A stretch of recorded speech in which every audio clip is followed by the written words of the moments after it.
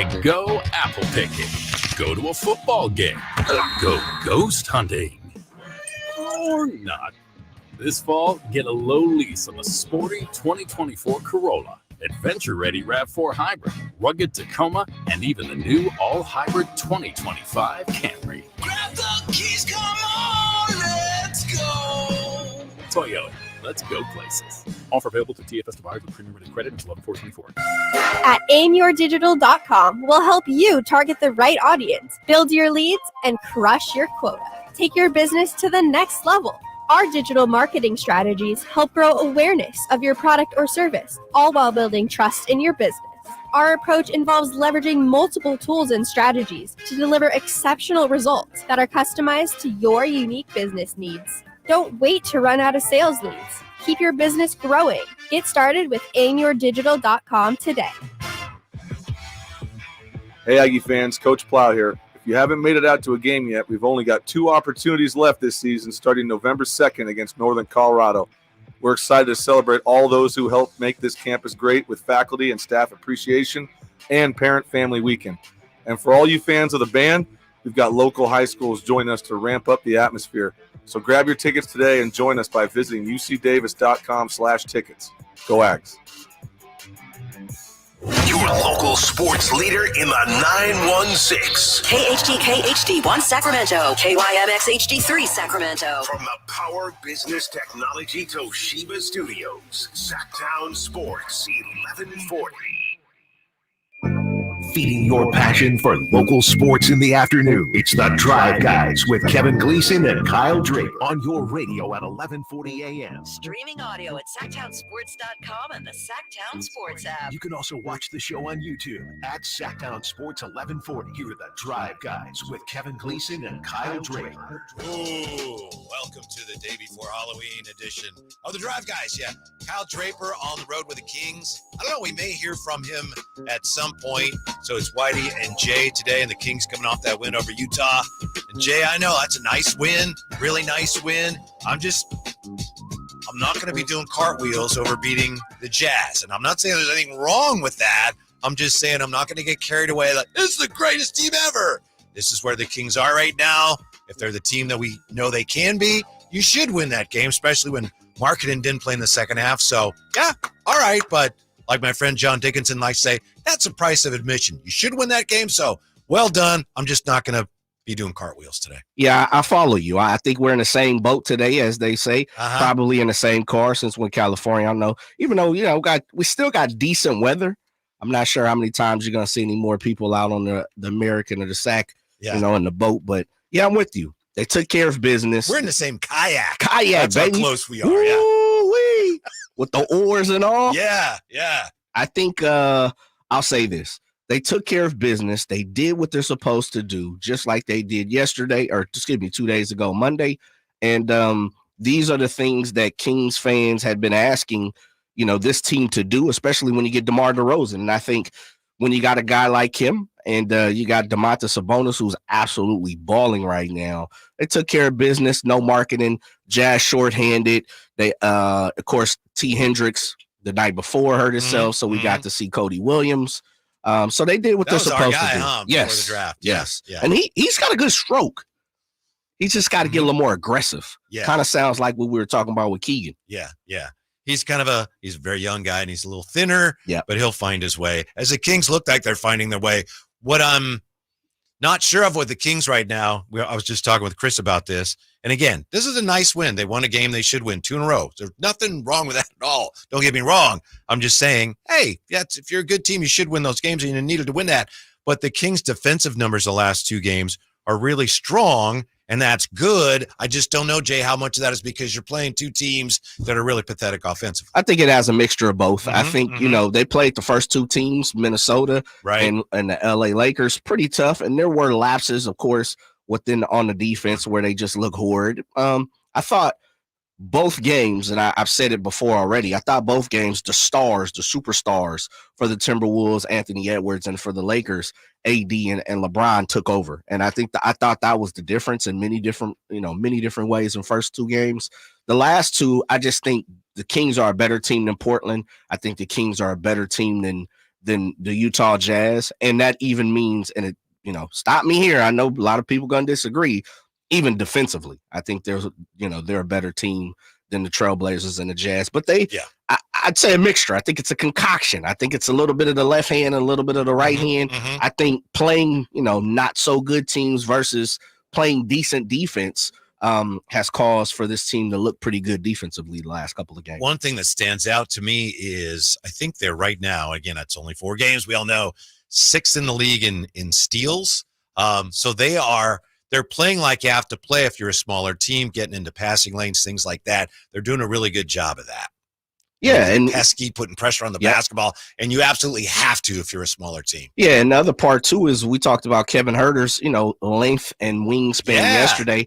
One thing about it, and I asked Drapes this yesterday about, is he playing the passing lanes? Is he playing good defense versus, are the schemes a little different? And I'm pretty sure we're going to talk about this.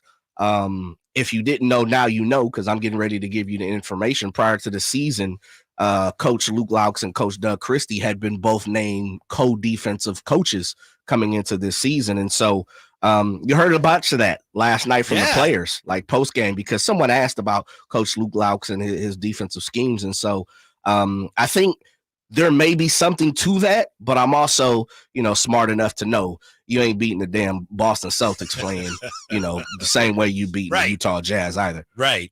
I know Mike Brown after the game talked about Luke Laux and the new zone that he installed, and he called it a press zone. So I assume they're putting more pressure on the basketball. So that's a great thing, obviously, going forward. Now you've got these games against some teams that are not going to be among the best in the NBA. So it's a chance to work through some of these things. And Jay, I know this is not new, but I was sitting there and I got giddy at the end of the game hearing fans in Salt Lake City. And I know Kings travel well these days, but hearing the Light the Beam chants on the road. Like I say, I know that's not new, but still it's like, it warms my heart when I hear that for a road game. Yeah, absolutely. Yeah. I happen to have a few guys who one was down there working, so he was already there for the past week, and someone who went to watch the game. And both of them, to the man, said there were a ton of Kings fans last night, a ton of Kings fans. And so I think one thing about the Kings, and this is hence why part of, the G1C was voted the number 1 arena, is the atmosphere.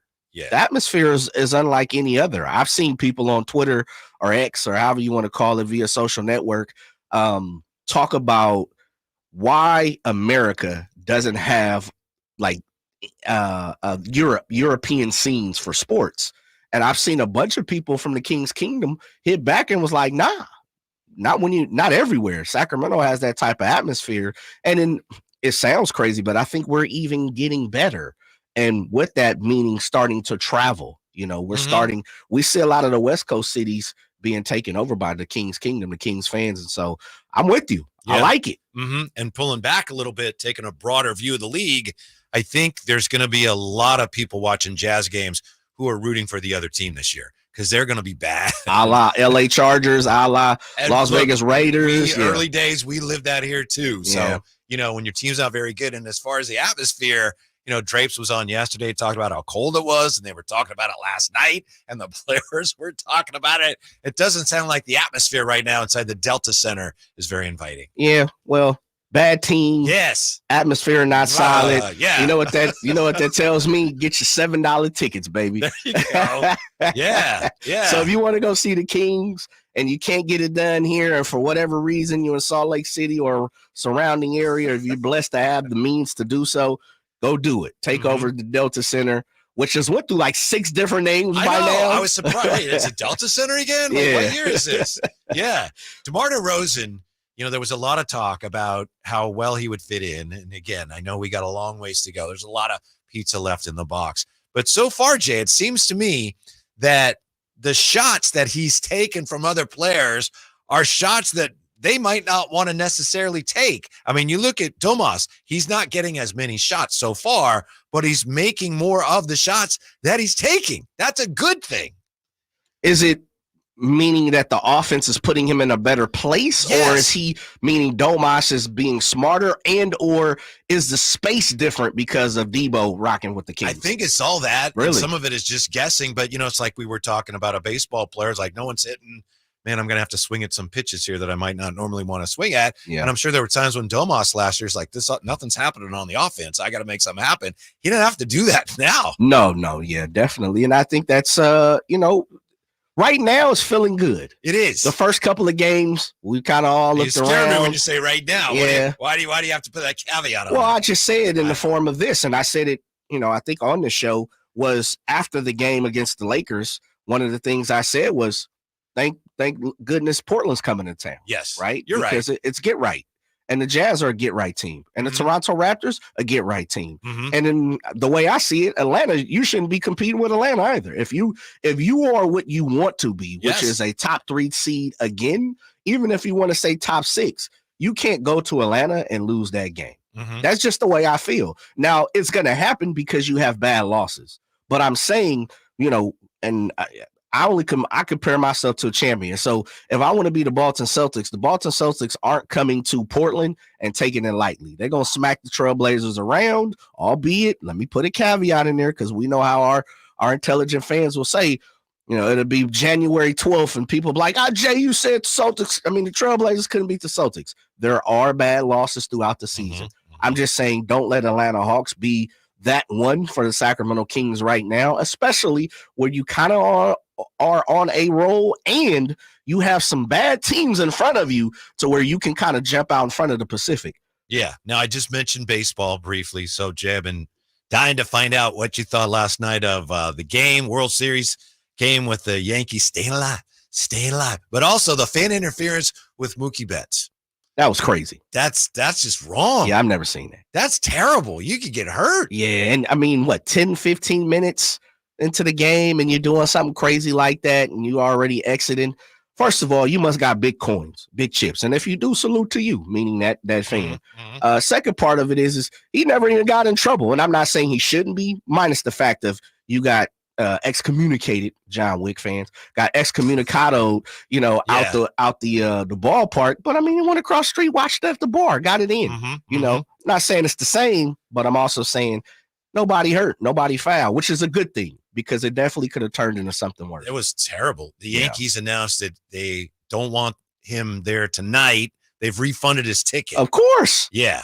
But I'm a little taken aback by not a little, I'm a lot taken aback by the fact that I know Fox Fan Cam, they interviewed him and somebody at ESPN did a story on him. Yeah. Like you're glorifying Jesse Rogers. Yeah. Show. Maybe he's a wonderful guy. I don't know, but you can't do that.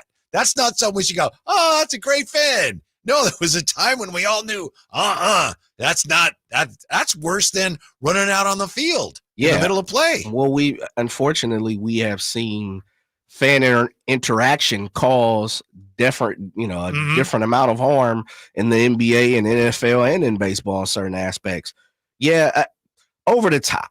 I was trying to think when I saw it last night and trying to think, have I ever had that happen? And I don't really remember. Like I've ran playing in the infield, second base, third base, shortstop, going to get a fly ball, bump it up against the fence. I've even jumped one time to try to do something.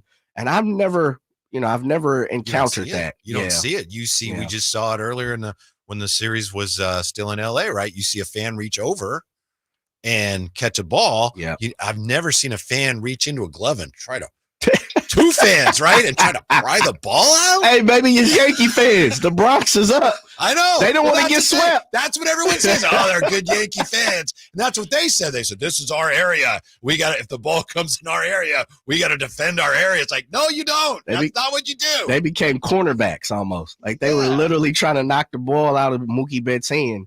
I've never seen it.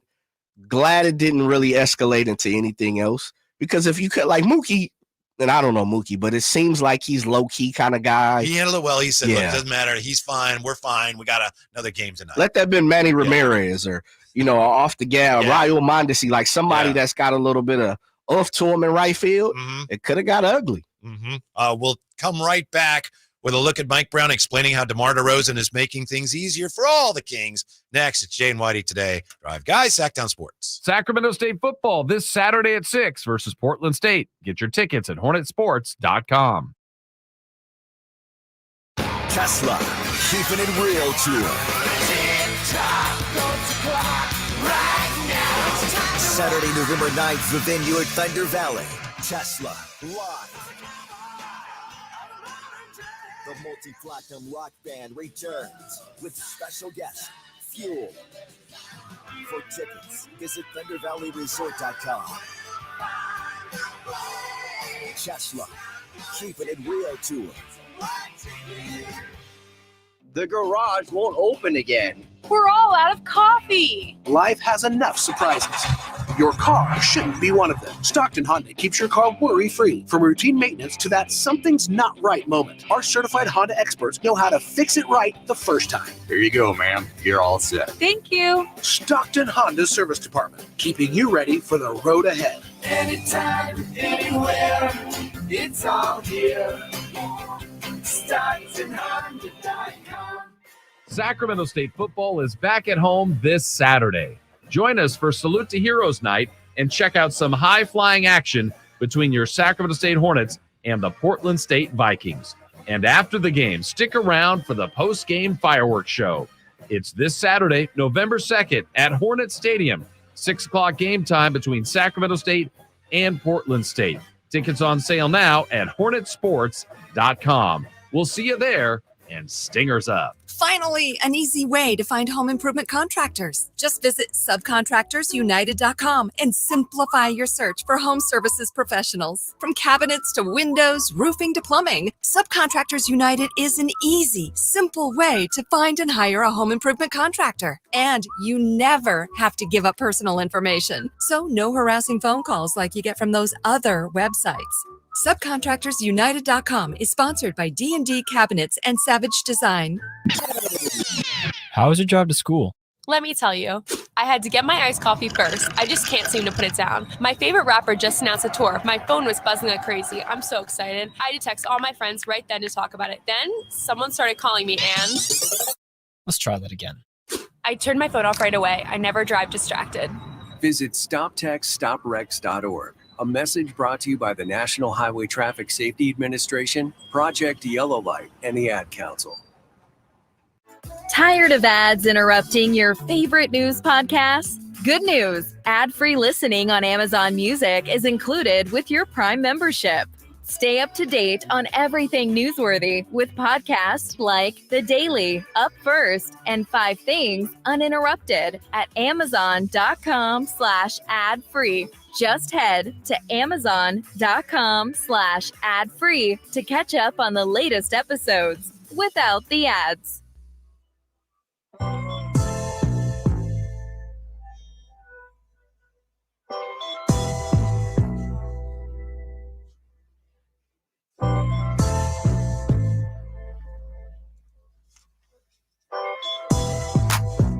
In the day out, if it's film, if it's practice, before a game, the attention and detail that he expressed, is really helpful for us, and it's been like that since day one of training camp. And, he holds us all accountable and make sure we hold each other accountable as well.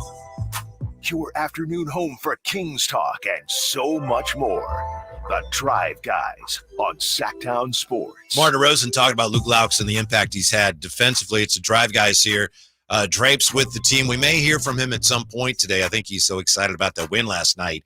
We may hear a special edition of Drapes Take, so we'll see. Before we get to Mike Brown, Jay, tomorrow Halloween. Do you get trick-or-treaters at your house? Because we just don't get any anymore. Yeah, we do. We're it's funny because I was just telling my daughter this a couple weeks ago. I don't even know what we're considered as far as Natomas because we're so far in the back, and the way we're kind of stationed, 80 kind of passes bias, but we're southwest or, kind of something like that. But we definitely get trick-or-treaters, and actually my neighborhood gets them quite a bit. So that's good. It's pretty interesting. Yeah. We don't really get many. We're near where this station used to be. Yep. In that general area. Okay. As I know, as a fandom doesn't come visit you. That's right. But what I like to do, the kids. I was going to say, what do you do then? Well, if they do come to the door, they're like, trick or treat. So they don't really know Halloween, what that means. They're asking me trick or treat. So I'll say, trick. Because what you're asking is, give me a treat or I'll play a trick on you. Which will it be? But kids don't even know that. So trick or treat. I don't have any candy. Trick. Mommy. It's like, you try to teach these kids these customs. They have no idea. You asked me trick or treat. I'm taking trick. What do you got? Mommy. The mean man won't give you candy. Oh, why are you doing that, man? Try to teach children so they can learn things. Jay, getting a fun-sized Snickers doesn't teach them anything. I'm teaching them the hard lessons of the street that I learned in Vallejo, California. That molded me into the man I am today. That's all. I ain't mad at you. Let me tell you, I'm not mad at you at all. Don't know that I've ever actually done that. I've always wanted to. You should do it. What's wrong with that? You should do it. Because they just don't know. They're not equipped to handle it.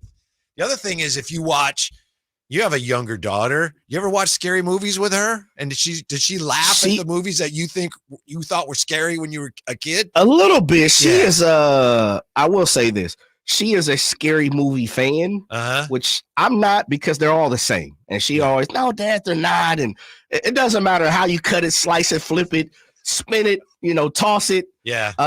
They all the same, right? So I'm not a big scary movie guy. Just they all the same, right? Mm-hmm. But she likes to do it. But she will watch certain stuff. Like I know she just watched was Smile 2, I believe, is in theater right now. And she came home, was like, there was one part that was crazy. But beyond that, I don't really remember her looking like at older films.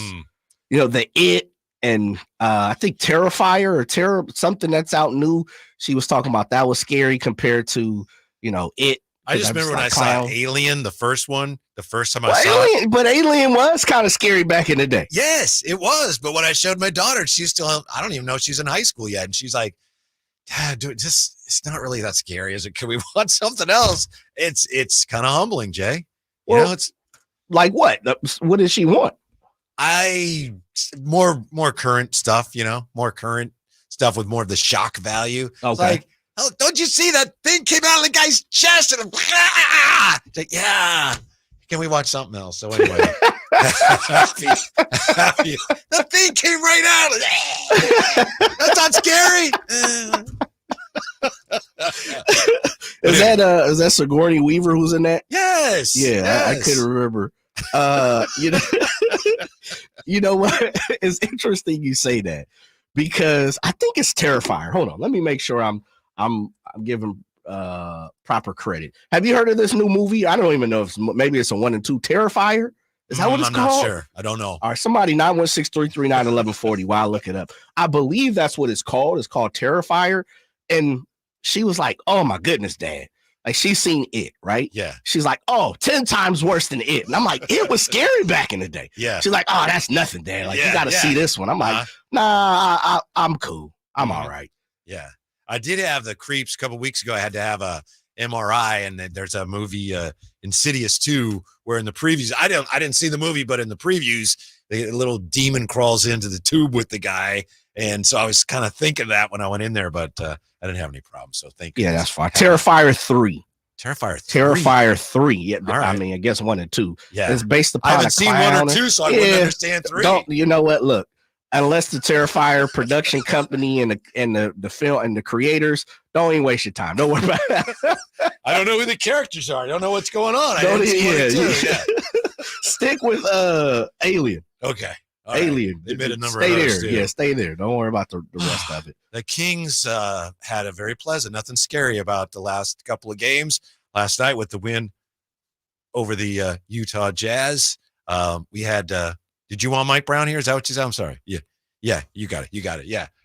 So it's interesting. Mike Brown had some very interesting things to say last night. He was pretty insightful after the game as he talked about a number of things, including the improvement defensively. He talked about the way that Luke Laux, as we discussed in the previous break, Luke Laux has introduced some wrinkles to the zone defense that's helped the Kings so far. A lot of zone last night. And he was asked about DeMar DeRozan. DeMar DeRozan last night, just such an efficient game. 20 points on 14 shots, and he had 4 rebounds, and he had 8 assists. And he's just really having this effect of settling down the Kings so far.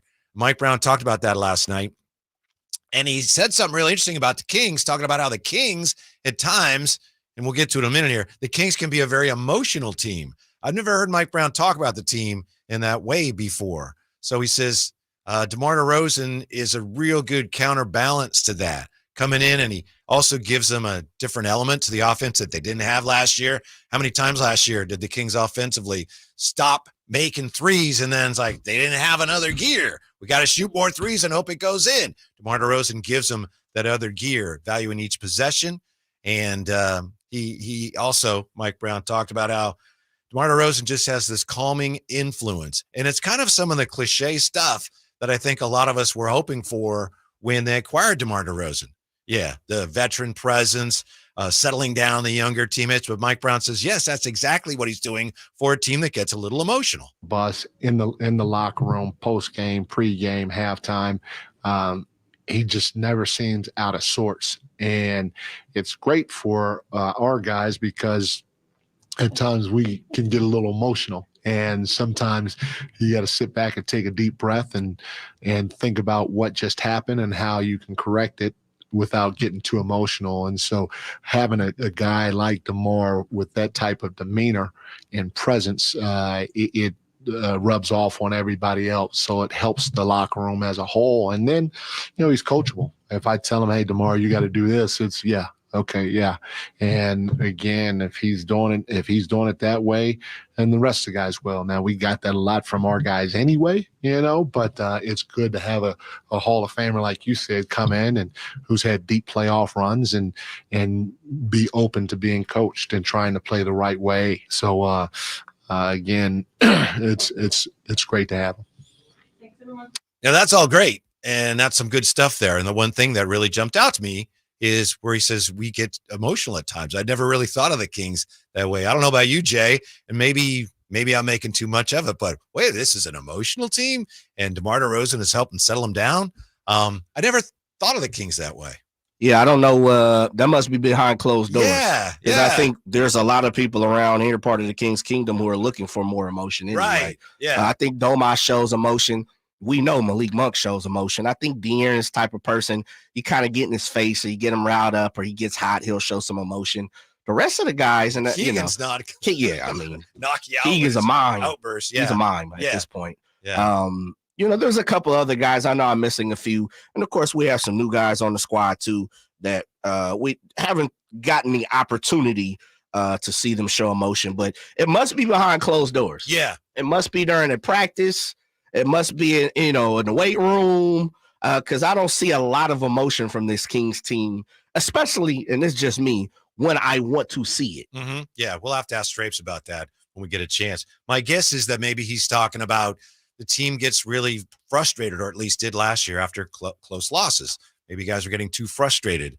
So that's great. And DeMar DeRozan is fitting in about as well as he possibly could. Jay, I mean, there was a lot of talk. We've been talking to guys around the NBA for a couple of weeks, and there's a lot of skepticism, as I've been saying a lot. And people say, I don't know.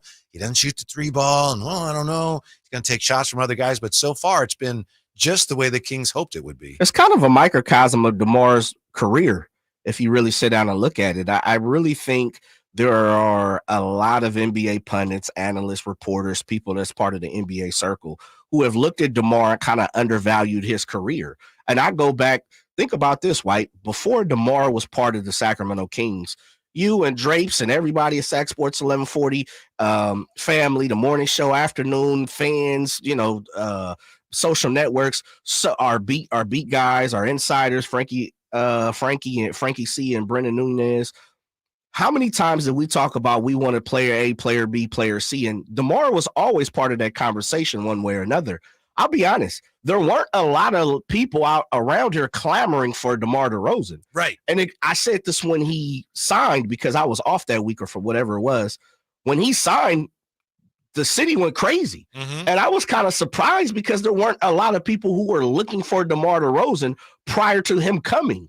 And so I think it's just been a microcosm of who he is. 6-time All-Star. He's for sure a Hall of Famer. but I always thought NBA circles have always undervalued who he is and what he brings to the table. So it's interesting. I still think he's getting it. And now the Kings team is a part of that because, of course, he's a part of the squad. Mm-hmm. Rod Brooks is going to be part of our squad when we come back. NBC Sports Bay Area 49er pre- and post-game analyst. What does he think the 49ers will do at the deadline? We'll find out next. Drive Guys, Sacktown Sports. Facts are facts, and the facts show that for eliminating hip, knee, back, leg, and foot pain, it's the Good Feet personalized arch support system, clinically proven to provide significant pain relief in only 4 weeks. Good Feet arch supports are designed to help put your feet and whole body back in pain-relieved proper alignment. Good Feet arch supports are HSA and FSA eligible. Book your free fitting at Good Feet in Sacramento, Roseville, and Vacaville. Whitey here reminding you that not all grills are created equal. Give your family a real treat. Bring out all the flavors of the upcoming holidays with the amazing Napoleon Prestige line of outdoor cookers. Napoleon grills have features other grills can't match. They're built different, built better, built to last, complete with a lifetime warranty. All made with premium steel that boasts absolute quality. Just because it's October does not mean we can't barbecue outside. Visit California Backyard now for your best selection of grills and Napoleon Grills accessories. You ever try fixing your car and realize you're missing that one part? Yeah, been there. That's why eBay is my go-to. They've got millions of parts, guaranteed to fit. I'm talking brake pads for when yours have seen one too many miles of stop and go. Oil filters, because you don't mess around with your engine care. Even got this cold air intake on my watch list. I might just go for it. To keep the ride cool and your DIY streak hot. Find all the parts you need at prices you'll love. Guaranteed to fit every time. eBay. Things people love. Eligible items only. Exclusions apply. The future of cool, comfortable sleep is here. Introducing the new Sleep Number Climate Cool Smart Bed. The only smart bed in the world that actively cools and effortlessly adjusts to both of you. Sleep up to 15 degrees cooler on each side. It actively cools to keep you cool and comfortable throughout the night. Save on smart beds now during our fall sale, exclusively at a Sleep Number store near you. Learn more at sleepnumber.com.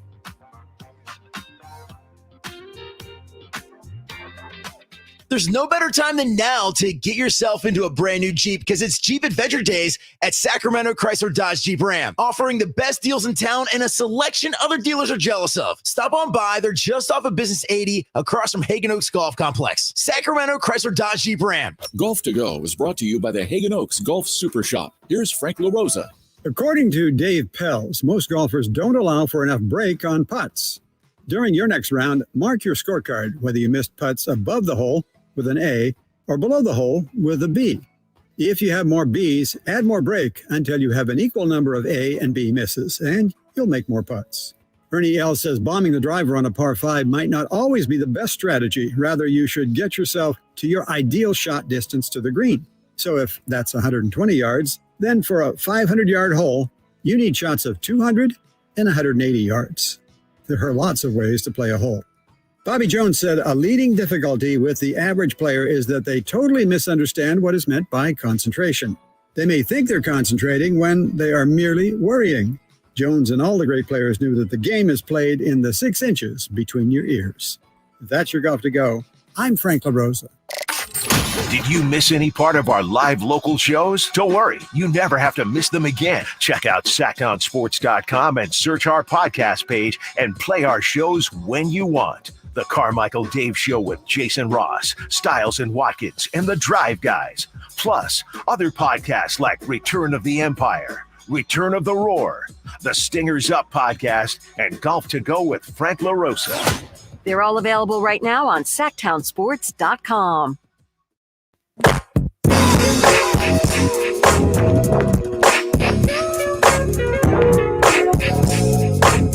Your new home for 49ers football in the 916, Sacktown Sports. We're going to head to the Bay and talk to our 49er guy, Rod Brooks, joining us in just a moment here. But before we do that, Jay, do you know who is taking over the Bay Area? It's Buddy Hield. Buddy Buckets went off last night. Slow down. He's like a folk hero in the Bay Area. I don't know what's going on. Wait, man, we got to ask RB that because I don't know. You know, those are cousins and everything. It was incredible last night. But, I'm not sure if they've adopted Buddy Buckets just yet. Find out. NBC Sports Bay Area 49er pre- and post-game analyst, the great Rod Brooks. Rod, please tell Jay I'm speaking the truth here. Buddy Hield is taking over the Bay Area. Oh, look, you hit him with the hold up now, slow down, slow your roll. Like it wasn't what you said, it was the tone of voice you used, it was how you said, hey, listen, I keep it real, man. Buddy around these parts, man. They really do. I mean, because listen, it's all about Steph. Yeah. Want someone to compliment Steph. You had that with Clay for the longest. Unfortunately, that relationship ended, and they were looking for a new dude. And Buddy just slide right on in here. And everybody's like, oh, yeah, this is it. He's the Splash Buddy. That's what they're calling him. Wow. No. So wait a minute. You mean to tell me I'm going to start seeing more Buddy Hield jerseys than Klay Thompson's jerseys? No. Okay. I got to use your tone of voice. Hey, don't.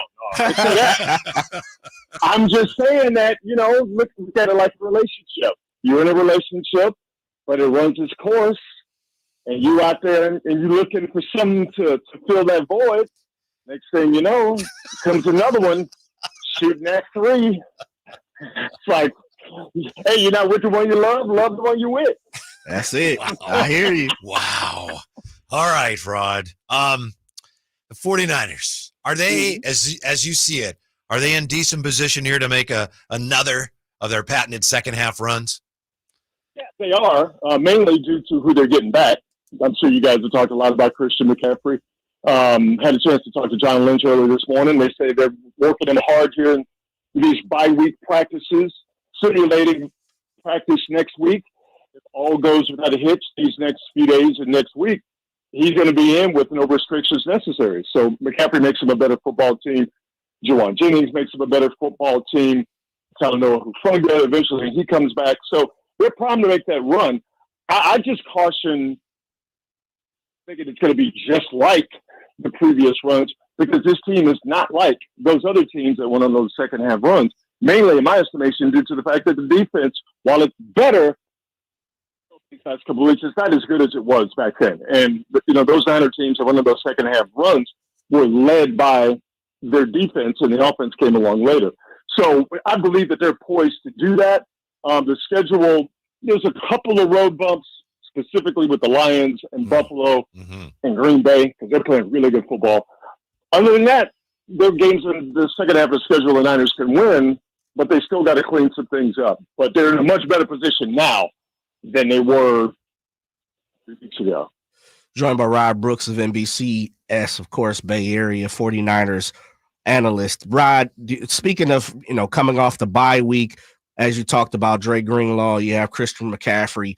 Is Talanoa Hufanga, we've heard some kind of, opposite reports that he may be back. He might not be back. I know John Lynch talked about they expect him to come back. What's your thoughts on Talanoa Hufanga coming back? And if so, who is the safety that gets pulled off the field? That's a very good question. He's coming back. I know that there were, and I'm doing the old air quotes thing, and you can't see me. There were reports that Hufanga was done for the season with that wrist ligament injury. That is absolutely not the case. As far as John Lynch is concerned, they're trying to figure out when he comes back, are they going to wrap his hand up and have it look like a club, or are they going to try and wait it out and wait for the ligaments to heal so he can actually use his hand while playing? That seems to me that we're talking about a team that is interested in having him go out there and play. So the idea of Hufanga not playing, I think, is complete nonsense. As far as who he replaces, that's a tricky one because, Malik Mustafa's back there playing very, very well at that strong safety position. I don't know how they take him off the field. So that's calculus that they're going to have to figure out, because it's not as if they can just completely take Mustafa off and feel like, okay, now we're in a better position. Rod Brooks with us. Rod, 49ers seem to get back to more pre-snap motion, more shorter passes last week. Was that scheme or was that opponent specific, you think? No, I think it was scheme. They had to do that. It Brock Purdy airing the ball out, his depth of target numbers, I believe I've talked about this before, where he had some games where his depth of target, 12, 13, 14 yards. His yards per attempt has been hovering in the high nines all season long. Those are numbers where you got a quarterback that's throwing it down the field. I think the Niners did get away from their identity of running the ball, getting the ball to check downs, hots behind the line of scrimmage or at or around the line of scrimmage. And I think a lot of that had to do with not having Christian McCaffrey around. And Brock Purdy, he's admitted this, that he felt like he had to do a little bit more, and that little bit more meant him holding the ball a little bit longer, scrambling, trying to wait for guys to open up downfield who were having trouble beating man coverage on the outside. And the Kansas City game is kind of the shining example of that. See, the Cowboys are just garbage. They did that going into the game last week, and the Cowboys proved that they were garbage. And they were never going to be able to duplicate what Kansas City did because they don't have the scheme. They don't have the personnel. So when the Niners started running the ball with more success in the second half, Brock Purdy got a lot more accurate. That forced the Cowboys to go in the zone, and that's exactly what Brock Purdy thrives at. So the Niners calculus, without Christian McCaffrey, it doesn't change. That they're a run-first team where Brock Purdy is not, he's not game managing, he's not along for the ride, but he has to be a part of the smart decision-making process.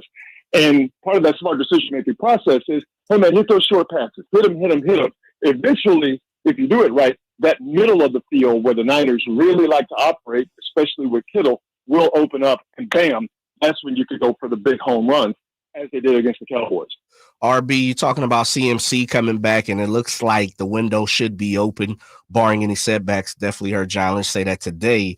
Isaac Guerendo and JP Morgan, where do they, and I guess I asked this question, CMC got 22 touches last year per game. I'm pretty sure he's not going to get that this year, but moving forward, how do they split that backfield carry and touches when CMC comes back in your eye?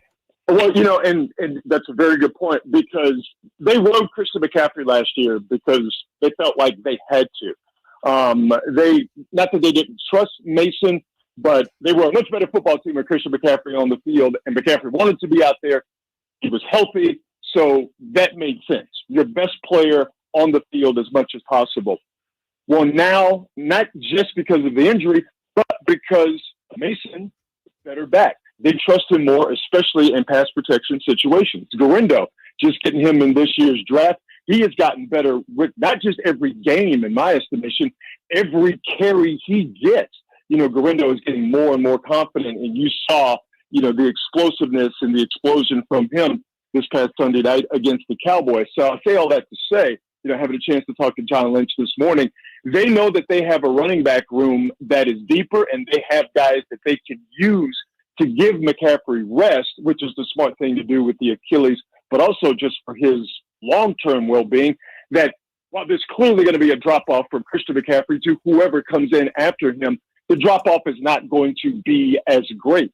And I believe, in my estimation, it gives Kyle Shanahan, it gives Bobby Turner, it gives the people who control that Niner run game, it gives them more options. It's not just about McCaffrey in the run game. Sure, he's always going to be the apex predator, if you will, but now they got two guys in Mason and Guerendo where you got a little thunder and lightning action. Where Mason is the big back, my man Dante Whitner says he looks like the baby Marshawn Lynch, and I agree with him.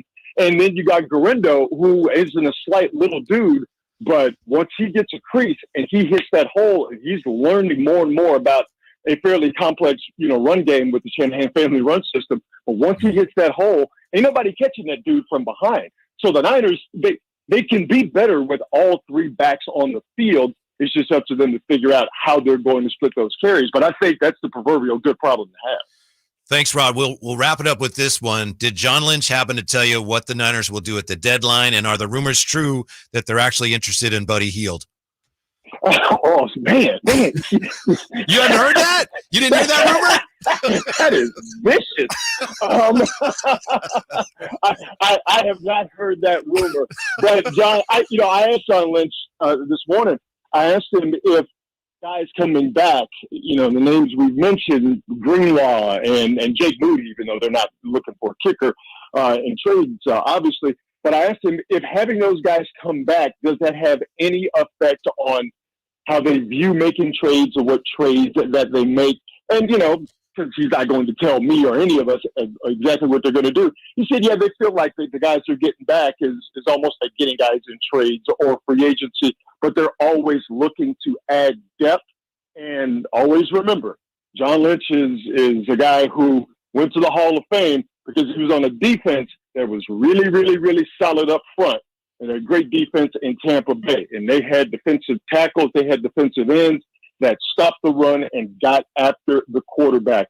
By my estimation, I think he wants to get deeper on the defensive line. And if it's a defensive tackle, somebody on the interior to help stop the run and get that push, he's fine with that. If it's somebody else that they could get to help come off the edge with Bosa and Floyd, he's fine with that. So he didn't tell me this.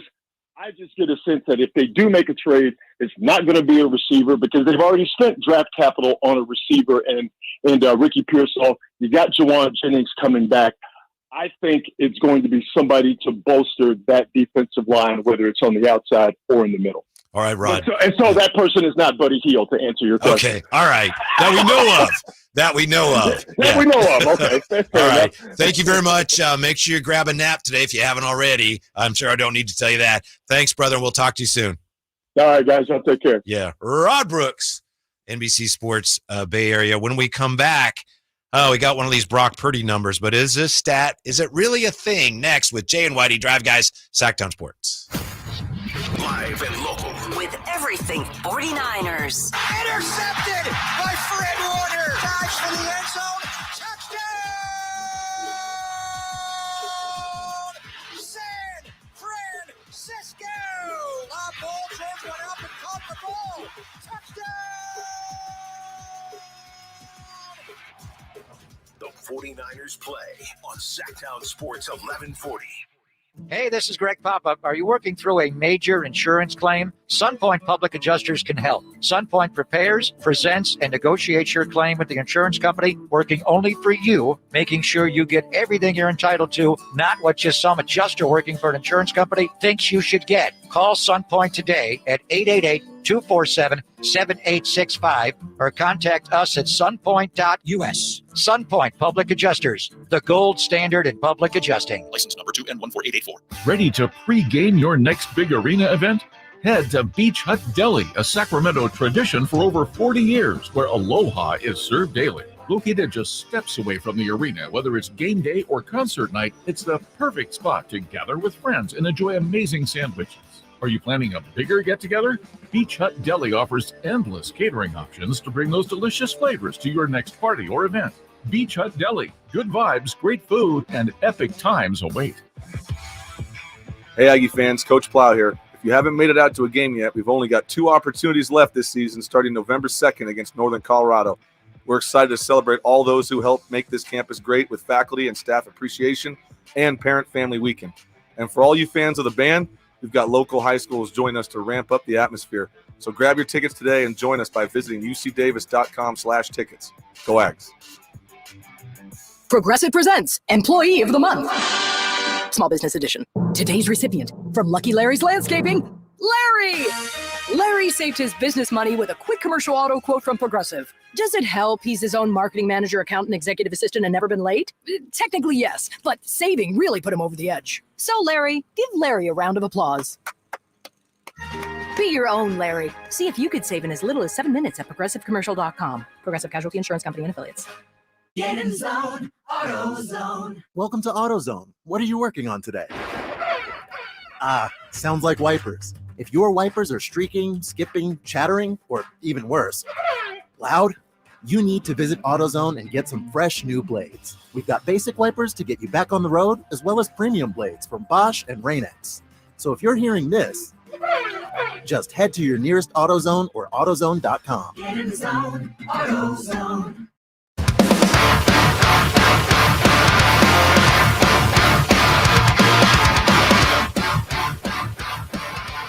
Drive Guys, live and local, every afternoon, Monday through Friday on Sacktown Sports. Jay, you cut me to the quick. I tell you, Buddy Hield is taking over the Bay Area, and you doubted me. Now do you believe me? My apologies, man. I was actually getting ready to come on and tell you, I apologize. You know, that's why you're the legend and I'm not right. No, it's hard to believe, isn't it? It for is. Anybody in Sacramento. It's hard to believe. But he's beloved. Yeah. He is beloved. He had a couple threes last night. So after the Kings game, I flip over. TNT? Was it TNT or Yes, ESPN? it was. It's It TNT. was. Yeah. TNT last night, and I'm peeping the game, and I'm like, I forgot. No Steph. Should I turn? And they're blowing them out. And I'm like, all right, I'll just pay attention. And it's that Pelicans team that the Kings could not beat last year. Yeah, but I'm going to say this, and I'm glad we talk about this. They're going to smoke the Pelicans this year. All right. The Pelicans don't have the same aura about them right now. Now, if DeJounte Murray, and that's the problem, is when the Kings play the Pelicans, he's probably going to be back, then we'll have another conversation. But as of right now, October 30th, let's just say he doesn't come back, or the Kings going to work the Pelicans. Yeah, it's Buddy Hield last night. He had 25 of his 28 in the second half, 19 of those in the fourth quarter. He was firing, too, on all cylinders. Man, Buddy buckets. I know, man. I don't know what's gotten into him. I was just talking to a guy who works in the Bay Area. I was talking to him Monday night at the Kings game, before the Kings game, and I was asking him, so everyone's going crazy about Buddy Hield. Are you trying to tell him what the real deal is? And he goes, yeah, I tell him he can shoot. That's all he can do. But he just keeps making shots. Yeah, and Klay, as much as I'm a Klay Thompson fan, he hadn't really made a lot of shots in the last season and a half, 2 seasons. He hadn't been the same. Yeah, since he came hasn't. back from Yeah, he hasn't. And 2 injuries. Buddy's looking like a very spry Klay Thompson right now. Now, he's not a two-way guy, but as far as, a splash, he's not a splash brother. He's a splash stepbrother or a splash cousin. Splash cousin. He's happy. Yeah. Warriors have moved on. They're happy. So that was a nice win for Golden State without Steph. Anytime they win without Steph, obviously, it's a big deal. Yeah, it is. And they're waiting water right now. They're trying to get through the next couple of weeks without, probably considered the greatest point guard, if not Magic Johnson, but pretty close. Lindy Waters III is I had no fire. clue. I had no clue, man. I literally turned, I want to say it's probably second quarter after the Kings game. And I turned on, I'm sitting there, I'm on the couch, and I'm kind of halfway paying attention, halfway not. I look up and I'm like, man, who is that? That my wife asked the same thing. Who is that? I said, it's Kyle Anderson. 43? Not Kyle Anderson. Who's that guy? Number 43? Yes. Like, I'm like 43. And it's our job to know players and rosters and G League guys and know, statistics. And I'm like, I have no clue who number 43 is for the Warriors. Another guy, give him credit. That guy can shoot. Yeah, he can. And he hasn't even played close to a full season, but he's with OKC for 3 years. But you just look at his numbers. Man, he can shoot. I know. Typical. Skinny as a rail, but 6'6" and woo.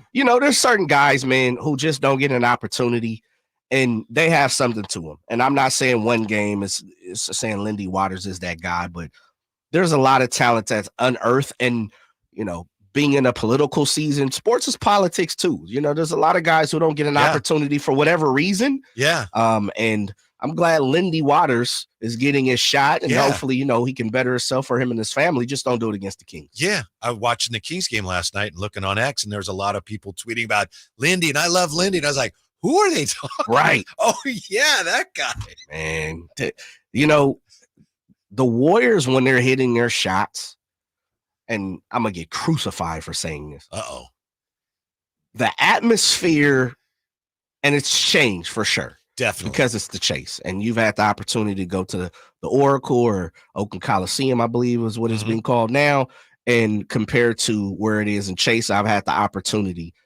When they get going, though, and I've been there where, the avalanche of Klay and Steph, when they get going, it's a solid atmosphere in there too, though. It's not Oracle. It's not G1C. But it's definitely an atmosphere. Oracle. Yeah. Last night they had it going a little bit.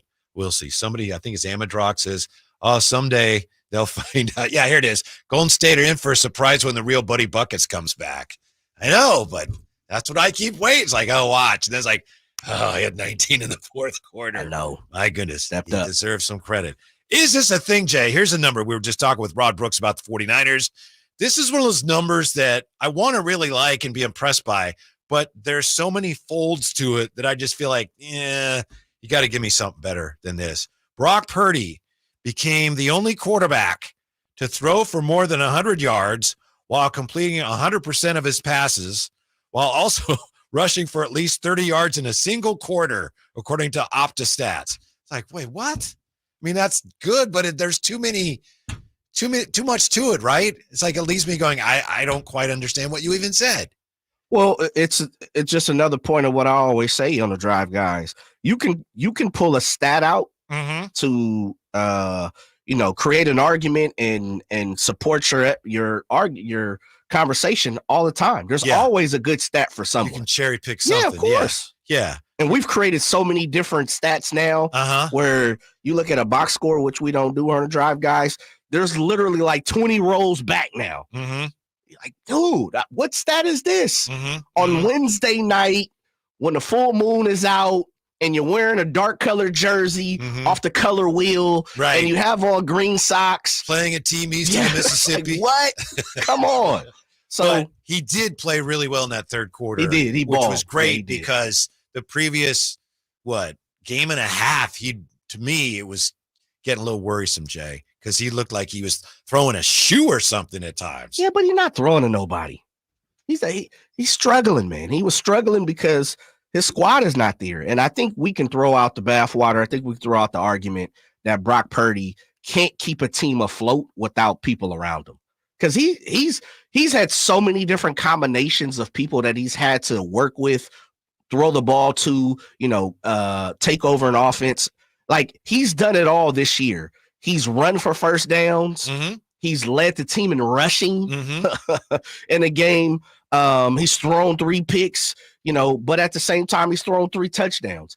And so I just think at this point, he's a bona fide NFL starter. And I would argue that he is a top 10 quarterback at this point. And I know we got some youngsters coming up and they're hot and fresh. The Caleb Williams, the Jay Daniels, guys like that. But I think Purdy has solidified himself as a NFL quarterback and someone that can lead a team far into a season. I agree, because he's shown he can be a playmaker. He's not just the system quarterback taking what's given to him. He can get out of the pocket. He can make some big throws, and he takes some chances. So I'm with you. I do think to this point, the season's roughly halfway over. Yep. The single brightest spot of the Niners season to me so far is the way the rookies have been playing. They've gotten so much out of the rookies. Yeah. Renardo Green, the highest rated PFF, Pro Football Focus this past week. Malik defensive Mustafa. back. Yeah, and Mustafa, as we heard Rob Brooks talk about. Garendo. Garendo's a beast. Of course, our right guard, Dominic Puni, is a beast. He may be the best of them all. Yeah, and Tricky Ricky P is actually showing that he can, contribute to a solid ball club. And I know he's working his way into physical form and, still trying to catch up on Kyle Shanahan's offense. But they hit. They really did. They might have a master class when it comes to their draft class and, 2024 draft class. And kudos, because guess what? They've been taking a lot of smoke for trading all that trade lands capital and missing in certain instances, over the last couple of years too. So they're redeeming themselves. Kings are getting their identity back, and we're back with that as the Drive Guys roll on. Sacktown Sports next. Robinhood is introducing forecast contracts so you can trade the presidential election.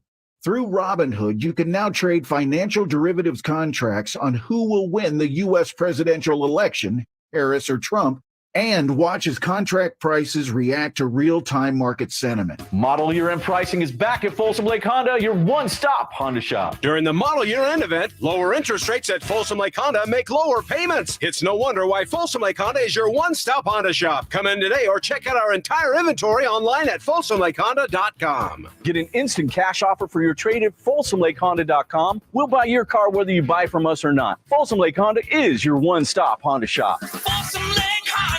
Go to folsomlakehonda.com. Your one-stop Honda shop. Everyday Cintas service reps help businesses get ready for the workday. They provide freshly laundered workwear delivered every week. Mats, mops, restroom and cleaning supplies. First aid and safety products to help your employees stay safe. They even test and inspect fire extinguishers and emergency lights. Cintas helps keep your business running smoothly. See what Cintas can do for you. Visit Cintas.com. Oh, I'm ready! And get ready for the workday.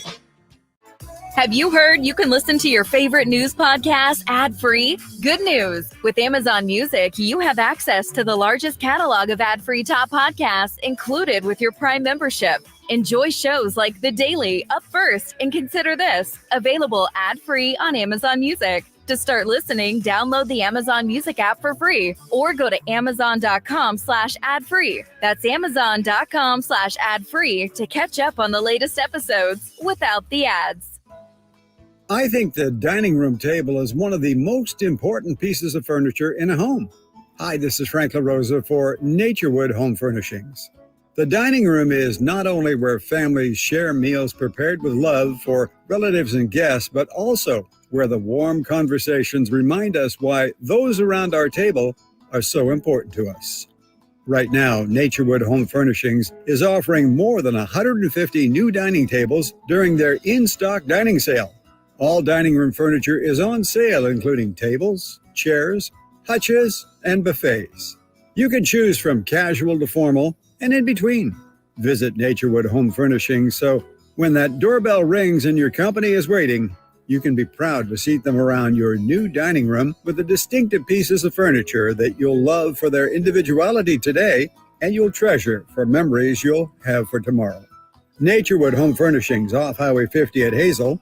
Look for the water wheel. Don't let cold season make you miserable. Try the quick, drug-free solution for nasal congestion, Navage. Navage uses gentle suction to flush out your sinuses with refreshing saline, helping you breathe easier, sleep better, and feel healthier all winter long. And here's even better news. Navage is now available at select Costco locations in a great new value pack. It's everything you need to start breathing better fast. Check out Navage at your local Costco today. Navage. Navage. Breathe easy. KHTK HD1 Sacramento, KYMX HD3 Sacramento. Your home for Kings basketball for over 25 seasons. Hammer time thrown down by the league. From the Power Business Technology Toshiba Studios. Sacktown Sports, 1140.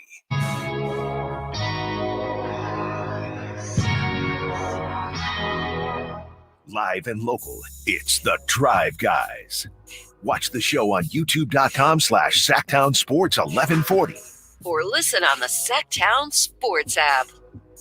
Kyle Draper on the road with the Kings. You got Jay and Whitey today. We may hear from Drapes at some point. Jay, if I'm not mistaken, he said yesterday he might be able to check in with an edition of Drapes Takes. You are right. Yeah. So keep it here for that. Thank you for the suggestions on Halloween. Holobot says, guys, the best trick is putting an empty bowl on the porch with a sign that says, please take one. No, that's not. If that works for you, fine. Yeah. That's just not in the spirit of things. You're better off, in my opinion, and I'm no stranger to this. Turn out the lights, right? Maybe you put something out on the porch, maybe not. Just shut out the lights, close the doors, just send that message that we ain't playing this year. Right? Pull up the blind. All the best. Pull the blinds down. Keep on moving, Junior. Keep on moving, Junior Mints. Man, listen, if you don't take part in it, it's cool. I'm with you. I'm not the biggest Halloween person. I know some people love and live for Halloween, and that's the great part about it. Please do you be safe. Yes, it's fun. Yeah, it is. I mean, to each their own, and that's the great part about it. I'm not the biggest Halloween person, but listen. For the children, the kids, and even for the adults who slide through. Man, take that Kit Kat. I'm a sour guy. I don't know about you. I'm not a big chocolate guy. I like sour candy. Kit Kat over the sour worm or something. Me personally, yeah. Really, the rips? Yeah. Man, I think the most fun I ever had on Halloween. We were in college at SF State, and in the dorms. Gator. Yeah, Verducci Hall. We divided up into two teams.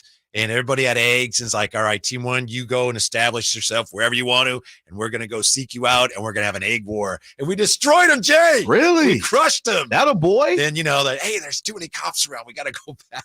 We're done. Finish. It's over. It's over. That was fun. That's what I'm telling you. You had the gun on you were. I was pretty accurate too. Okay, I'm about to say you're blasting the gun off, huh? Okay, yeah, I had that like third baseman's arm. Yeah. Ooh. Yeah. You had that Ken Caminiti? Yes. Okay, that Carney Lancer? I had it before he did. Caminiti had removing everything that's off the field. his baseball arm. Yeah. There's a play where he dives in from the makes a play from the seat of his pants. He guns a guy out. Yes, Caminiti had one of the strongest arms I've ever seen in my life. Yes. So hopefully we get more than one more baseball game, Jay. Yeah. Tonight. I'm thinking the Yanks go pull that one out. I think they'll pull out Game 5, and it almost falls into line for Venezuela Game 6 birthday. It's like almost perfect for the Dodgers. It's Valenzuela's birthday. Yeah, really. Game 6 is supposed to line up with Fernando Venezuela's Valenzuela. birthday. Yeah, Valenzuela's I did not birthday. know that. Yeah. See, I'm torn because my mom's birthday would have been today. Big Dodger fan, as I've told you. But the thing is, the Yankees were up 3-0, right? Excuse me, the Dodgers were up 3-0, pardon me. If the Yankees win tonight and it goes back to L.A., it doesn't matter that the L.A. Dodgers were up 3-0. In fact, it works against them because then it's like, oh, we don't want to be the first team ever to blow a 3-0 lead in the World Series. So if the Yankees just win tonight, it's like it doesn't even matter that you were down 3-0. You got a series if it's 3-2. Yeah, maybe. Well, what it 3-2, that happens all the time. True. Yeah. But the pressure on the Dodgers just yet? Not yet. Okay. Not yet. If they go back to LA, I think it starts to even up a little bit. Yeah, Fernando, though, but it just falls in line. It's like a Cinderella story. I didn't know about that. Yeah, I mean, it just works perfect. We're talking about in the land of Disney. His birthday, Game 6. Game 6 is on back Fernando home. Valenzuela's birthday. Yeah. Oh my gosh. Yeah. I saw Jessica Mendoza of ESPN, who's an LA young lady. She's from LA as well. She was talking about that. How she grew up watching Fernando Valenzuela, in the early 80s, and she grew up to play softball and, multiple time gold medalist in the Olympics and all these different things. And she was talking about how Game 6, she picked the series to the Dodgers to win in 6 because it was his birthday. And so it's like, what? Had to look it up. And I'm like, oh, it's perfect. And it's going to happen. Watch, it's going to happen. First of all, let me say this. I can't stand the Dodgers. We all know that. It was the Padres World Series to lose in my eye. They were up. They didn't score a run in 3 straight games. 2.9 or whatever it was. Yeah. Come on. 24 innings. Yeah. Yes. 25, 24 innings. That's ridiculous. They had the Dodgers right there. They had them right there. And Fernando Valenzuela used to play for the Padres too. Yes. Which was their championship to win. And now, the memory of Fernando is going to lead the Dodgers to a championship. I just think it's almost a given. See, that's a defense mechanism on your part because you just don't want the Dodgers to win, so you're just kind of preparing yourself. Yeah, I am. Okay. Yeah, and shouts out to I don't want to say shouts out to the Dodgers fans, but shouts out to those fans. It pains me. I don't want to give the Dodgers any sort of love. Yeah. Like, I don't want the Dodger fan, and I get it. I know people are going to say, man, you hating. Okay. Rest in, and I always say, my motto, it's great to hate in sports. I'm got no problem with that. Rest in peace, Fernando Valenzuela. But I just can't find myself giving the Dodgers any type of credit. And you know how it goes. When you win a championship, you deserve your credit. Just have a tough time. I can't bring my mouth to even say it. Well, the other thing is I'm sure you well know, if the Dodgers win this one, we can't even make fun of this one for being a short season or anything. I know. It's like a legitimate. They won. Yeah. Still got to be some type of banner that we could make fun of in there or something. It's not even, like the in-season tournament or something. It's legitimate World Series. And then you say the Lakers are probably going to win the in-season tournament part 2. Yeah. It's never happened before. I like their chances. Yeah. But I can't stand the Dodgers. I can't stand the Dodgers. Let's go Yankees. Yeah, but they're struggling. They're struggling to score. Last night they did. They got busy. But Aaron Judge is this close to going off. Well, you can believe that. And he got a single to left field last night, Shay. Pulled the ball. Yeah, he does that. I just Shohei and I love Shohei, but he's got bad shoulder. Yeah, but they don't need him, and that's the problem. The Yankees need Aaron Judge. They need Aaron to play very well. Not only well, but very well to, first of all, they're in a deep hole, 3-1. But they need him to even to even have a sniffing having a chance, he's got to play very well. You got Garrett Cole against bullpen games. Which is why I think they'll win to, game 5. I just don't know. It goes back to LA, the Dodgers. I'm hoping. I'm hoping. Speaking into existence. Yeah. All right. So you got to win, obviously, tonight. You got no more wiggle room. But A-Rod called it. He said, look out. Here come the Yankees. They're not out of this yet. Kings last night with the win at Utah, 113-96. Jay, one of the things that stands out to me about this early play of the Kings is it looks like they're getting that identity back. And DeMar DeRozan has everything to do with that. 2 years ago, the light the beam year, the Kings, we knew they were going to score on you. Last year, we really didn't know what they were going to do, and it wasn't a terrible year, but ultimately was not a very satisfying year. And I thought the Kings, many times last year, were struggling to find some rhythm, that identity. Right now, early on, I think they have that identity. Defensively, they're playing well, and that's the area that they have to continue to focus on. But this is a team that's going to score points on you. Oh, yeah, definitely. They're definitely going to put it up, and they just have firepower. Talking about Domantas Sabonis, DeMar DeRozan, De'Aaron Fox, and then you're starting to bring Kevin Huerter, who's playing well, man. You got to give him his love. Yep. I've been one of those guys who's like, I'm not going to celebrate every victory that Kevin Huerter has, which basically means every good game. But if you start to make it a habit, if you start to put 2, 3, 4 back-to-back games together, then we have to start to acknowledge, like, okay, maybe something is a little different. And he's put together really 3 good games. The first game, me and you were sitting here with Emmer Pilati, and we were kind of looking like, don't do this. But the next 3 games, he's played well. Their firepower in their starting rotation is, dare I say it, it's top level in this league. They didn't shoot the 3-ball well last night, and guess what? It didn't matter. Only 8 for 31. There's still issues potentially. Trey Lyles, I keep saying this, they're going to need more from Trey Lyles, and he had 7 rebounds last night, and that's nice in 20 minutes, but he's got to make shots. But the Kings, we know what they are, and more importantly, they know what and who they are. And if the threes aren't falling like they weren't last night, they've got another gear with DeMar DeRozan to rely on, and that's huge. Well, one of the things you and Drapes talked about is free throws.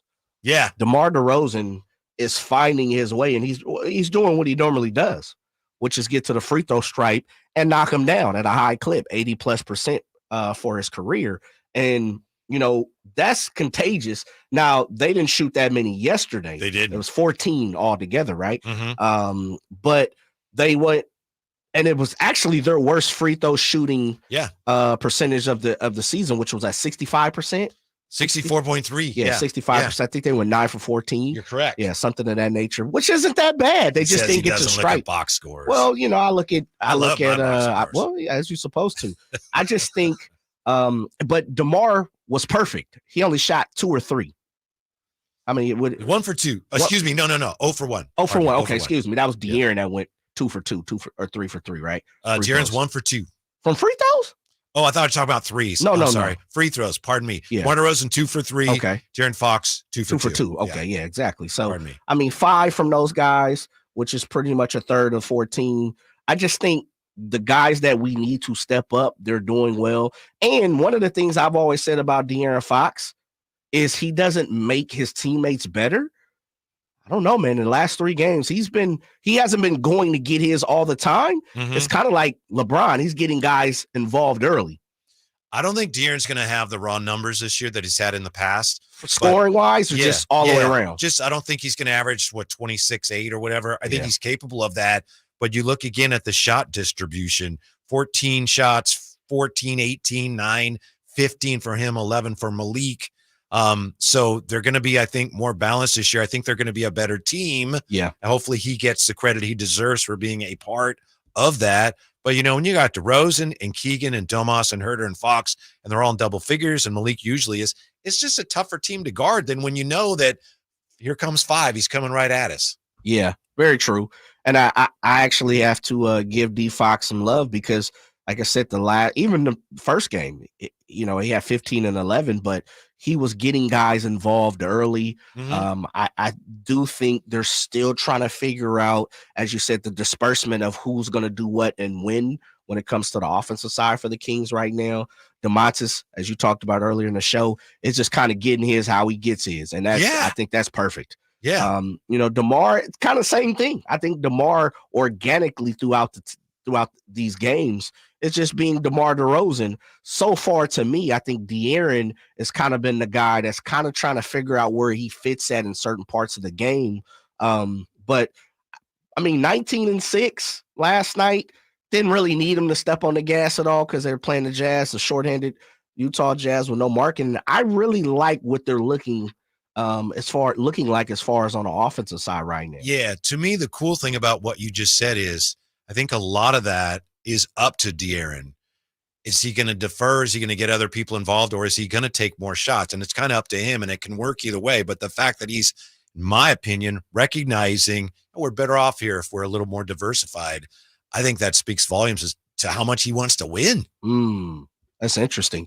Could you see De'Aaron bringing down that point total this year, compared to the last couple of years, and maybe situating around that 20, 21, 22 area, but also seeing those assist levels go up, compared to 6, which I believe he averages career, to double digits this year. He's already had some high assist numbers, I think. Yeah, it's very early. We will overreact to Kevin Huerter's quick start when we come right back. Drive Guys, Sacktown Sports. Sacramento State football this Saturday at 6 versus Portland State. Get your tickets at hornetsports.com. Everywhere you look, things are getting more expensive. So at Consumer Cellular, we're lowering the price for those 50 and up. Now you can get unlimited talk, text, and data for $30 a line when you buy 2. That's just $60 a month for 2 unlimited lines. So if you're 50 and up, make the switch and save. Come on, you've earned this. Call 1-888-FREEDOM or visit consumercellular.com today. Requires 2 lines of service, age validation, and credit approval, subject to system and area limits, taxes, and other fees apply. Whoa, it's you, the Capital One Bank guy. That's what they call me. Mind if I get a selfie? Yeah, sure thing. Say no fees or minimums on your Capital One checking account. Wow, that's a keeper. So, where are you heading? I'm off to spread the good news that Capital One helps people keep more money in their wallet with no overdraft fees. Oh, you're the best Capital One Bank guy. Hey, mind if I get a selfie? Sure. Say, Capital One, what's in your wallet? Terms apply. See CapitalOne.com/bank for details. Capital One NA, member FDIC. Finally, an easy way to find home improvement contractors. Just visit subcontractorsunited.com and simplify your search for home services professionals. From cabinets to windows, roofing to plumbing, Subcontractors United is an easy, simple way to find and hire a home improvement contractor. And you never have to give up personal information. So no harassing phone calls like you get from those other websites. Subcontractorsunited.com is sponsored by D&D Cabinets and Savage Design.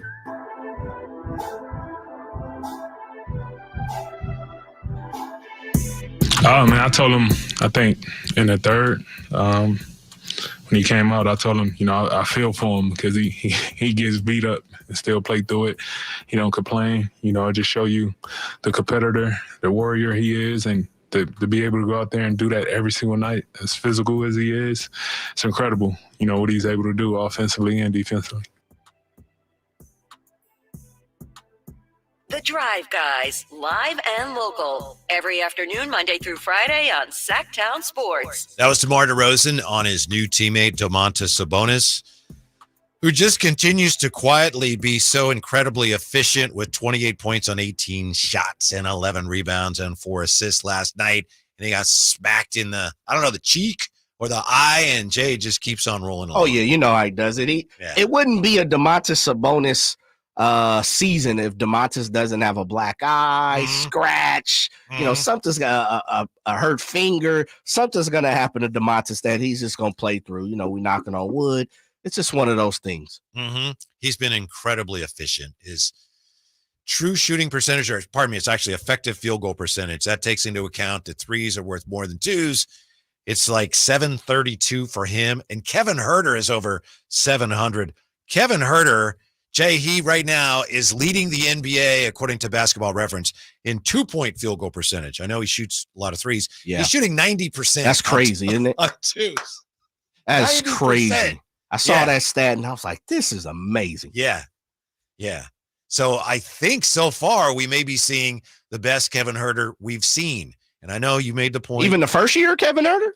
Well, he's not averaging as many points, so he's getting there, but he's doing so much, is my point. Last night he had, what did he have? 5 rebounds last night.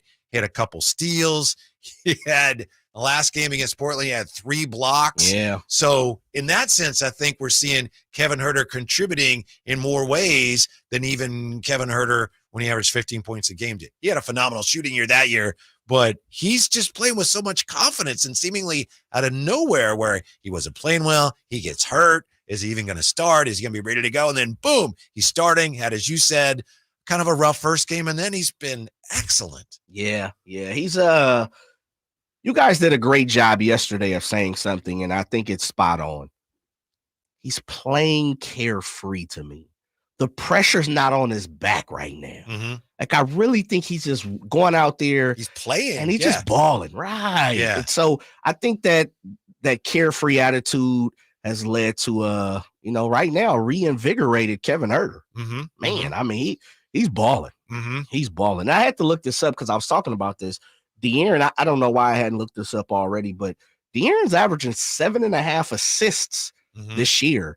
I thought it would have been more, and I don't know why my mind tells me that, but he had 11 one game. Yeah, that was first game. He was 15 and 11. Mm-hmm. But I just thought it was a little more. He's a career guy at 6, 7.5. You push it up, let's just call it 8. I'm good with that. 2 more dimes a game. He's a 21-point career for points. He's averaging 21 this season, so he's spot on.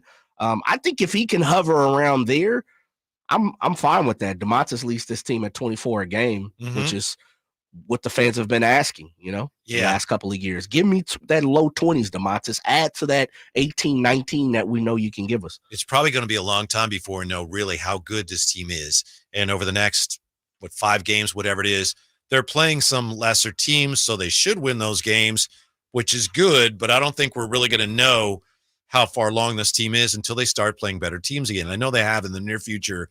I think they have Minnesota coming up. I think they have Phoenix coming up, so we'll get our chances. But Mike Brown also said something last night that I think is interesting and encouraging, and I agree with him. He said, yeah, we're doing a lot of things well right now, but he said we have a lot of things we could be doing better. Absolutely. They will have to do that, but it's encouraging too. They're still sorting all that out. But my thing, Jay, is I think expectations are high and they got a ways to go until they're as good as we know they can be. But we're just not going to learn that much about them in these games against, Portland and Utah.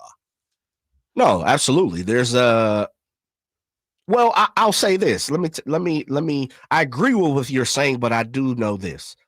They're beating the teams that they're supposed to. Yes. Too many times, we've seen this team, albeit a different version of it, not do what they're supposed to do on paper. Yeah. And I'm happy to see that they're taking care of Portland's of the world, Utah, shorthanded Utah Jazz. Without going back to last year, because I just refuse to do that. I'm glad to see they're doing what they're supposed to do on paper. Yep. That's all you can do. That's it. That's it. Yeah. And as we know from last year, they didn't always do that. No. So far, so good. And get the Torontos. Give me the 2 Torontos. Yes. I need those. Put those in the basket. Barnes broke his face last night. Man. Orbital fracture. Uh-huh. All that means is shouts out to Davion Mitchell. Still got love, but you got to go in there and take care of business when you're the Kings. Yeah. And then they come here. You got them 2 times coming up in short order. 339-1140, 1-800-920-1140. JR's been hanging on. After the opener, I was on my way to the post-game presser, and I ran into JR in the concourse, introduced me to his fine son. How are you, JR? Hey, buddy. I also saw J-Ross that day. Oh, okay. And then I talked to Morgan on my way out. It was a trifecta, except for the loss. Goodness. Who was more impressive? Who impressed you more? Oh, you always impress because you're still walking. You're still upright, young man, like me. All those spring chickens, they don't mean anything to you and I, Whitey. That's right. We used to have to pull the ball out of the peach basket when we played basketball. There was no hole in it. You're right. There was nothing. And then finally Phantom came along and got a hole. Yeah. He's so genius, right? Yes. How about yeah, that was nice to see you. I haven't seen you for a while. Mm-hmm. It has been quite a while. Yeah. Yeah. Mm-hmm. Yeah. Hey, nice to see Mr. Herder. You know, Red Velvet, Rick Ashley, as I like to call him. He's never going to let you down. He's never going to desert you. And you said 90%. Let's do some numbers. What is it like 12 for 4? What I'm trying to do the math. 18 for 20? What is he actually? Yeah, let's see. He's taking like 2.5 shots per game times 4. So I think so. Figure that whatever that is. So yeah, there's around 9 for 10 or something like that on his twos. Yeah. But still pretty good for a 3 or 4 game basis. Yeah, that's not too bad. But he's just he's making a high number of threes too, which is the whole thing. And it's funny because to me, I don't know. To me, it's not like I look at it and go, "Oh yeah, the shot looks better." Shot looks the same. It's just going in now, JR. Well, yeah, like you guys said, like Jay just said. I mean, you guys hit on it. He's comfortable. He's moving around. He's like, he has no pressure on his shoulders. He just seems to be playing. Yeah. You know, I 100% though. I'm just the key season based on Murray this year. Yeah. He's got to be in there, and he's doing it, but he's got to be consistently double-doubles, 20-plus points. I really feel that is the one element, right, that we got to have from All Murray if we're going to be above 500. But, Did you just call him Jamal? Did you just call him Jamal Murray? Yeah, Jamal Murray. Wait, that's the twin. That's the triplet. Wait, there's how many Murrays in the world? There's Bill. There's Chris. Right. Yeah. No, I think I did just call. You know me. I don't know anything. All right. Love you. Bye-bye. Thank you. That's JR. Do you think, Jay, this is the best top 3 the Kings have ever had? The best big 3? I know Tristy wrote about that. We're going to talk to her. I was thinking about that today, and I'm not saying this is the best team. Not even close at this point. But you look at this big 3 with Domas and with De'Aaron Fox and, of course, DeMar DeRozan. This is the best big 3 the Kings have ever had. Because even in those C-Webb days, you had Webb and you had Peja, and then you had Bibby. I think all 3 of these players now, nothing against Mike Bibby, I think they're all better than Mike Bibby. Really? Yeah. I don't know, man. Bib at one point in time in the league he's a fine player. I think he was undervalued too. He's undervalued. Near top 10 in our top 40 Kings. He was somewhere around there. Yeah. So I'm not in any. I don't mean to besmirch his good name. No. I get what you're saying. You just keeping it a buck. You're speaking through your heart. Rudy Gay, DeMarcus, and Rondo, Isaiah. IT. Yeah, I mean they all. I think they all averaged like 20 points a game, but obviously the team wasn't very good, and they couldn't stay on the floor at the same time. So this might be, and of course that doesn't really get you anything. Yeah, to have the best big 3 Bibby you've ever was had. 6th in our top 40. Okay. Oh man, that's tough. Can I get a little more time before I have to answer that? Meaning, of course, half the season, something of that nature. I need to see how this team evolves. Yes, but I get what you're saying. Just value name by name. If you're putting, De'Aaron versus Bibby, De'Aaron versus Peja, De'Aaron versus Weber. Like I see where you're going. Yeah. I see the equation you're trying to create there. Got any thoughts here? I'd love to know what you think. At 339-1140, 1-800-920-1140. Is this the best big 3 the Kings have ever had? It's the Drive Guys rolling on Sacktown Sports. It's Capital Casino, Sacramento's #1 poker room. And guess what? Primetime football is back. Capital Casino is giving away $500 per game in high hand bonuses for every Sunday, Monday, and Thursday night primetime game. As always, offering the best food, the best service, and the best action with the most variety of games in the region, conveniently located in downtown Sacramento. So check them out, Capital Casino, and always remember to gamble responsibly. 1-800-GAMBLER. At the law offices of Dale R. Gomes, we understand that when you're facing a crisis, you need more than just a lawyer. You need a team. Our dedicated attorneys work together, combining decades of experience to guide you through personal injury or criminal defense matters with care and expertise. We're committed to supporting you every step of the way, ensuring your voice is heard and your rights are protected. With offices in Sacramento and El Dorado County, reach out to the law offices of Dale R. Gomes today, 916-999-9033, or online at dalegomslaw.com. Facts are facts, and the facts show that for eliminating hip, knee, back, leg, and foot pain, it's the Good Feet personalized arch support system, clinically proven to provide significant pain relief in only 4 weeks. Good Feet arch supports are designed to help put your feet and whole body back in pain-relieved proper alignment. Good Feet arch supports are HSA and FSA eligible. Book your free fitting at Good Feet in Sacramento, Roseville, and Vacaville. Hey, with What's up, everybody? It's your boy Drapes, Kyle Draper. As the proud sponsor of the Sacramento Kings Mop Crew, Alsco Uniforms offers certified hygienically clean lab coats, scrubs, bed linens, towels, floor mats, and an array of mops tailored for your healthcare facility. Our services include convenient delivery to your doorstep. Leading the way in healthcare laundry services in Northern California, discover why it pays to keep clean with Alsco Uniforms. Go to alsco.com to learn more. Again, that's alsco.com.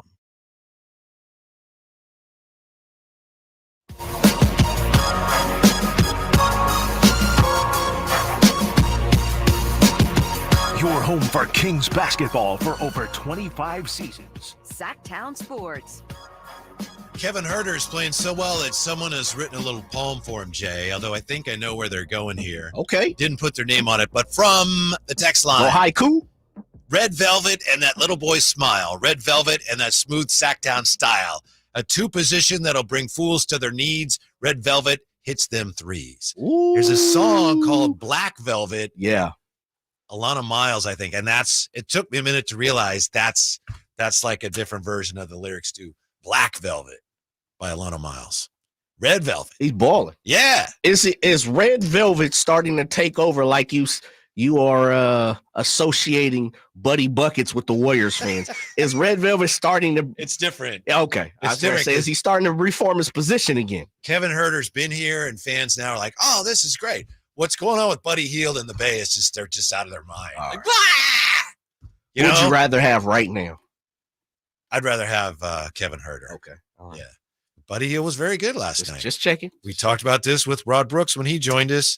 I don't know if Jay saw some last night. I was watching. If you saw Buddy Hield last night, you know that he just went berserk. He did. You gotta give him the his second love. half He in did. the fourth quarter. And he said, did you hear why he started shooting so much in the second half? I did not. He said that Reggie Miller was there, and he said Reggie told him start shooting the bleeping ball. Yeah, I did see that.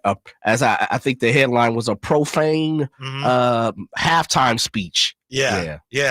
And so, again, he had 25 of those 28 in the second half, 19 of the 25 in the fourth quarter to help carry the Warriors to the win. All that's going to change when he see Kevin Herter.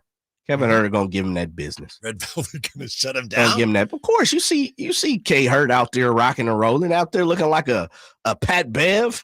A Pat Bev on the defensive side right now. That's right. Long. Yeah, he's long and lean. You see, man, come on. Show Herter some respect around him. Kevin Herter. Yeah. I guess it was the headband all along, right? Yeah, but get rid of that. Mm-hmm. Man, that's old school. It's time to change your game plan up. Look, Kevin, that's 18-year-old Kevin. You know, that's that Kevin Herter. Baby, you're entering your prime now. It's time to give up the young boy ways. Amadrock says if this big three can take us past the Western Conference Finals, then they are the best. Wow, take you past the Western Conference Finals. That means, Amadrock, as you know, you're talking about playing for the NBA championship. Manny, too legit. We have a big four: Domas, Fox, DeMar, and Keegan. Don't forget Red Velvet. Hey man, y'all better stop disrespecting Malik Monk too. Yeah, but that's Bobby Jackson. Don't do him like that. Bobby Jackson is a great Sacramento King of all time. Yes, no question. You can't disrespect. Bobby Jackson's got to go on the mantle. You can't disrespect Malik. We weren't even talking about Bobby Jackson. Well, I'm just saying if we're going to start adding 4s and 5s and all that you're saying you're saying Manny too. Yeah, because he's like, there's a great 4. Okay, well, wait a minute now. Don't disrespect B. Jack and then don't disrespect Malik Monk. Mm-hmm. The funny thing is that I know I've been one of those people that's been saying since the summer, if Kevin Herter plays well, maybe you can get what you need by dealing him. True. If somebody's interested. And now it's like, I don't want to trade that guy. Well, again, I know you want to probably trade him for John Collins. Yeah, shouts out John. John was balling. Was John not balling last night? He had a nice game. Oh, come on, man. Wait a minute.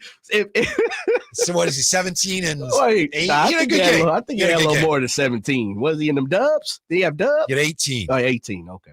18 and 7. I felt like he had about 30. Yeah. That's how many times he shot. No, you know what, though? And I text this to you and Drapes, I think. He looks healthy. He looks like he's got his legs back. He looks like he's leaned out a little more. Also, he's had some leg issues over the last couple of seasons, even going back into with Atlanta. I thought he broke his leg, or I can't remember exactly, but he's had some lower extremity issues. Last night, it looked spry. Looked like he had a little bounce. He dunked the ball, and I was like, "Ooh, wait a minute! That's Atlanta Hawks John Collins." To me, he looked like a guy that realizes, hey, this team might need some bigs. I want out of Utah. Yeah. I'm going to kind of showcase myself. Which is the opposite of what I thought Jeremy Grant did. I thought Jeremy Grant looked slow, plodding. I thought he didn't look like he had his balance. His shot didn't look good, didn't look fresh. I thought John Collins was all the opposite. I was like, wait a minute. You get this version of John Collins now, I might be on the telephone. You can hit me on the hip. Here's the problem with him. I looked this up today. I had a feeling we might be talking about John Collins, and this is according to Howard Beck. Okay. And Zach Lowe, they both Howard. write about it. Doesn't mean they're right, but they both are saying the same thing.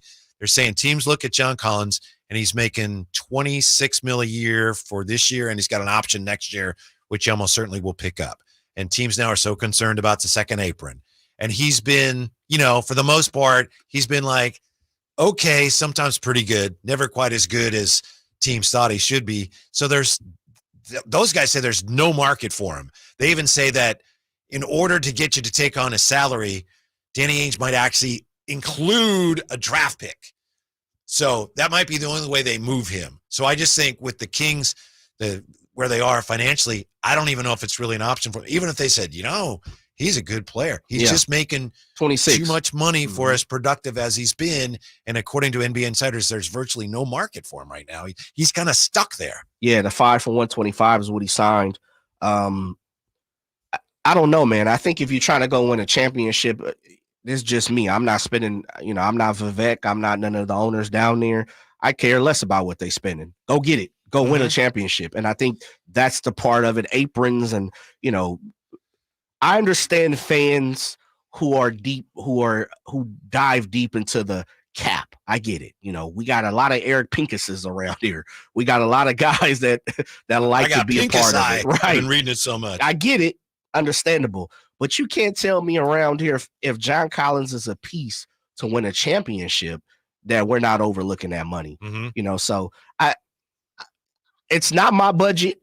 It's not my money to spend. I understand in the form of that's our job to talk about cap and making sense. Hey, go win a championship. Again, goals and expectations for Jay, and I only talk about it in third person, but for me is to win a championship. I know goals and expectations for other people are not, and I respect that. But I'm doing any and everything that's going to take me, put me in the best position to win a championship. And I'll be honest, John Collins right now behind Domantas Sabonis is our best big. I'd argue that.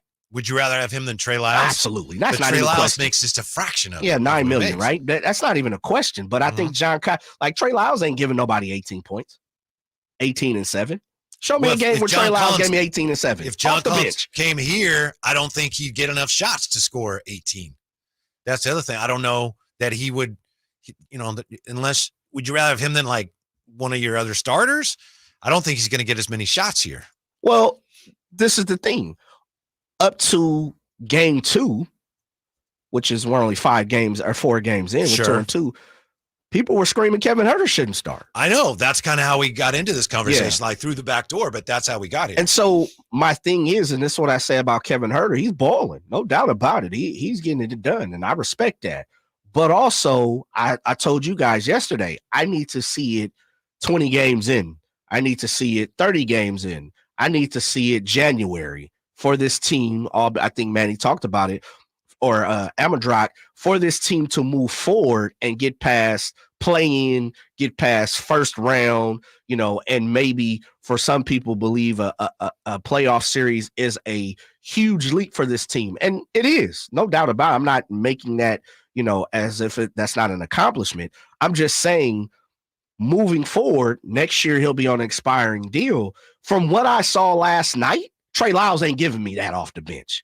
And I'll be honest, I truly believe Kevin Huerter would look better off the bench with a John Collins, playing shorter minutes. That's just me. I don't know, if that makes sense for the Kings right now because Kevin Huerter is playing well, but I definitely have my eye on John Collins if he looks the way he did last night. Backing up, to what you were saying about the cap and everything. And I know it's not very interesting conversation sometimes. and I mentioned it not to try to make excuses, but it's just the reality. Sometimes when you look at why doesn't team A go get player A? And a lot of times it's they don't want to spend the money because of the cap. True. You know, and we don't need to spend a lot of time on it, but that's just kind of the reality this year more than ever in the NBA with that second apron and the punitive measures if you go beyond the cap. 339-1140, 1-800-920-1140. Hey, Mitch has been hanging on. Let's talk to Mitch on Sacktown Sports. Mitch, how are you? What's the weather in New Jersey right now? Good question. Not good. How you guys doing? The weather's good. Too bad it's the Yankees' last game, you know? Oh, you think? Whoa, Mitch, don't do that. Why are you going there, Mitch? Are you a Mets fan? What are you, Mitch? We're Dodger fan. That's pretty pathetic. And then they get a pit. Then these two clowns get a picture and an interview. Oh yeah, that's the wrong message. Yeah. Oh, I agree with you. Talking about the guys that got the ball out of Mookie Betts' glove. Yeah, they should not be. They should not be celebrated. Yeah, they should not be celebrated for what they did. They really got their money's worth, right? Real smart. Mm-hmm. You pay all that money. To see one inning. Yeah. All right. I don't know why they gave back their money. Thank you. Anyway, Yeah. Yes. What's on your mind? I like the Kings. You got to do what Kings is on. And again, like the DeMar, Sabonis, and Fox. Just for that gets more and go deep into the bench. Thank you, Mitch. I can't believe Mitch is a Dodger fan. Maybe Mitch is a West Coast guy for being from the East Coast. We got to ask Mitch, and I maybe should ask him right there. Mitch likes West Coast squads, organizations, teams, and he to me sounds like he's from the East Coast. He's definitely from, right? Yeah. That's interesting, man. He's got no love. I'm not sure, and I know he's hating because he's a Dodger, but I mean, I'm not sure. You know, he came in, it's like, Yankees is over. It's over today. I think the Yankees are going to win tonight. I think so, too. I think so. Somebody from the 916 said Jay Judge does not need to perform for the Yankees to win, but everybody else sure as hell does as long as the Judge is supporting the team and supporting cash shows up. They still can win. That was Justin. I don't so much as agree with that. I don't think they can win this series, and I think that's maybe a game, Justin. You might be spot on in that, and it happened because they did win. So I got to give you kudos to that, but I don't think they win this series if Aaron Judge doesn't show up in the next 3 games. Back to John Collins for Amadrock, who says, John Collins, seems like he was playing with a chip on his shoulder. Is there a beef between John and the coach? I don't think there's a beef, Amadrock. I know that he's not starting now. Yeah. And even after the injury, he wasn't starting last night. He's also, if you look at it, looks like he's kind of stuck there in Utah. Like we were saying, I wouldn't be surprised if he saw the Kings and said, man, they don't have a lot of size on the bench. I'm going to show them, what they could need, what they could do with it. I don't think anything will happen, but maybe that was part of it last night. Yeah, no, I think he's definitely trying out for other squads. It's one of those, you're not just playing to make this team, which kind of, he's already made the squad, but, Summer League, G League type mind frame. He's not just playing to showcase the Jazz what he has. I'm pretty sure he's like, get me out of here. Yeah. Get me out of here. Yeah. All right. Here's a proposed trade from Cole G. Okay. Trey Lyles and Kevin Huerter to the Jazz for John Collins and a first-round draft pick. Oh, I'll take it. There's no way Danny Ainge would do that. Nah, he wouldn't, but I'd take it. I would too, but the first-round pick, Danny's not throwing that in. There's no way. He's not throwing that in. Danny's a draft capital guy. He wants as much draft capital as possible. I know he might throw in a second rounder just to get you to take Collins' contract. Yeah, but that's a lot. Kevin Huerter right now. I wouldn't do that. Yeah, not right now. I think you have to, and one thing we have to do as Kings fans, and I'm guilty of this in certain ways. If we are going to talk about how Kevin Huerter has not played well to a certain extent, you have to judge him on what he's doing right now. And albeit it's not a long history, because again, we're 4 games in, and he's 3 or 4. He's had 3 good games, 1 off game. I'm with the crowd of this, Whitey. I need to see more for me to believe he's back to what we saw the Red Velvet before.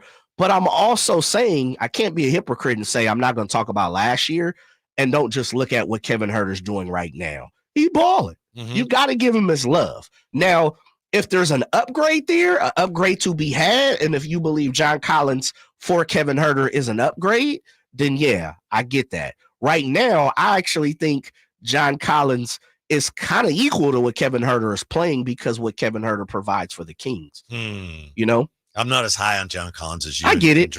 Understandable. Yeah. He's one of those guys to me that on another team, he always looks like, man, that guy's pretty good. Yeah. But that's just always what he is. It's like he's always a guy he's pretty good. How come he's not better? The argument goes he's played for the Hawks and the Jazz.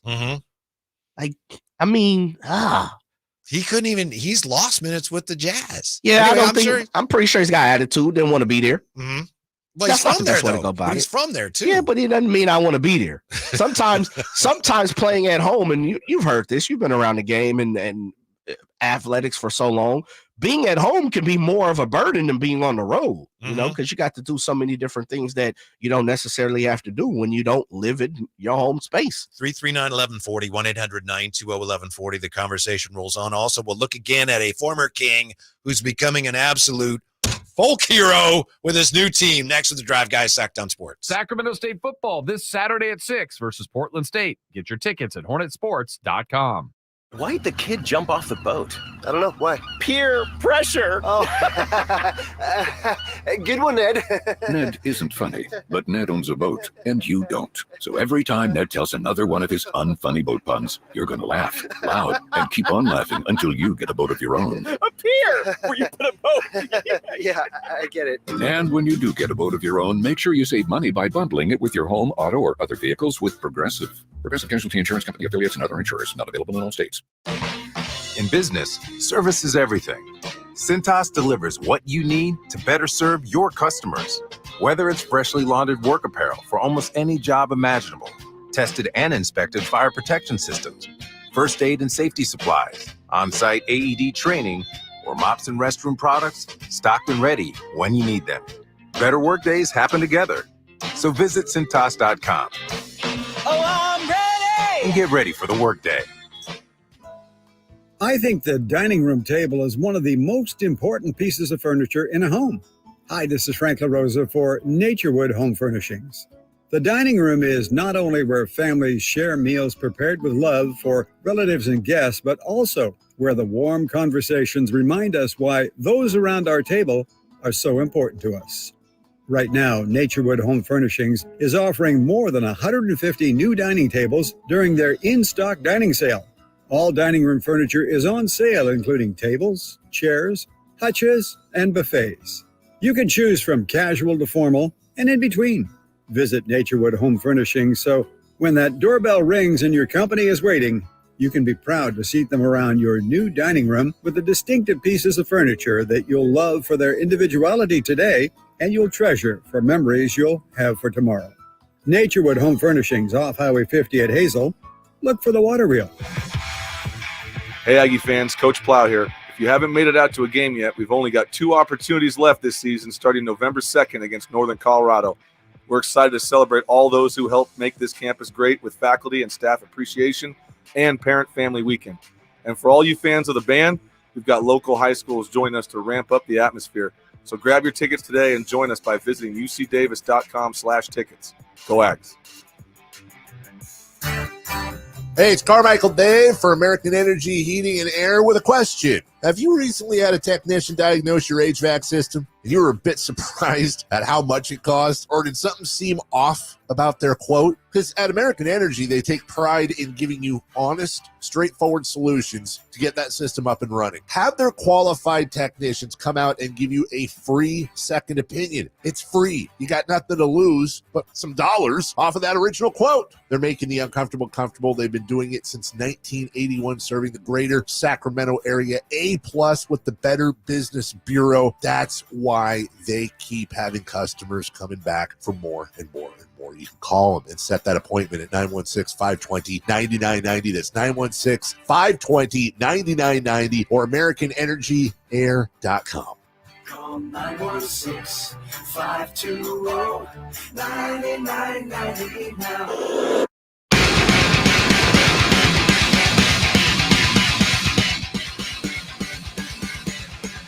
Your afternoon home for Kings talk and so much more. The Drive Guys on Sacktown Sports. It's the Kings' current Big Three, the best Big Three the Kings have ever had. Tristy Rodriguez, NBC Sports Bay Area, wrote about that. She's going to join us at 4:30, and we've been asking the best fans, the smartest listeners, viewers in radio and in YouTube what they think of that. Here's what we got so far. Trey says, I don't think this is the best big three because they haven't had the playoff success that Bibby, Weber, and Page or Divac had. We have to compare them to the playoff team from the early 2000s.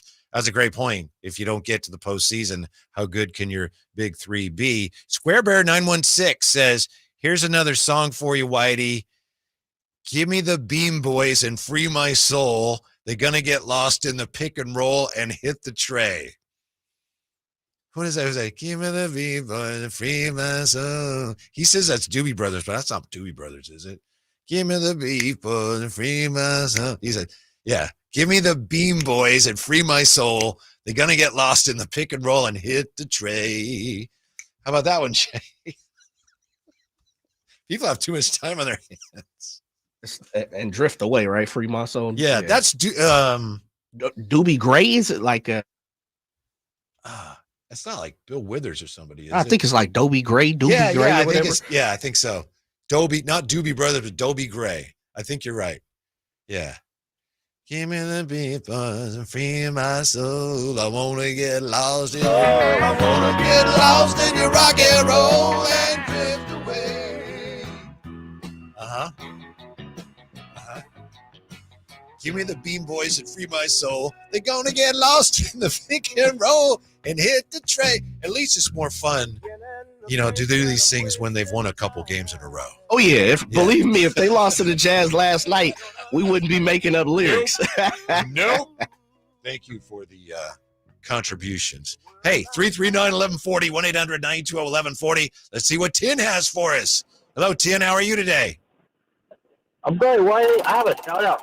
Shout-out from Tin. What do you got? All right. I have a shout-out to you guys' station.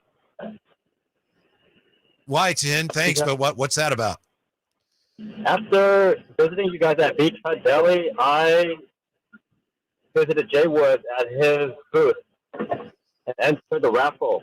And won myself a family 4-pack to Fright Fest tomorrow night worth $360 value.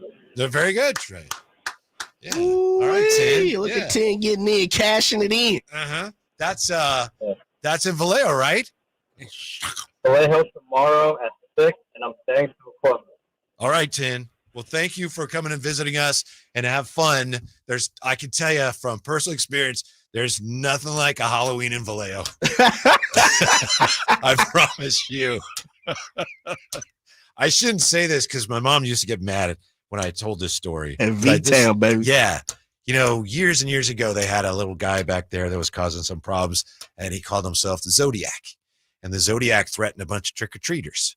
And so I was, Mom, should I go trick-or-treating? I mean, the Zodiac says these things. And Mom said, yeah, you'll be fine. And I was. See? You're here today, brother. Yeah, and I've told that story. Mom said, that's mean. No, don't say that. But that's how I remember it. And we're all good, Mom. Yeah, we were fine. But it's quite a place to spend Halloween. Yeah. For a lot of reasons. I don't think I've ever asked you. What part of V-Town you from, my man? East Vallejo. East Vallejo. Yes, okay. Sir. Okay. I see you working. But small town, so we'd travel all over playing games Move or and whatever. jump around. Yeah. High school. I went to high schools in different parts of town and junior high, and yeah. Okay. I see you working. Yeah. Marine World used to be a really, really cool, smaller golf course. Really? Before they moved in there. Wow. Yeah, it's called Lake Chabot, and it was shorter, but it was beautiful. And then Marine World took over there. Yeah, they were like, we're bringing the roller coasters and the animals. Yeah. So thank you, Tin. Have a good time. What a roller coaster Kings fans had with Buddy Hield, who, as we've been mentioning today, as you may know if you saw him last night, Buddy Hield is becoming an absolute hero in the Bay. They're going crazy over their team's fast start. Last night hosting the Pelicans on national TV. No Steph Curry. So what are they going to do? Buddy Hield scores 25 of his 28 in the second half, 19 of those in the fourth quarter. And Buddy Buckets is back, Jay. And they are loving Buddy Hield. And a lot of us up here are going, okay, you just wait. hang on. He's a great shooter, ... But so far, they're loving everything they're getting from Buddy Hield, who, what Rod Brooks say? They're calling him the third Splash brother? It's Splash Buddy? cousin. It's a cousin or buddy or, something to that. It, look, 4 games in. I think they're 4 games in, too. Let me triple check that before I give some bad information. But it's early. Yes. It's early, and I think that's what Kings fans are talking about when it comes to Buddy Buckets. One thing he's going to do, he's going to shoot it. Yeah, they're 3-1. He's going to hit the jump. He's going to hit the tray. Speaking of trays, it's just about the full game, what he brings to the table, And Kings fans here, I'm not trying to pile on what Buddy Buckets is. I know that's Drake's guy, but when you ask him to do more is when he gets in trouble. Putting the ball on the floor, as we've seen here plenty of times, the handle just ain't there for Buddy Buckets a lot of times, especially within traffic. He doesn't really have good handle amongst the trees when he goes inside. If he's a stand-up, spot-up guy, he's perfect. And that's what the Warriors do. I think here they needed him to be more offensively aggressive, and that wasn't what Buddy's, strength of what his game is. Over there, they don't care. And I know this is the NBA way, but even 10 times more for the Warriors, we've seen just get it up.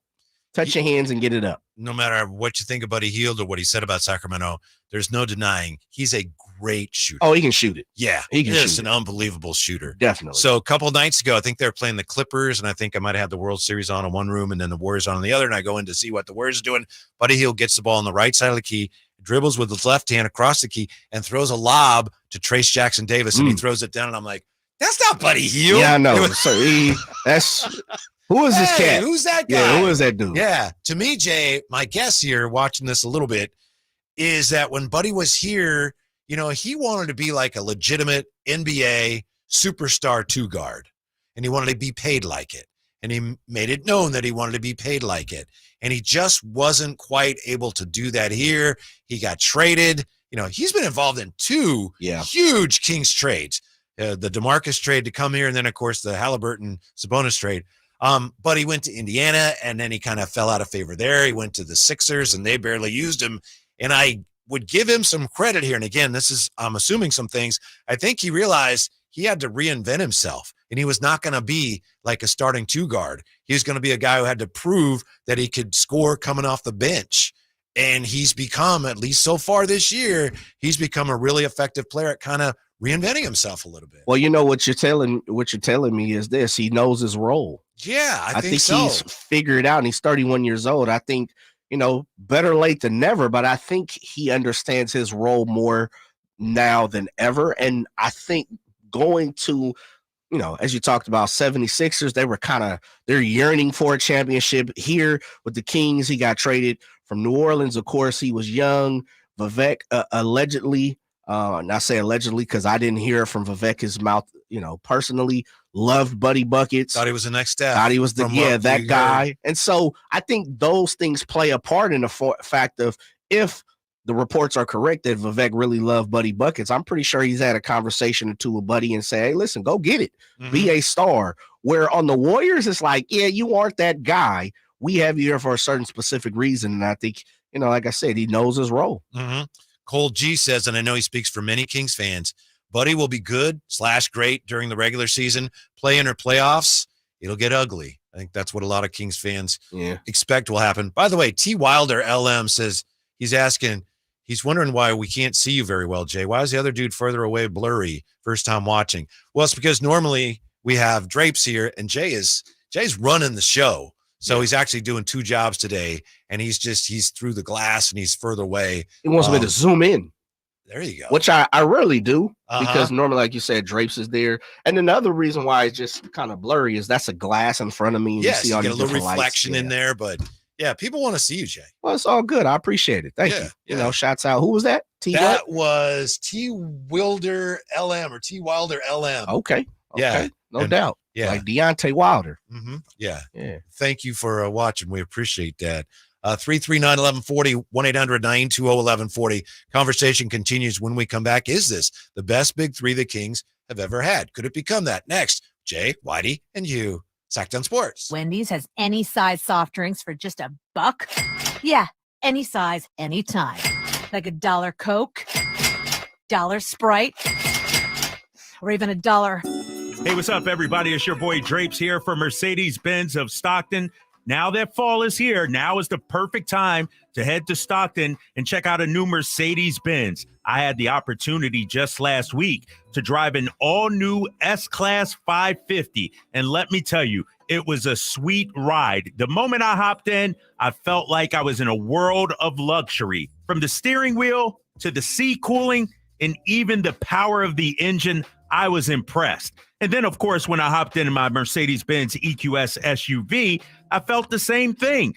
So hurry in and take advantage of the Mercedes-Benz incentive bonuses up to $15,000. And they have tons of pre-owned vehicles as well, including C-Class sedans, GLC SUVs, and a whole lot more. Take it from me, you won't be disappointed. So take the short drive down I-5 to Mercedes-Benz of Stockton or online at mbofstockton.com. Febreze. As a rideshare driver, I love keeping my car smelling fresh and clean. So when I'm driving, I only trust Febreze car vent clips, featuring 3 distinct intensity settings, because it's that little touch that sets me apart. I can turn the intensity down for subtle freshness, or I can turn it up for when I want lots of scent. So whether it's set to low, medium, or high, with Febreze car, I know my car's going to smell amazing. It also takes action to resolve identity theft issues, guaranteed, or your money back. Start your 30-day free trial at LifeLock.com. Use promo code NEWS. Terms apply. Facts are facts, and the facts show that for eliminating hip, knee, back, leg, and foot pain, it's the Good Feet personalized arch support system, clinically proven to provide significant pain relief in only 4 weeks. Good Feet arch supports are designed to help put your feet and whole body back in pain-relieved proper alignment. Good Feet arch supports are HSA and FSA eligible. Book your free fitting at Good Feet in Sacramento, Roseville, and Vacaville. KHD1 Sacramento, KYMX HD3 Sacramento. Your flagship station for the Beam Team. From the Power Business Technology Toshiba Studios. This is Sacktown Sports 1140.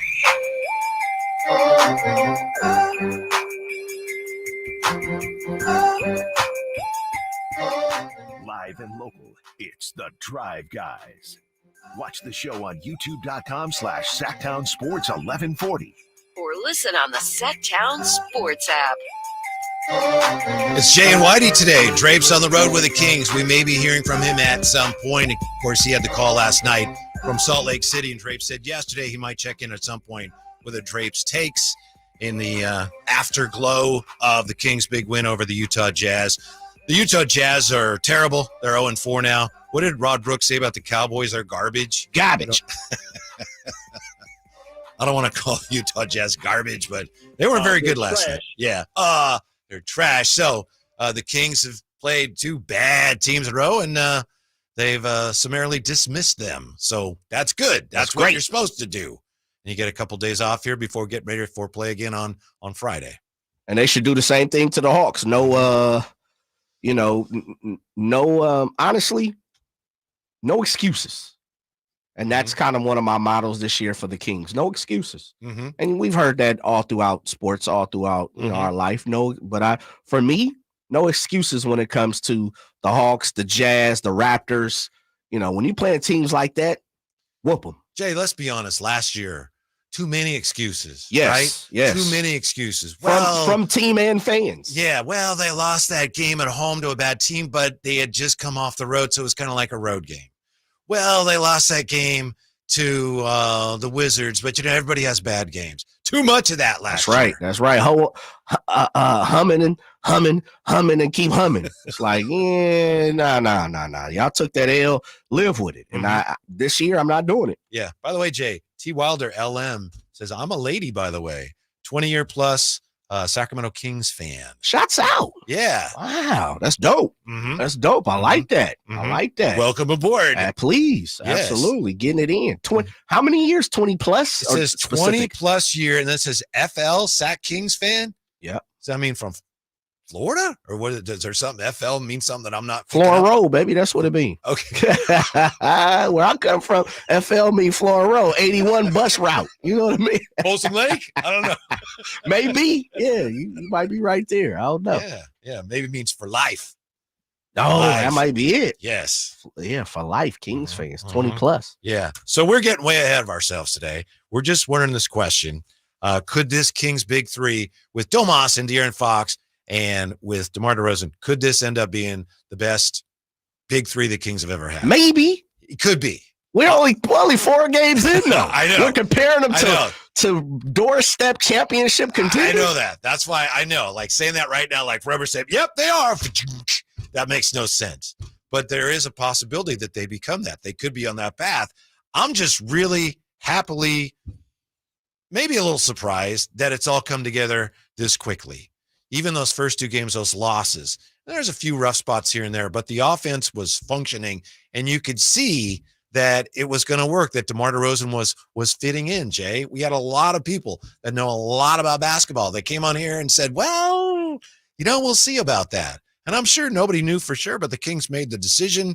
We're not certain about the fit, but we're going to bank on the talent and that it working because of the talent and the desire. And so far it has. And that's a big positive here early in the season for the Kings. So if I'm hearing you correctly, you said that you are surprised by the timing of it. Yeah. I mean, it looks seamless, and that's going to happen against bad teams. But it looks like, oh yeah, they've got a handle on this already. Really? Don't you think? Yeah, you know what? Bumps, but yeah. I get what you're saying, though. I can understand that. I just think looking at who DeMar DeRozan is, I kind of thought that he could play for DeMar. I think he can play anywhere and fit in. I think he can play in any type of offense, because the one thing he does is he's not a ball hog guy. He doesn't have to shoot threes. He gives you free throws. He's a mid-range game type of guy.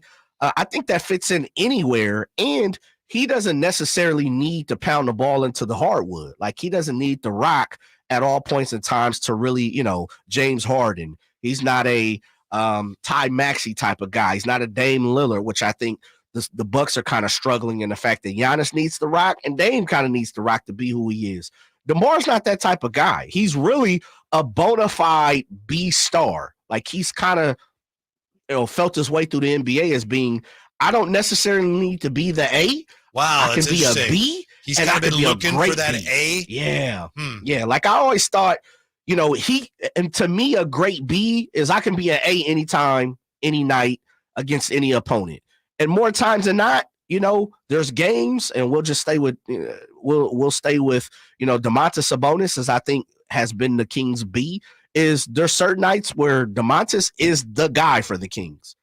Triple doubles, doing it all, as we've seen, all league guy, all-star guy. But I think DeMar also has the ability, because he's a perimeter guy, to say, hey, listen, if I don't get those threes off, which a lot of teams need for these stars, I'll still get my 20. I'm still going to do me. Mm-hmm. Yeah, that's one of the reasons why I say it's working when he has 20 points on 14 shots. And the efficiency last night from all the starters, just eye-popping, again, against a bad team. I know, but DeMar DeRozan, I think the main number that underscores what we're saying right now is the fact that he had 8 assists. Yep. And he is a guy who can be something of a ball stopper. That's not always a bad thing. That's kind of the way he plays, but he's also, when the Kings got him, they said, this guy's an excellent passer. His passing is underrated. And we're seeing that now. And I think he's doing things. He's adjusting his game too. Anytime to me, you have a guy who's been around a long time and he makes adjustments in his game and they work, that's incredibly impressive. Like, I think of Vince Carter. You remember what Vinsanity was when he came into the league, and he became a really good three-point shooter. He did. Yeah, he did. Hence why he's walking in the Hall of Fame this year. Yeah. I mean, it makes a difference, and I think DeMar's going to follow that cab, and he'll be walking to the Hall of Fame soon too. I think, and it's a great point, White. I like where you said he's a ball stopper, and some people can kind of see that as a negative, connotation of what his game is. But I also think he's a ball stopper and a ball finisher, if that makes sense. I'm rhyming and I'm kind of putting it together, but I think when he stops the ball, more than not, good things come out of it. compared to a lot of times, and we could talk about Buddy Hield, sometimes as a ball stopper, if it wasn't a three, it was something else, a lot of times good things didn't come out of it. And so I really like Debo's game. I was kind of one of those guys that, talked about it on the show. Like, I think DeMar would work perfectly, and I'm glad to see it is. Now, I still think there's got to be some other things to go along with that, but I like what I see so far. And the fact that they're beating up on weak teams. Love it. Yeah. Not to pick on them, but that's what you're supposed to do. Yeah, absolutely. Slap them around. 339-1140, 1-800-920-1140. It's time for Check It with TC. What's up, TC? Yes, sir. Where are you, TC? I'm at my bad, man. That was my little baby girl. Oh, shouts out to baby TC. What's her name? Yeah. Baby TC? Yeah, Araya. Nah, baby TC. Araya. Beautiful. Spell that, man. Spell that. Nice. Ariah. That's what's up, man. No doubt. And your little girl, how old is she? Yeah, man, 1. Oh, beautiful, brother. That's great. Is that your first and only? Nah, man. Okay. Nah, I got don't need the rest of your life. I just want to congratulate you if that was. Nice. There might be some people listening, TC. Don't tell on yourself.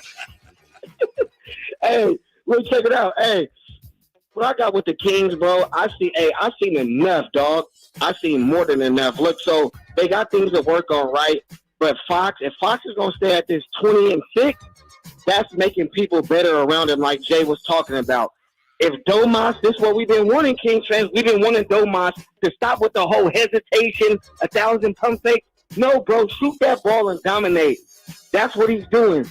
Keon needs to play every game. I'm not talking about every other game, every 2 games, every 6. No.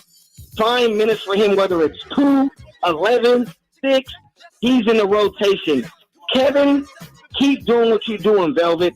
Velvet is back, bro. That's what I was talking about in the beginning, Whitey and Drake saying here, but I know he's listening, Jay.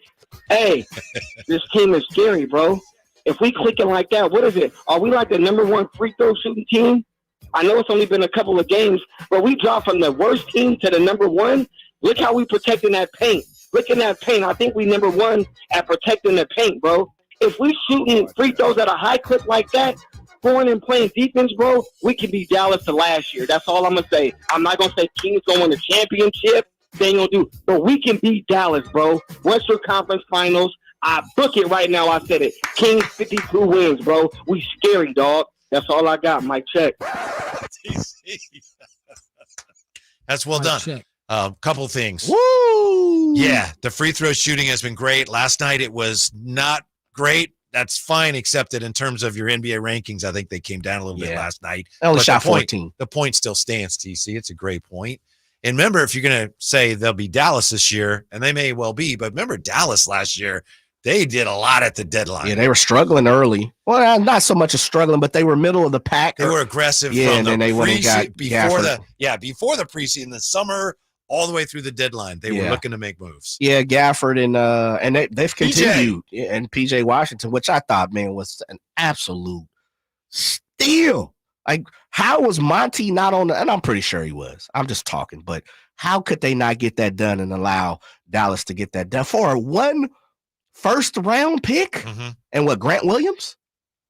Yeah. Wasn't it Grant Williams in the first-round pick? Man, send it. Send it. That was HB in the first round. Bye. But, we're not going to cry over spilled milk, as they say. TC fired up, though. Mm-hmm. And I like where TC is coming with. One thing I admire about TC, he's not everybody's flavor, right? Hence, it's 31 flavors out there. Baskin-Robbins. Sure. You go to Baskin-Robbins, they got 31 joints out there. What flavor is he? He's not everybody's. I just say that. I don't want to put no flavor to him because, again, so I could say, pecan praline and somebody like, oh, Jay, I don't want no. It's got a little, ice cream isn't spicy, but he's got a little spice to it. He's got a little something to it. I like it. A little tahini. Yeah. Okay, I see where you're going. But the one thing I respect about TC, and shouts out to his baby girl, Araya, he holds his teams to high expectations. Yeah. And that's the 49ers, too. Now, I don't know who TC's baseball team is. I hope he's not a Giants fan or a Dodger fan. I've never asked. But he holds his teams to high expectations, and I respect that because he expects good things out of his squad, and I want him. Mm-hmm. Mm-hmm. when we come back here, we'll take a look at the next big question for the Kings and how they've answered it in the last two games. 339-1140, 1-800-920-1140. We got Tristy Rodriguez coming up, bottom of the hour, too. It's Drive Guys on Sacktown Sports. Sacramento State football this Saturday at 6 versus Portland State. Get your tickets at hornetsports.com.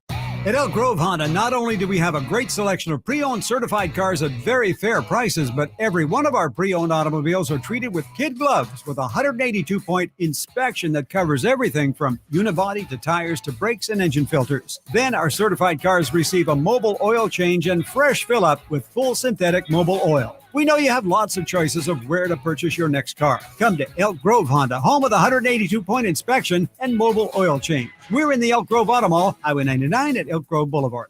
Model year-end pricing is back at Folsom Lake Honda, your one-stop Honda shop. During the model year-end event, lower interest rates at Folsom Lake Honda make lower payments. It's no wonder why Folsom Lake Honda is your one-stop Honda shop. Come in today or check out our entire inventory online at folsomlakehonda.com. Get an instant cash offer for your trade at folsomlakehonda.com. We'll buy your car whether you buy from us or not. Folsom Lake Honda is your one-stop Honda shop. Folsom Lake Honda. Go to folsomlakehonda.com.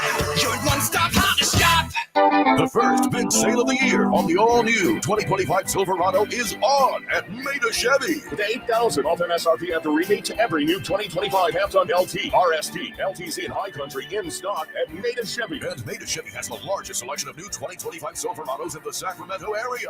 $8,000 off new 2025 Silverado at Maida Chevy. Now that's big, huge. MaidaChevy.com. Together, let's drive. Not available with special financing. Lease and some other offers. 103124. Source internet search and 1724.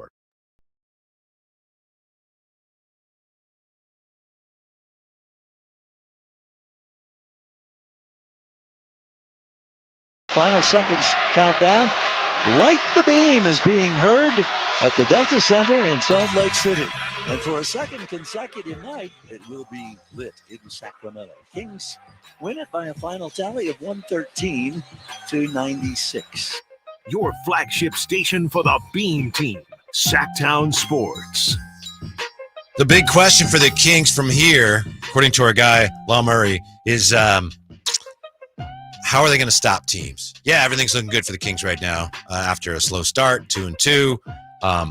How does this roster get stops? According to Law Murray, that's the big question for the Kings right now. And he has a question for every team, so he's not singling out the Kings. He's not saying, yeah, they've won 2 in a row, but and that is, it's a fair question for the Kings. The thing is, I think we know the answer. How are they going to get stops? We know they're going to try because so far they're dealing with the fact that they're a smaller team defensively by so far they're number 5 in turnover percentage and they're number 6 in steals.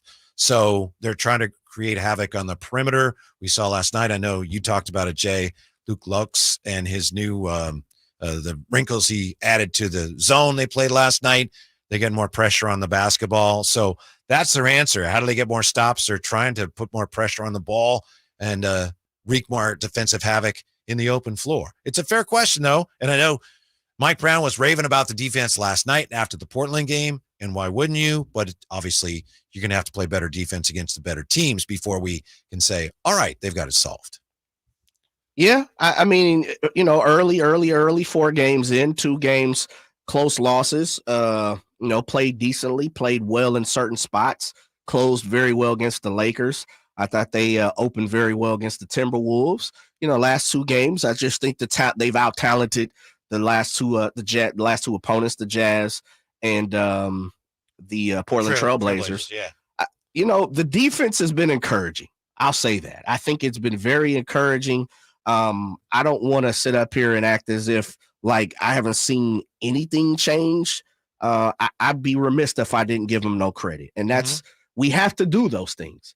It's a small sample size, talking about ice cream flavors or whatever. That's that baby spoon. When you're like, hey, can I get a little sample of that? They give you that little baby spoon. That's kind of what we've gotten so far from the Kings. I like the movement.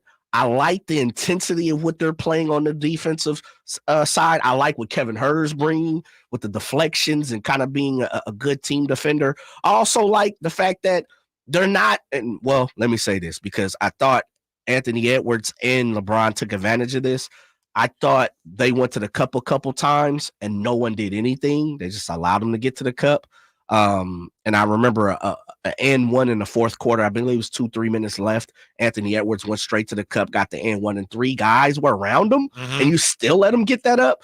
But I thought they've changed that in the last couple games. I think it's encouraging. Here's what Law Murray had to say in The Athletic. The big question, how does this roster get stops? He writes, Mike Brown expects the Kings to be an elite offensive team that gets just enough stops for it to matter.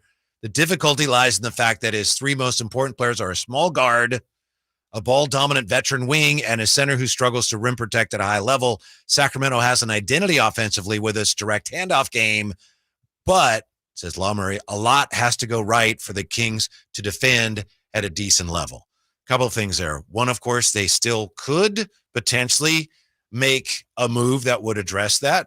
Not necessarily likely, but it's a possibility. The other thing, if you listen to the players, watch how they play and listen to them after the games, they understand the challenges. I mean, De'Aaron Fox, after the win over Portland, was talking about how, you know what, we're a small team. We're a smaller team. So they know that. So they recognize that in order to compensate for that, they're going to have to get out into the passing lanes. My point is they are embracing that.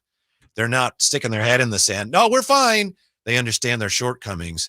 And so far, it looks like they're doing a lot to address that. That's going to be the big question going forward. Like we mentioned this to Jerry Reynolds last week.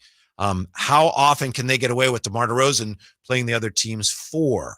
Now, 4s aren't what they used to be in the NBA, but still, he says that's a big question for this team going forward. Yeah, I agree. And I think you've seen, bits and parts of it working, and I think you've seen bits and parts of it not being successful.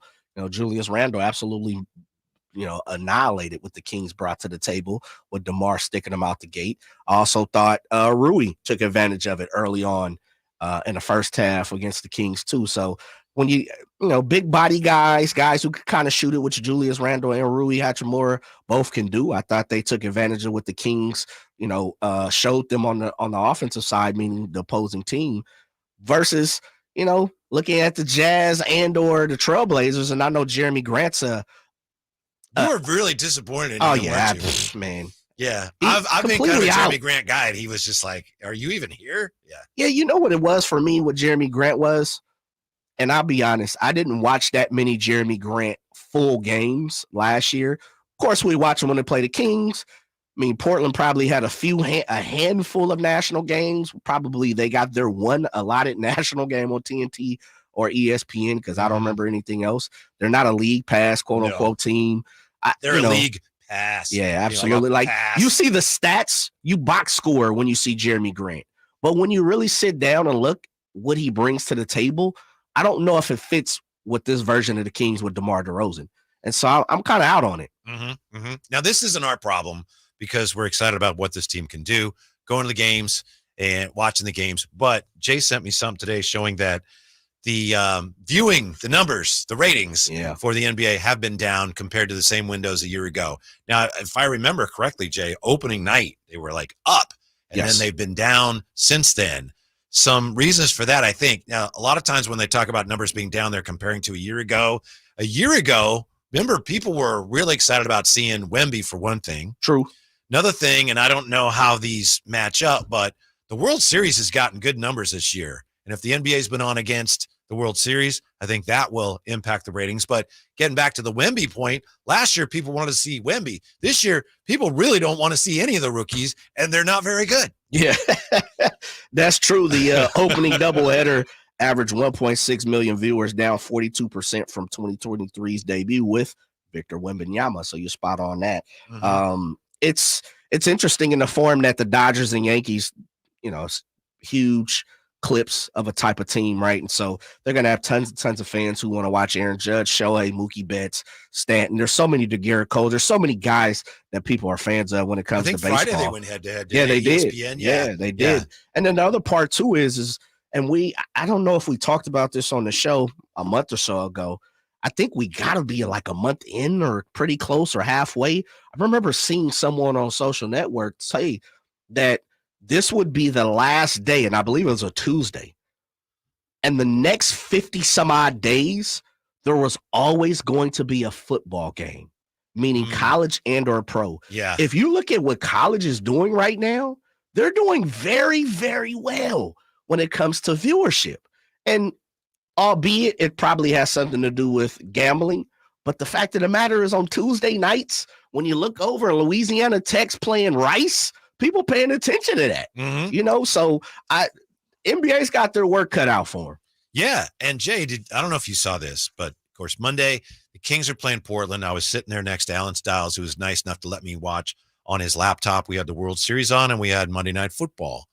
According to MLB, Monday night, the World Series did better in the ratings, just barely, but did better than Monday Night Football. That's crazy, man. I don't remember the last time that happened. Yankees Dodgers, man. Yeah, that's true. Pittsburgh, and the Giants. Yeah, you're right. You're right. And there's probably a lot of people that might have watched the Giants and instead they were watching the Yankees. Yeah. But I don't remember the last time that happened where baseball, and it was close, but baseball had higher ratings than NFL football. Look, ESPN Friday game, Pacers-Knicks, 830,000 viewers, fewer than college football game on ESPN2. And some of that was against Friday?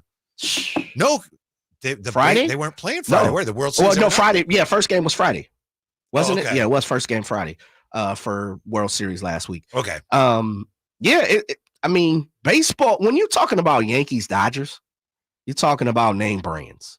Mm-hmm. You know, Yankees maybe, and Cowboys, Packers, Raiders, Lakers, Celtics. Big brands. Yeah, that's where Kirkland. the Yankees and the Dodgers. They're yeah, like Kirkland. Absolutely. Sports, top. Yeah, absolutely. Kirkland, a brand, big box store, baby. Yes. They not only do they got the food court, they got the extras, they got the gas station outside, they got it all, and that's where the Yankee Dodgers are. You know, they are Kirkland's. I mean, it's interesting to see where the NBA is going to head. And the other part is, we've heard this, and a lot of people talked about it throughout the pandemic. The NBA season should start in December. We know it's never going to happen because you're removing money out the ownership pockets and the league's pockets, and that's not what they signed. What did they sign? $76 billion? What was it? Yeah, it sounds it's like right. $76 billion, 10-year deal. But no, that was football. That was NFL, right? I thought you were. I'd have to look it up, but I do know to that point next year. On Black Friday, not this year, but next year. Did you see Amazon says they're going to stream an NFL game and an NBA game? Yeah, on the same day. And I sent you something about Blake Griffin. Yeah, Blake Griffin is the guy that everybody, according to Front Office Sports. Well, he was a stand-up comedian, right? Yes. Yeah. I mean, he's got some things going on for him. Of course, tied to Kardashians. Who was he dating? I didn't know that. Yeah, see, we need Simone. Where's Simone? He kind of dunked over a Kia once. Yeah, that's all. A Spectra, a Sorrento, the slam dunk contest. Yeah, I guess he sort of dunked over it. But last year we had Wemby as the number one pick. This year, nothing against these guys, but just in terms of their draw, you had Zachary Risache, you had Alex Sarr, and at 1-2, and then the sixth pick was Tijan Salomon. And they're just not gonna draw a lot of viewers at this time. Yeah, I mean, none of those are bringing me in. You're looking for established stars, like none of those guys compared to what we're going to see next year. And it's not because they're French, because Wembanyama is French, but people were crazy about him. Yeah, when you're talking about Cooper Flag and Wembanyama sandwich and whoever, Risache and guys like that, it's just not there. Like the sexiest cat right now is probably Dalton Connect. And he plays for the Lakers. So, most people are kind of looking at that like, oh man, that's the guy to kind of pay attention to. You might be right. Yeah, I mean, who else is out there? Of the visibility. Yeah. It's Lakers. Thank you, Ramsey. Ramsey says Blake Griffin was with the same Kardashian that's now in a relationship with Devin Booker. Kendall Jenner, right? Was it Jenner? Yeah, Kendall Jenner. I looked it up. Mm-hmm. So, and Ramsey gave us the info, but didn't drop the name. Come on, Rams. He did what he can. I know. Yeah. Tristy Rodriguez is going to join us, NBC Sports Authentic.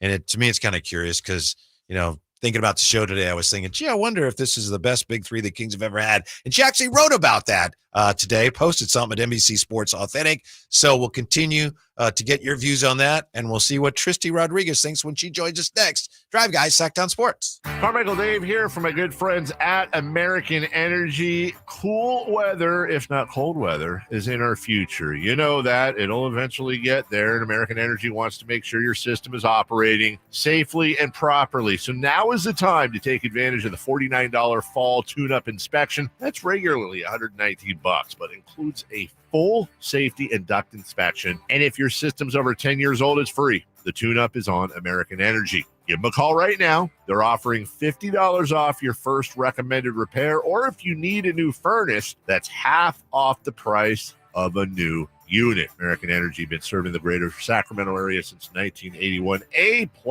with the Better Business Bureau. You can check them out at theaeway.com for an instant quote. That's theaeway.com. Tell them Carmichael Dave sent you. Call 916-520-9990 now. Lowe's knows that to win the job, pros need the best prices. That's why only at Lowe's, MVP's Pro Rewards members can get a volume discount on eligible orders as low as $1,500 at the Pro Desk. That means you get the prices you need to start any job, small or large, because Lowe's knows pros. Valid in-store only. More terms and restrictions apply. Visit Lowe's.com/terms or Pro Desk for details. The future of cool, comfortable sleep is here. Introducing the new Sleep Number Climate Cool Smart Bed. The only smart bed in the world that actively cools and effortlessly adjusts to both of you. Sleep up to 15 degrees cooler on each side. It actively cools to keep you cool and comfortable throughout the night. Save on smart beds now during our fall sale, exclusively at a Sleep Number store near you. Learn more at sleepnumber.com.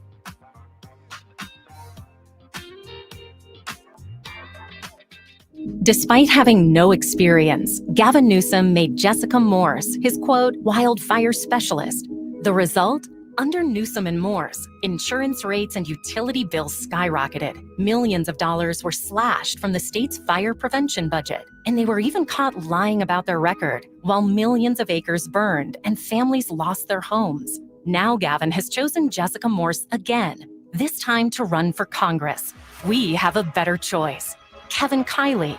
As our congressman, Kevin Kiley has worked across party lines to secure millions for wildfire protection and expand water supplies. And Kevin Kiley's bill to protect Lake Tahoe will bring up to $415 million home to our district to reduce the threat of fires and restore the ecosystem of the lake, delivering results and making a difference.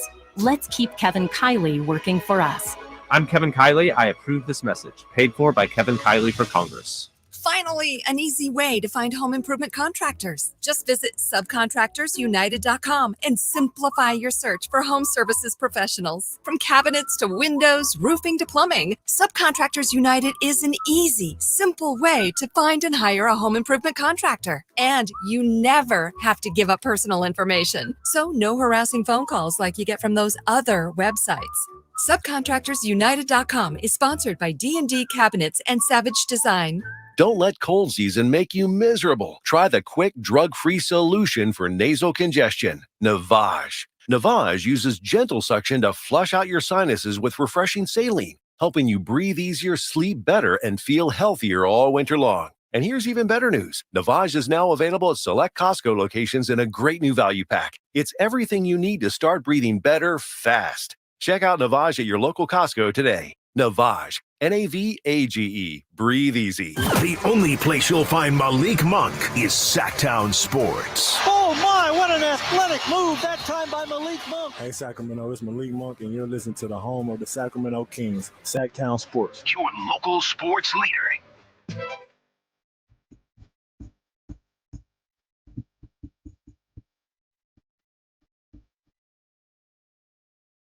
Live and local, it's the Drive Guys. Watch the show on youtube.com/Sacktown Sports 1140. Or listen on the Sacktown Sports app. Hey, where's Kyle Draper? Drapes is with the ball club, so they're on their way to the ATL. We may hear from him at some point today. He said he might join us late for a special edition of Drapes. He should already be there, White. Yeah. Well, he takes his time. I know. He does. I'm actually shoot him a quick text and be like, "Hey, man, you don't slide out to the local watering hole. Do your job." That's right. That's right. So I know he had a great time last night, a great call. And so we got a special guest coming up, Jay, and I think she helped you out with some things this summer, didn't she? Oh, absolutely. Yeah, absolutely. You know, we're developing a business relationship here. Hence why we got to get her on a Drive Guys. And she's got to be she can't be a Drive Guy. She's got to be a Drive Gal, right? That makes sense. And so we got to start to, one thing we like to do on the Drive Guys, fresh voices. Yes. That's what we're doing here. So yeah. But didn't Tristy's she MC with you? Yeah, absolutely. Yeah. At the JaVale McGee game, right? Yes. Yeah. Did a fantastic job. Yeah. As she does every single day covering the Kings. Yes. Among other things. NBC Sports Authentic, Tristy Rodriguez. How are you today, Tristy? I'm doing well, guys. Thanks for having me. How are you guys? Absolutely. We appreciate it. We're doing fine. We're doing fine. Just get ready for Halloween. Can we ask Tristy, how have the Kings played so far compared to what maybe you expected from them early? I might be, maybe this is an unpopular opinion, but they're playing kind of like I expected. When you land a big name star like DeMar DeRozan, it's going to take some time to adjust to things. I think we saw that in the preseason, and, you know, we label it as it's just the preseason, but it wasn't just the preseason, right? And we saw that the first two games. And then it's, you know, someone made a good point in post game the other day. We bring DeMar in, and the team is adjusting to DeMar. DeMar's adjusting to the team. And then we bring Kevin and Trey back, and now DeMar's having to adjust to whole new two key pieces. The rotation's changing, the lineups are changing. It's a lot of change. So things aren't going to be pretty from the beginning. I do think the last two games were the most complete team games on both ends of the floor. I think they've been playing really good defense the past two games, and hey, those have both been wins. So would you look at that? You play good defense, you win games, and you make shots, you win games. So things are looking kind of as I expected. Like I said, it's going to take some adjustments. It's going to take, still not perfect by any means. Still going to be a lot of, seems like Mike Brown's still toying with the rotations, but at least it seems like for now they're trending in the right direction. So that's a good sign. Tristy, someone that you just spoke about, which is Kevin Herder, Red Velvet. A lot of people are liking what they see when it comes to his play so far this season, minus maybe game one. What's your thoughts on Kevin Herder's quote unquote quick bounce back through 4 games? The return of Red Velvet. The return. Woo! The return of Red Velvet, but the return of not the headband. Right. I'm loving it so far. I've been a Kevin Herder truther. I'm not big on basing somebody's career off of a season. And, you know, I understand from the fans' perspective, it can be frustrating. He had a down year last year, then he had the injury. But if you look at his career, he's a good player. And I feel like people forget that. And you see it. And, you know, even at times last season when during his shooting slumps and his struggles, I feel like the effort was there. And I always pointed it out to the guys that were sitting next to me in the press box. The effort was there. He's never going to be a lockdown defender. Like that's just clear. He's never going to be a lockdown defender. But the effort from his first season in Sacramento 2 seasons ago to now is crazy different. It's so different. And he's becoming a better defender. And he's starting to knock down shots. And you can tell last season too that when, you know, teams would target him and then he also wasn't knocking down shots, it was kind of his defense was interfering with his confidence on the other side of the ball. His shots weren't going down. And, you know, it was just a ripple effect. But it seems like both things are trending upward for him. And it's a good sign. The Kings need the Kevin Herder that they had 2 seasons ago to be successful. Tristy Rodriguez with us, NBC Sports Authentic. And Tristy, this is kind of funny to me. Today, as I was thinking about what we're going to do in the show, I started wondering about, this big three, this may be one of the best, if not the best big threes that Kings have ever had. And then you actually posted something about that today. So what prompted you to go there? And could this be the best big three that Kings have ever had? I mean, I think so. Like it was already special when you paired De'Aaron Fox and Domantas Sabonis, right? I think like just the way that they unlocked, like Sabonis is such a special player and he just kind of makes the best around people, anyone who's on the floor with him. But he really, and we already knew De'Aaron was a special player, but just the way that they unlocked each other's potential and just like true greatness these past couple of years have just been really, really like fun to watch. And then you add a 6-time NBA All-Star in DeMar DeRozan, a 16-year vet.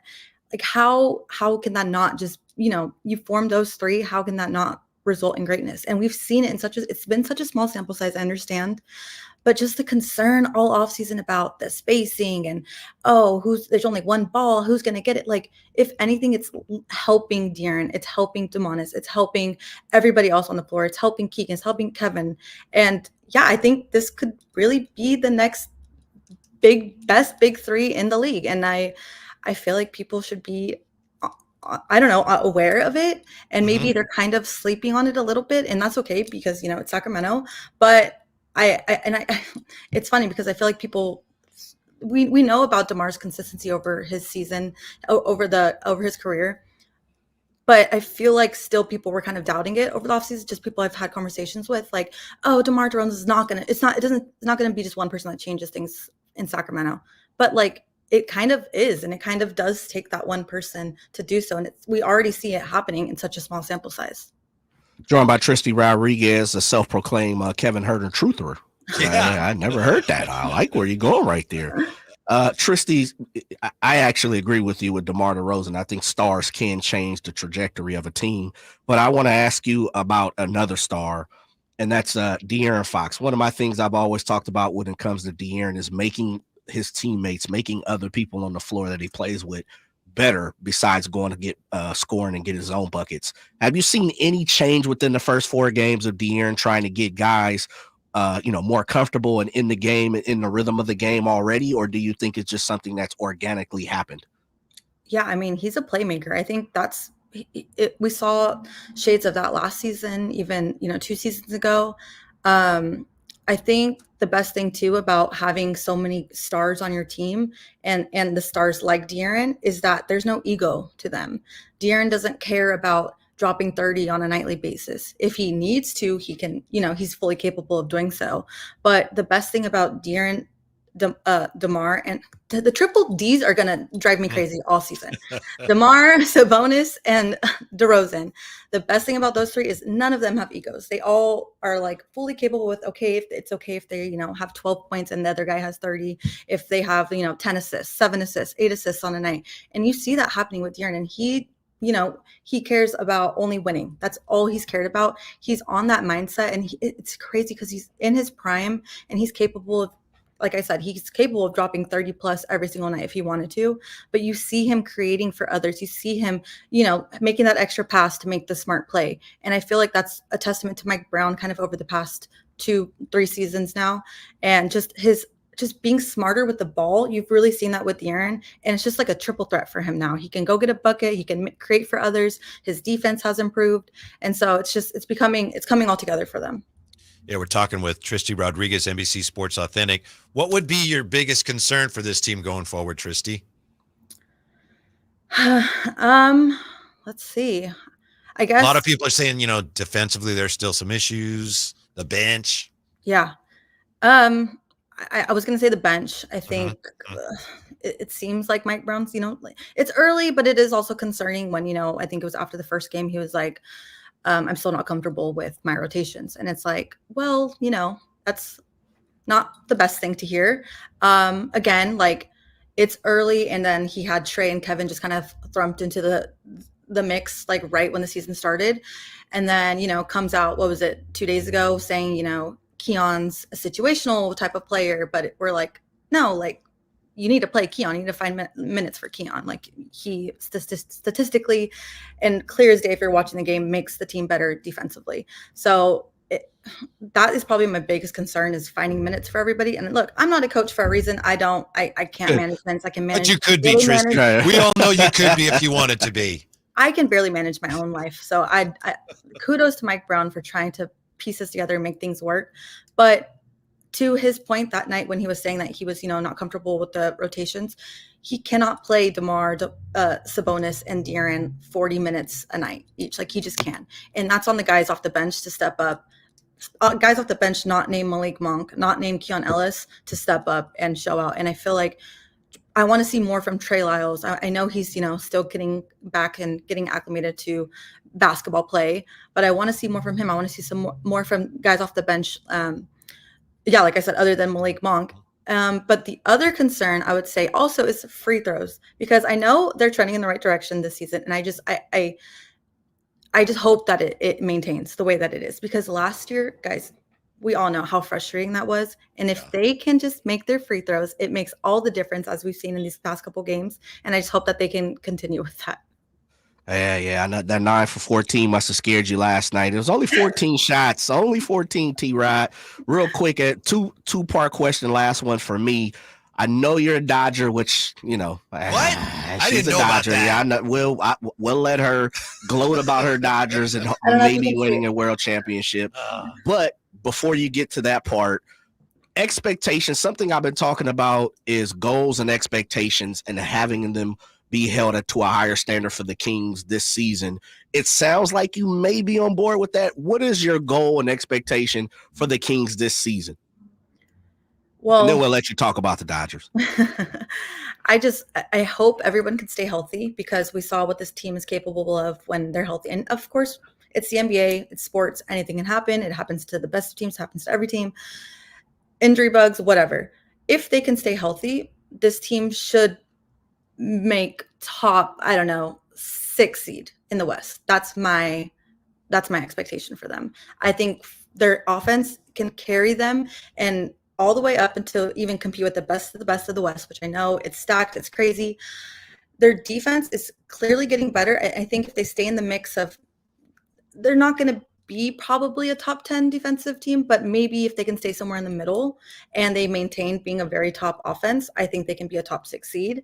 And I think players have talked about it. Mike Brown has talked about it. They don't want to just make the playoffs. They want to advance in the playoffs. So my expectation for them is to get to the playoffs and maybe get to the second round. Tristy, we appreciate your time very much. Make sure you check out Tristy's story, NBC Sports BayArea.com on the Kings and the Big Three. We appreciate it. Have a great Halloween, and we'll see you soon at the arena. Thank you. Go Dodgers. Oh, come on. Did she have to? Can you sneak did it you in? clip that? Did you dump that, Jay? I had to. Look, Tristy, well, before we break, we'll give your love to your Dodgers. What a championship means what to you as a SoCal young lady? What was that? Sorry.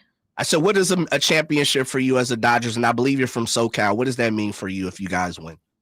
I'm already planning going to the parade. I'm like, talked to my boss earlier about getting the day off. Like, he's like, girl, it hasn't even happened yet. I'm like, it would just mean a lot. Like, I've gone to Dodgers games with my grandma, who RIP, she's in heaven now watching with Vince Scully, probably cursing at all the players during this series. But some of my best memories as a child was going to Dodgers games with my dad and my grandma. And I actually went to the game 2 of the World Series and I wore her jacket. So it's just very special to me. I know it's, frowned upon up here up north, and I need to be careful with what I say, but it would just mean a lot to me, and I'm rooting for it. Hopefully it happens tonight. Tristy, I got to tell you, and I'm not a Dodger fan, but my mom, today would have been her birthday. She's no longer with us, but huge Dodger fan. So if they were to win it on her birthday, I hope it doesn't happen, but if it did, I'd be glad for my mom. So. Oh, love that. What will happen to you? Thank you, Tristy. We appreciate it. Yeah. Take care. How about this in the chat? Oh, Jay, did you see this? Sacktown says she should replace the card guy. Oh, boy. Yeah. Thank you, Tristy. When we come back, speaking of the World Series, if the Yankees win tonight, ... That's next to the Drive Guys, Sacktown Sports. At Fisher Investments, we may seem like other money managers, but we're different. Are you really that different than the rest of us? We are. As a fiduciary, we always focus on what's best for our clients. What services do you offer besides investing? We have a team of specialists in financial planning, estate planning, and more. Your clients rely on you for all that? Yes, we ensure clients receive unparalleled service at every step of the relationship. Okay, but you still sell commission-based products, right? No, because we believe that's a conflict of interest. We prioritize service over sales goals. So then how do your fees work? We have a simple and transparent fee that's a percentage of our clients' portfolios. So we do better when our clients do better. Wow, we're more different than I thought. At Fisher Investments, we're clearly different. Learn more at fisherinvestments.com. Investing in securities involves the risk of loss. Whitey here reminding you that not all grills are created equal. Give your family a real treat. Bring out all the flavors of the upcoming holidays with the amazing Napoleon Prestige line of outdoor cookers. Napoleon grills that features other grills can't match. They're built different, built better, built to last, complete with a lifetime warranty. All made with premium steel that boasts absolute quality. Just because it's October does not mean we can't barbecue outside. Visit California Backyard now for your best selection of grills and Napoleon Grills accessories. All guests come to you from the Folsom Lake Honda hotline. Folsom Lake Honda, your one-stop Honda shop. When is the best time to buy a new air conditioning system? Right now with Bell Brothers' end of summer clear-out sale. You'll get up to $2,700 off a top-of-the-line AC system. Plus, no payments or interest for 1 year for qualified buyers. Call Bell Brothers now at 916-444-1234 or go online to thenosurpriseguys.com because we only have a limited number of new top-of-the-line AC systems. And when they're gone, this offer is over. Need more info? Call us. Estimates and second opinions are always free. So call now for up to $2,700 off a new premium AC system. And no payments or interest for 1 year. Plus, if you call now, we'll throw in your choice of a free smart thermostat or indoor air purification system. But you have to call Bell Brothers now at 916-444-1234 or online at thenosurpriseguys.com. Remember, end of summer is the best time to buy and save on a new AC system. Thenosurpriseguys.com. The No Surprise Guys, Bell Brothers.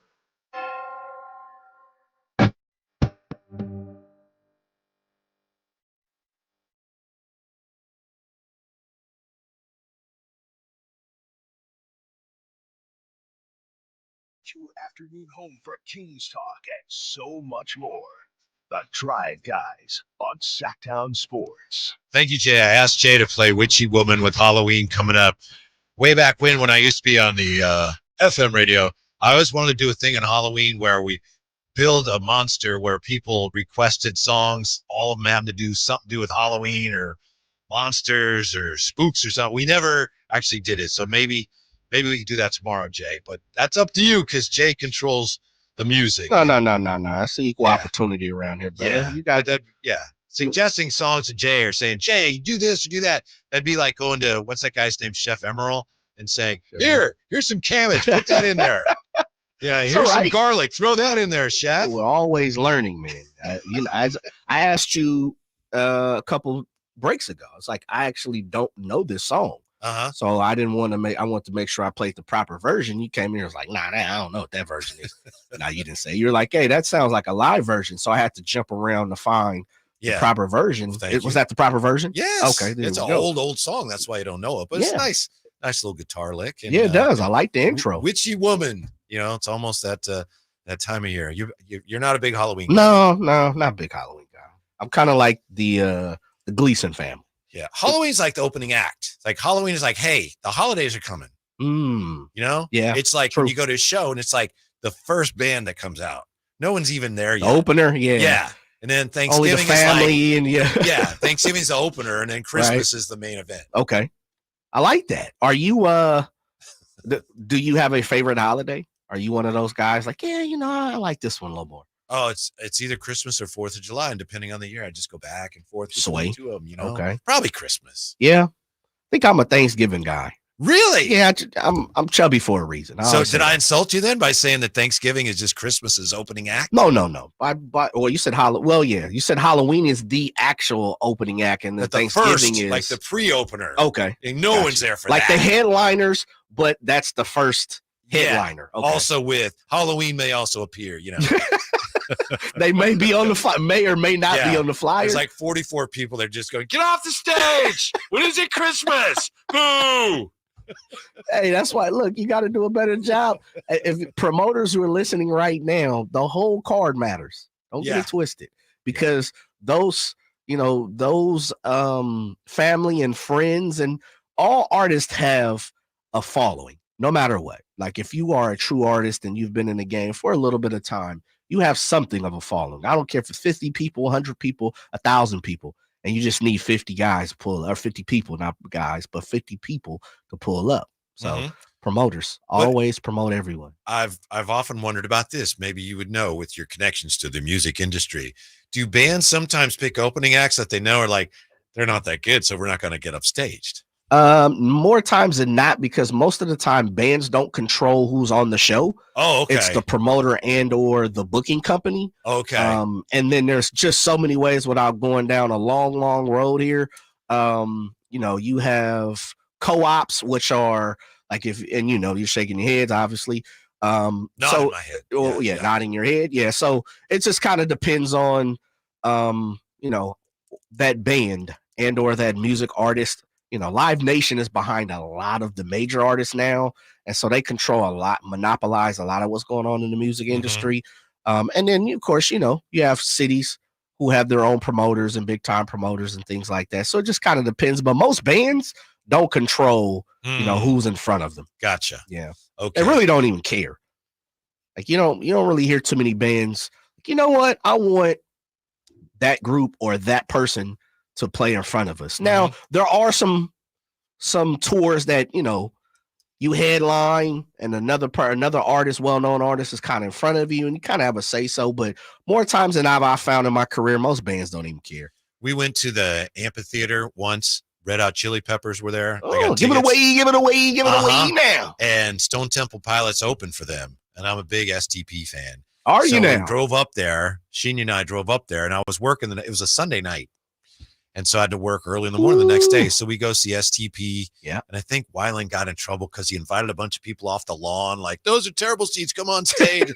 So anyway, they finished. And I go, okay, let's go. And she's like, what? I say, I got to go home, go to work. So we didn't stay for Red Hot Chili Peppers. I don't think she has ever forgiven me. The disrespect That's one of those things, not messing with the Red Hot Chili in a marriage, Peppers? it's like, okay, all right. But there's certain things like, nope, that's a check mark. Yeah. And that's You'll never be able to bounce back from that. Nope. Is Mrs. Gleason a Red Hot Chili Pepper fan? Not especially, but she just on that night, she just assumed, oh, I like a lot of their songs. This will be fun. Nope, let's go home. And I think it was my attitude too. I just assumed like, yeah, we're going home. Like it was, it was understood and it really, I guess, wasn't. Which is two things. And you can school me better than I can school you when it comes to marriage and relationships.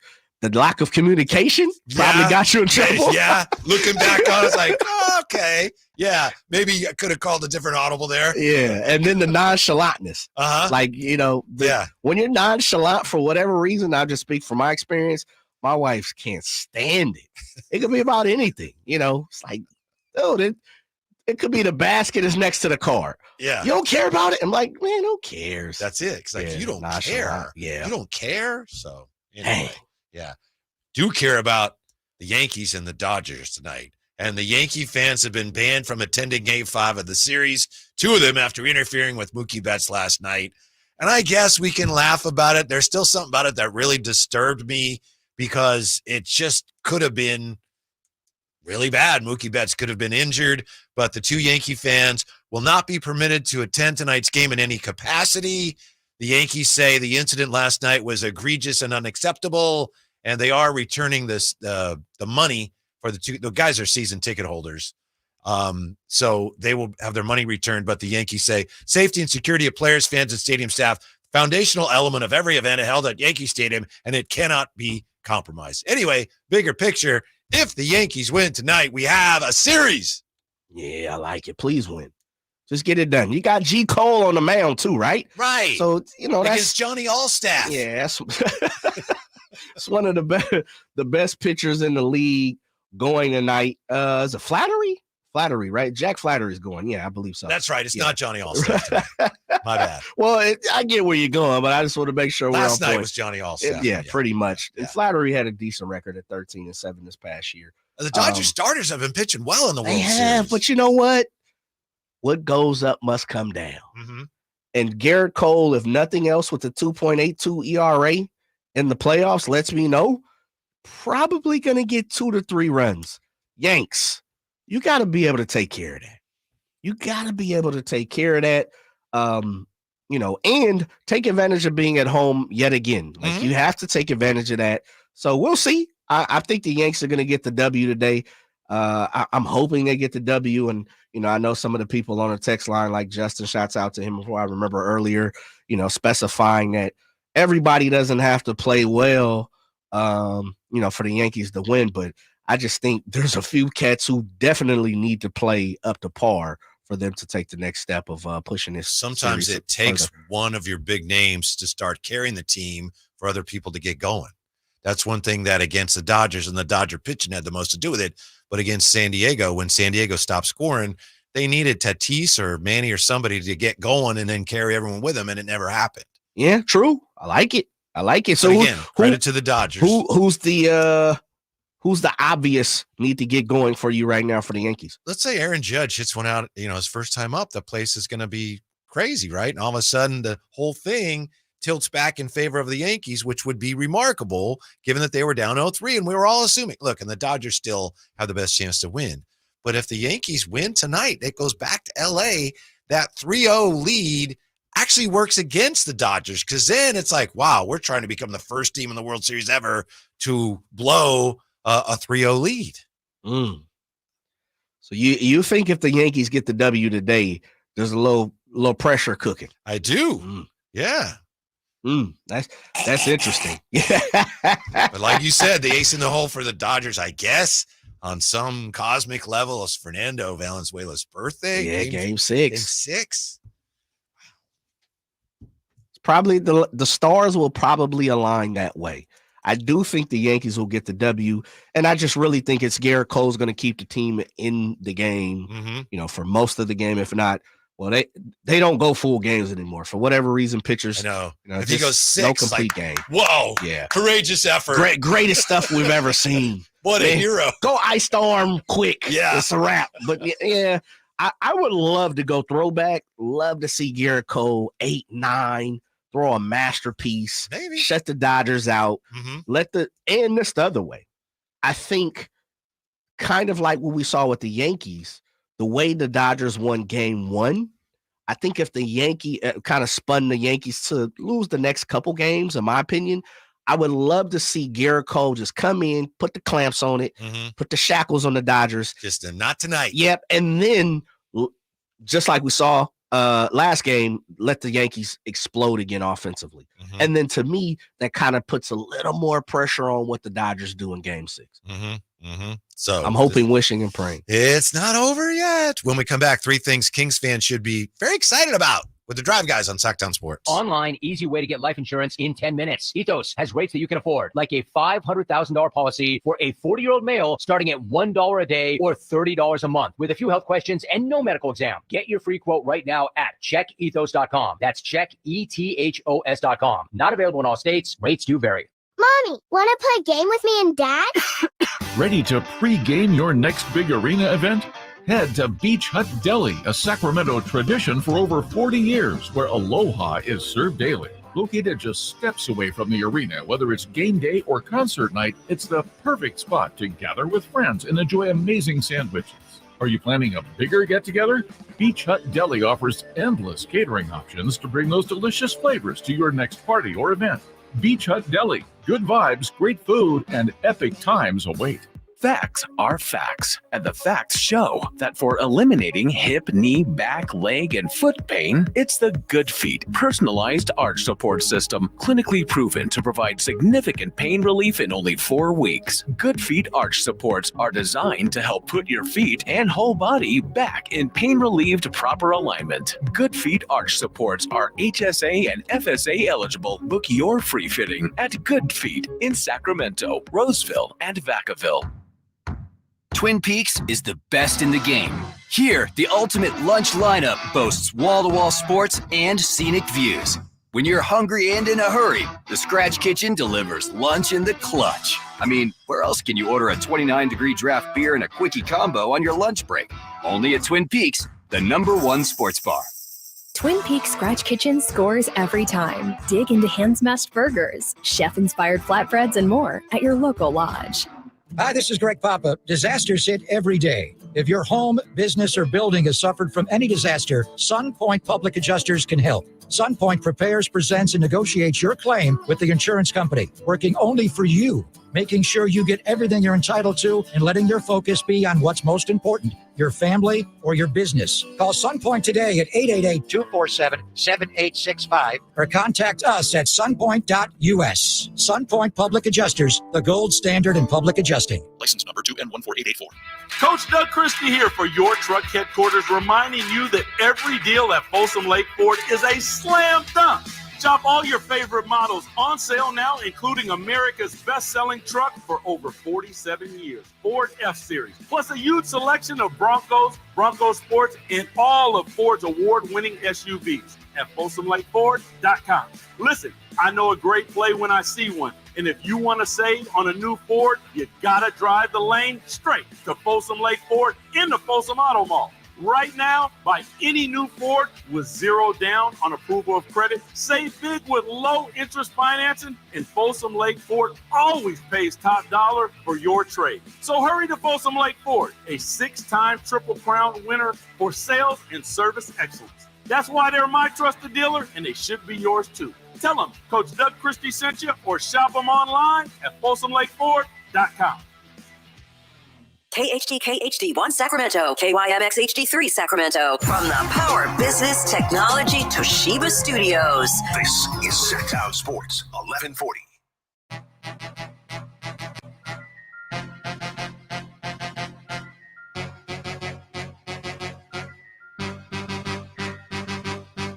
The only station in Sacramento giving you local sports coverage from 6 a.m. to 6 p.m. Monday through Friday. Sacktown Sports. I actually think, Jay, there are a lot of Dodger fans in this area. We were just talking to Tristy Rodriguez. I know there's I don't know if you'd want me to say, but a gentleman who works here. Dodger fan? Yeah. His name rhymes with Mott Skarsh. I would hope that he's from, I think he's from down there. So my point is, I think there are a lot of Dodger fans in this area, but I think sometimes they learn it's like, well, it's just not something I necessarily want to share because there's so many anti-Dodger fans in the area. Well, you got to stand tall for your team. If Yeah, you're I scared know. to represent it, yeah, that's a problem. It's not being scared. It's almost like, yeah, it's just not worth it. I'm just guessing. Okay. I don't know. I'm not a Dodger fan. No, you shouldn't. You don't want to be that. Yeah. You know. Before we get to the Kings, I thought this was interesting. Maybe you saw this, Jay. One more World Series note here. Last night, Mike Francesa, he's from a big radio host back east, Mike and Mad Dog. So this was, I think, last night around, 11:38 or something. He said on Twitter, Mike Francesa, tonight is an annoyance for Dodgers. Pressure starts if and when they leave the Bronx without the trophy. Okay, Mike Francesa on X. You can see it right there. 11:38, something like that. Then about 10 minutes later on TV, Alex Rodriguez said, tonight, Kevin, is an annoyance for the LA Dodgers. The pressure begins if and when they get on that plane without the commissioner's trophy. So he basically took somebody's tweet. Who did? Alex Rodriguez. Oh. And doesn't that sound just like Alex Rodriguez? Yeah, Something he would do? Yeah, it does. But wouldn't you think someone would know? It's almost verbatim what Mike Francesa had on X. Yeah. I don't know, man. Maybe a producer gave it to him or something like that. Like, run with that. Alex, run with that. do that. Yeah, I don't know, man. The first thing that I'd be surprised, and I want to hit the reverse button. Mike Francesa is up at midnight. Why he had to stay up to Probably watch the game. Yeah. I was going to say, don't touch me. He's the type of dude that's up at night. Mike's the type of guy look like he wake up at 5, read the newspaper, hit the coffee.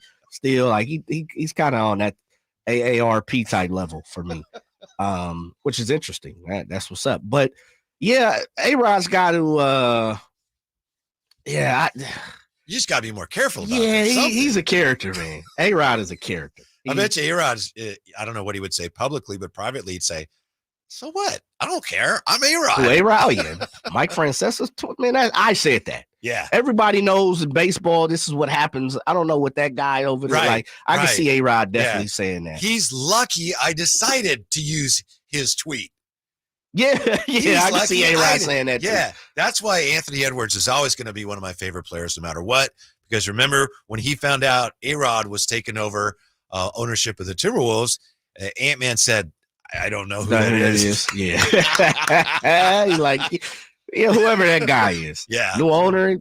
Well, he'll introduce himself to me. Yeah. Doesn't mean anything to me. I don't know who that is. Are you a fan of the Fox baseball crew? which is A-Rod, David Ortiz, Jeter? No, just because to me they try so hard to be the baseball version of Inside the NBA. I'm with you. Yeah. They just tried too hard to me, and You know like, that- oh, big Poppy. Yeah, and I don't have any time. He's like the Barkley, and then A-Rod's kind of like Shaq. Yeah, I see where you're going. They just try so hard. You know, the other thing too is, to me, minus Jeter, who, put it this way, Jeter is the captain of the Yankees, and a lot of people love Jeter. But kind of like myself, who's an A's fan, personally, it doesn't matter. But on the field, and meaning in sports and between the line, I can't stand Derek Jeter. So he's not the guy that I really want to be hearing from. Right. Where I thought like TNT guys are more likable, they kind of more universally like compared to like point. David Ortiz is Yeah. kind of like, and Yankee, we already know A-Rod. Red Sox, Yeah, Yankee. What a surprise. Yeah. Yes, it's and someone on the 510, A's former season ticket holder aside from Jay Fisher, I can't think of a more deserving team to lose than the Yankees. I'm with you. But you This know, is a tough one. You know Yeah. who's also right there? The Dodgers. Mm-hmm. And so I mean, it's like, as I said, I don't want anything to happen, but I, for whatever reason, would hope that no one could win a championship, but it's just not going to play out that way. That's one big reason why this World Series is so big for baseball, because anybody who knows anything about baseball, well, I shouldn't say anybody, but a lot of people, most people have strong feelings one way or the other about both teams. Yeah. There's a lot of people that can't stand either team, But but you're looking at one. But you care about it. Yeah. You know? Yeah, because you care about the World Series and you care about watching it. And I love watching baseball. I'm still that guy talking about Mike Francesa. You know, I still enjoy watching playoff baseball, regular season baseball, but I also think it just takes it to another level. Now we're talking about the World Series. And you know, one of the things that I think, if nothing else, we have to pay attention to, we're living history. And I know you can say that every day, but it's not every day you see the Dodgers and Yankees play against each other in the World Series. You're right. Yeah. It's like, oh, man, that's a thing. Yeah. Even if I can't stand anybody on the team or either team, that's a thing. Judge, Stanton, Shohei, Freeman, Mookie Betts, Garrett Cole, like, you know, the Dodgers, West Coast, East Coast, Dodgers coming from New York. There's so many storylines that, you know, entice someone to watch the game. And they've been pretty good games too. It's not like 1-0. You know, it's not, oh my goodness, it was a pitcher's duel. Like there's Game been one was intrigue. an unforgettable game. Anyone who saw it. will never And forget yesterday that. were so many runs. Yeah. You had to, you know, at least pay attention. And then of course you had the fan trying to steal the ball from Mookie Betts. So just, it's been, I don't want to say must watch TV, but it's definitely been entertaining TV. Either one of those teams, just one of those teams in the World Series would be a big deal. Oh, I mean, yeah, absolutely. So both of them, it's like, man, baseball is making the most of this moment, and the ratings are reflecting it. So Yeah, they are. I just hate that one of these teams have to win. As much as I talked it up, I'm with the 510. Screw MLB. Yankees should not win anything for another 40 years. I'm with you. They've won enough for a lifetime. I get it. You know, and they're crying. But they haven't won in a long What, time. 09?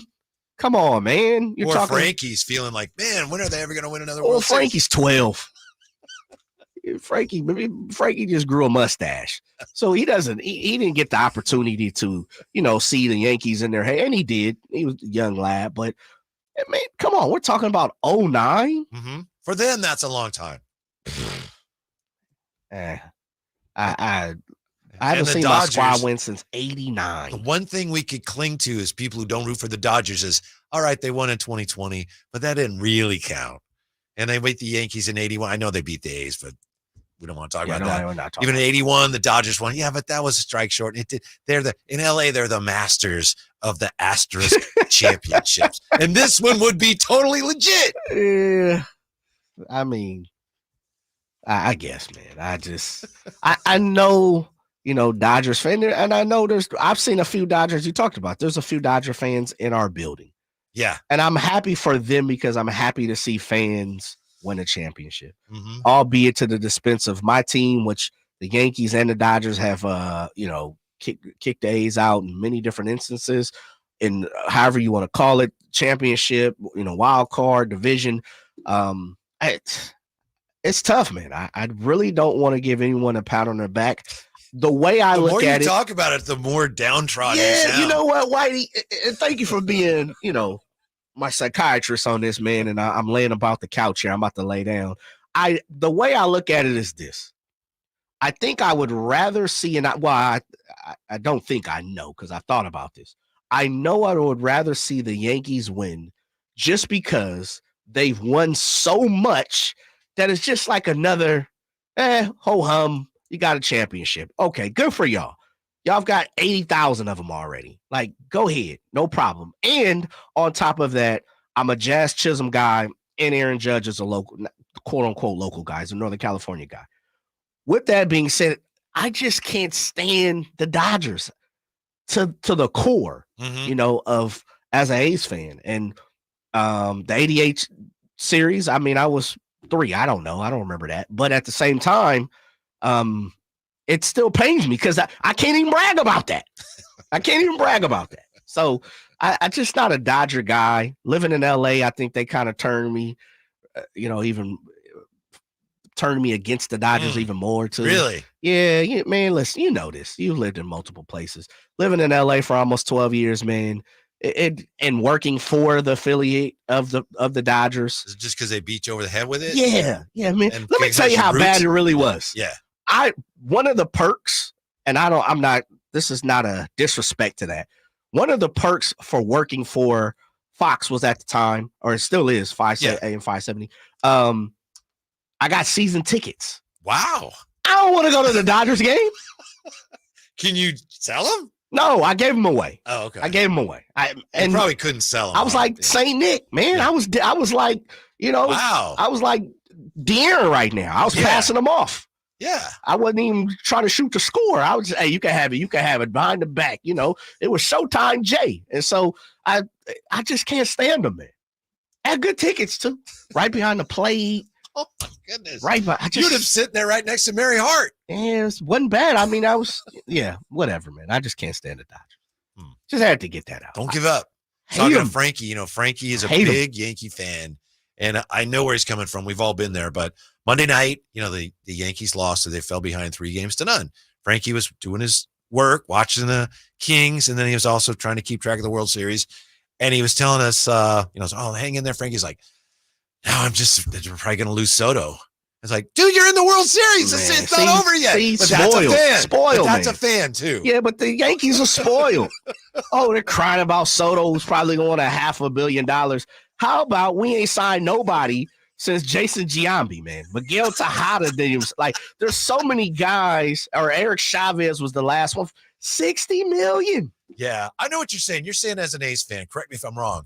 You're saying to a Yankee fan, you have no right to complain about anything. Nothing. You got away with Jeremy Giambi not sliding. Yeah. You know what? That's what I thought. I shouldn't say this, but when Garendo slid again, I thought, how is Garendo sliding twice and Jeremy Giambi couldn't slide one time?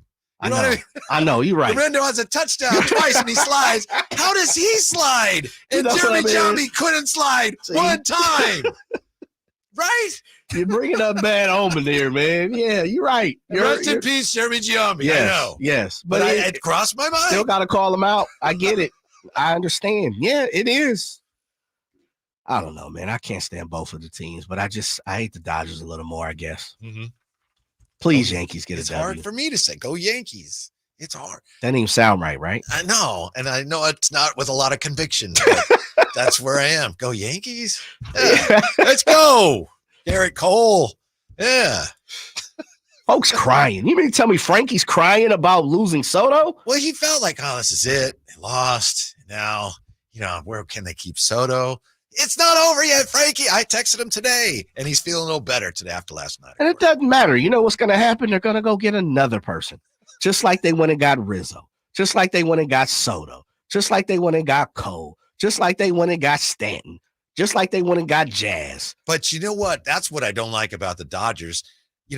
For decades, all the Yankees, they go out, they buy their players. The Dodgers do that much more egregiously now than the Yankees do. Oh, yeah. But the one thing I'll say this is, old man Steinbrenner, God rest his soul, he was the type of guy that kind of flexed and was like, yeah, I'll go get it. He's just kind of like a mob boss. Like, yeah, we're going to take him. We'll take him. We'll do that. What gets me now with the Yankees is they're not brash anymore. They don't have the bravado of that. It's kind of, and that's, you hear Frankie as a fan, it's kind of like, oh man, we're gonna lose Soto. And stop. You guys have been blessed throughout history. And it's not like you're not going to go get it now. I'd rather deal with a Yankee fan like, oh yeah, you know what, man? I got the Timbs on, my Yankee fitted, and we're gonna keep Soto. We're good. B, we're good. You know, like that, it kills me with that. I can't stand Yankee fans. I can't stand Dodger fans.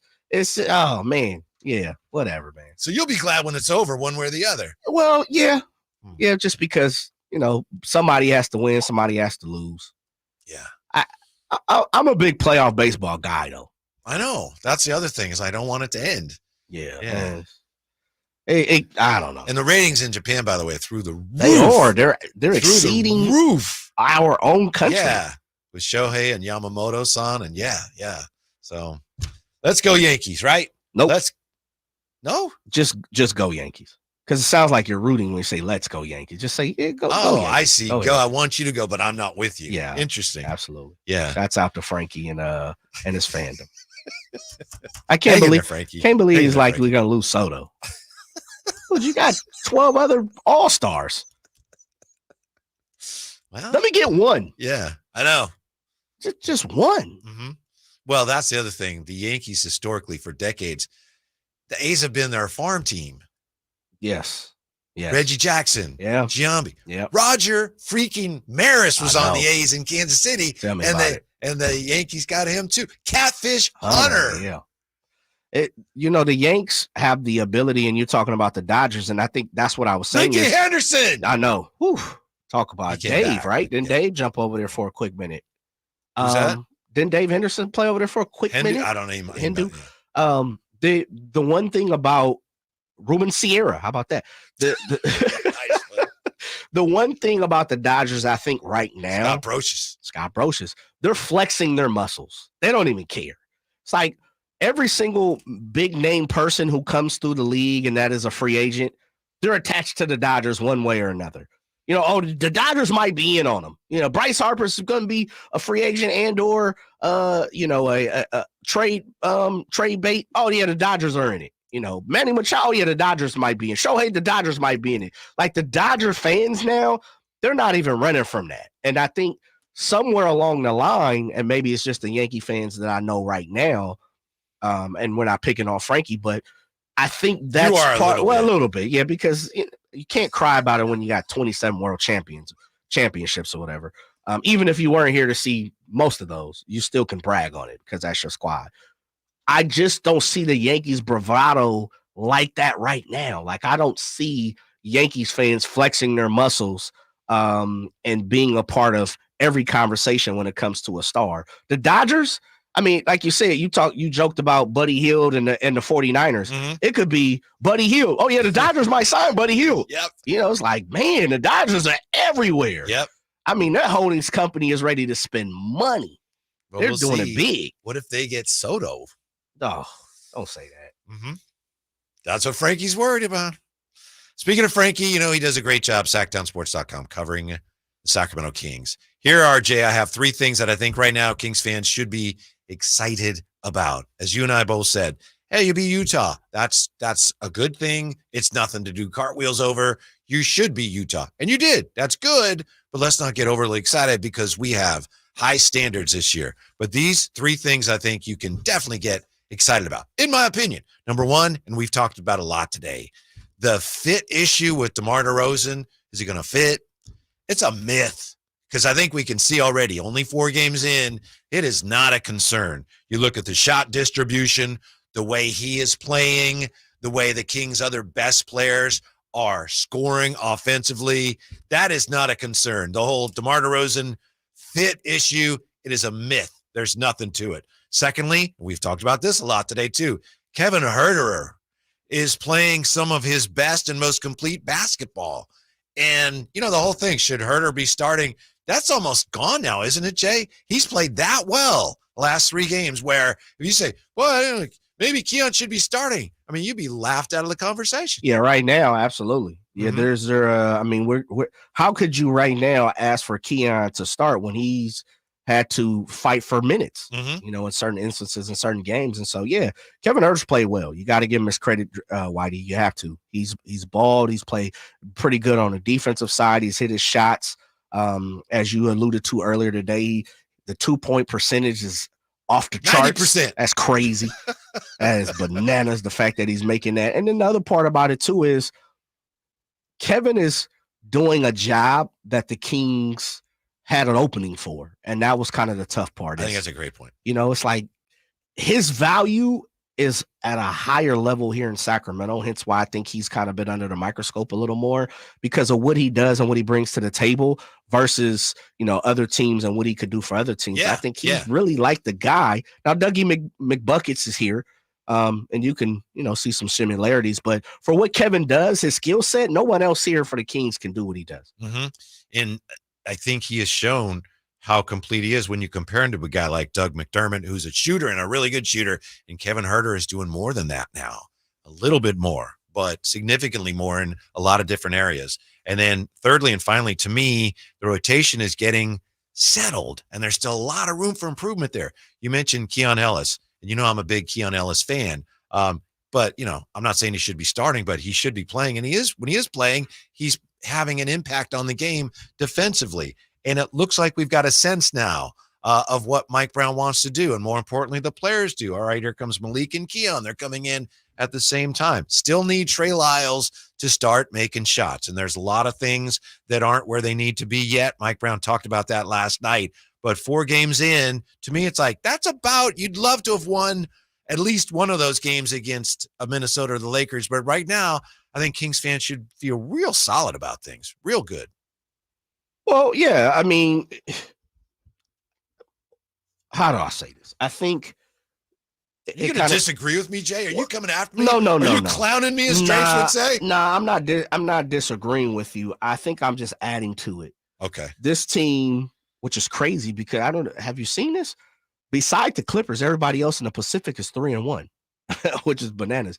Kings are 2-2. They're at the bottom of the basement. But I think the Kings have shown positive gains just from the first 2 games to the last 2 games.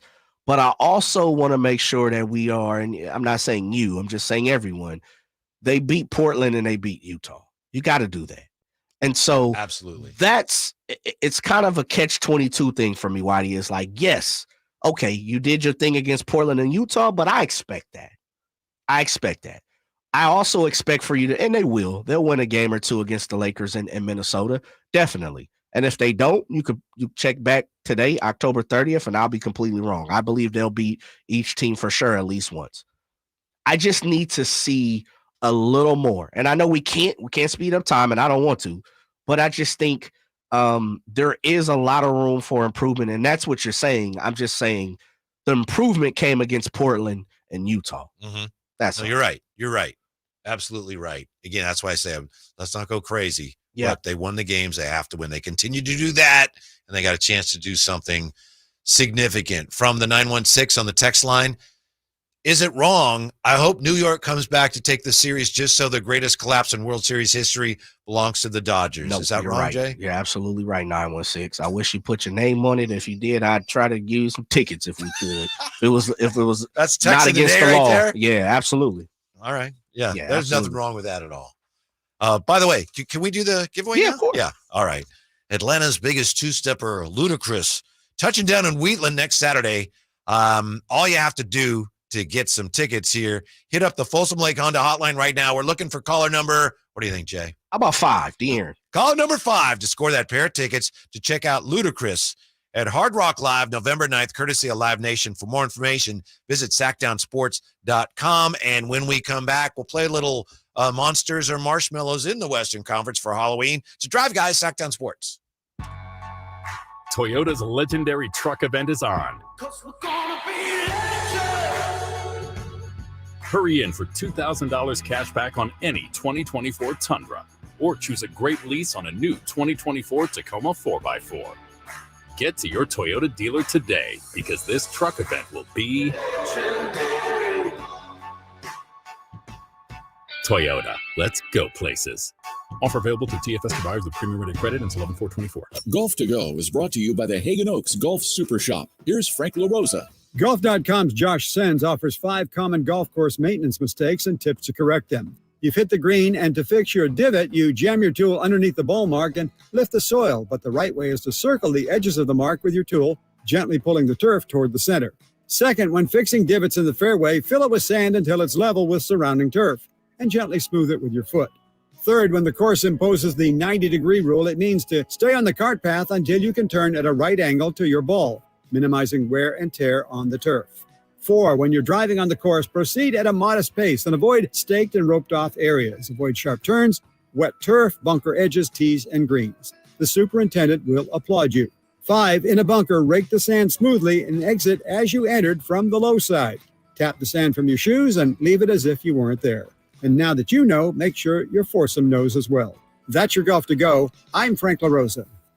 At Elk Grove Honda, not only do we have a great selection of pre-owned certified cars at very fair prices, but every one of our pre-owned automobiles are treated with kid gloves with a 182-point inspection that covers everything from unibody to tires to brakes and engine filters. Then our certified cars receive a mobile oil change and fresh fill-up with full synthetic mobile oil. We know you have lots of choices of where to purchase your next car. Come to Elk Grove Honda, home of the 182-point inspection and mobile oil change. We're in the Elk Grove Auto Mall, Highway 99 at Elk Grove Boulevard. Progressive presents Employee of the Month. Small Business Edition. Today's recipient from Lucky Larry's Landscaping, Larry! Larry saved his business money with a quick commercial auto quote from Progressive. Does it help he's his own marketing manager, accountant, executive assistant, and never been late? Technically, yes, but saving really put him over the edge. So, Larry, give Larry a round of applause. Be your own Larry. See if you could save in as little as 7 minutes at ProgressiveCommercial.com. Progressive Casualty Insurance Company and Affiliates. Get in zone, AutoZone. Welcome to AutoZone. What are you working on today? Sounds like wipers. If your wipers are streaking, skipping, chattering, or even worse, loud, you need to visit AutoZone and get some fresh new blades. We've got basic wipers to get you back on the road, as well as premium blades from Bosch and Rain-X. So if you're hearing this, just head to your nearest AutoZone or AutoZone.com. Get in zone, AutoZone. I'm Brian Tedesco, CEO of Blaupunkt Americas, the pioneers of the car stereo. Today, we're not just about sound systems. We are revolutionizing the e-bike scene with Blue Dot Bike. Thanks to AmericanEagle.com, our online presence now features a dynamic e-commerce website that showcases the quality and affordability of our foldable e-bikes. And our collegiate e-bikes, just perfect for the college fanatic. These e-bikes offer a new way to experience freedom on 2 wheels, no matter your age. When we needed a top-notch website to match our cutting-edge e-bikes, we turned to AmericanEagle.com. They made the impossible seem easy, tackling digital challenges like pros. Check out the Blue Dot Bike website to see AmericanEagle.com's amazing work in action. Need the best in website and digital marketing solutions? AmericanEagle.com is your go-to. They've been a game changer for us, and they can be for you too. Visit AmericanEagle.com or call 877-WEB-NOW-1. That's 877-WEB-NOW-1. All guests come to you from the Folsom Lake Honda Hotline. Folsom Lake Honda, your one-stop Honda shop. Welcome back to another exciting game day. Grab your rally towels, throw on your jerseys, cheer, shout, and save on your gas. That's right. Sports fans win big on home game days. Score instant savings of 25 cents per gallon on Shell V-Power Nitro Plus Premium Gasoline with the Fuel Rewards program. And that's a victory for you and your tailgate team. Download the app, join the Fuel Rewards program today, and game on. Restrictions apply. Limited time. At participating Shell stations. For more details, visit fuelrewards.com. The shot clock is ticking, and your home team is driving up the court. But don't miss your chance to score big at Northern California's #1 Honda dealer, Stockton Honda. Save on a new Accord, HRV, Ridgeline, or the all-new Prologue before the buzzer sounds on year-end deals. Don't get benched by high prices. Slam dunk your savings today. Anytime, anywhere, it's all here. StocktonHonda.com. Number one claims based on 2023 total new and Honda certified pre-owned vehicle car sales from American Honda Motor Company, sold on report. Ready to pre-game your next big arena event?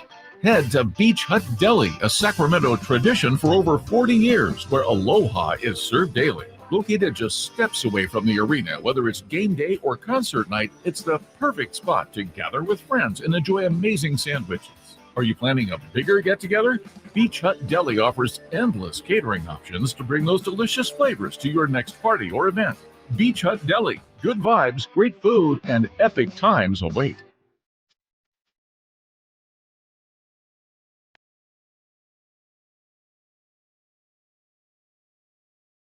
Live and local, 6 a.m. to 6 p.m., Monday through Friday. Sacktown Sports. Here's an interesting story coming out of the Bay Area. Of course, we've talked earlier today. We've talked a lot about how Buddy Hield all of a sudden is a folk hero in the Bay Area because of the way he exploded last night, second half, and the Warriors beat the New Orleans Pelicans. Jay, a lot of attention's being paid to what Jonathan Kuminga said after the game. Kuminga had a good game, too. I don't know what his numbers were, but he made some nice plays, and he's playing well for them. He had been starting. He didn't start last night, and he told a reporter after the game who asked him that he found out he wasn't starting via text. Steve Kerr texted him and said he wasn't starting last night. And that's a thing?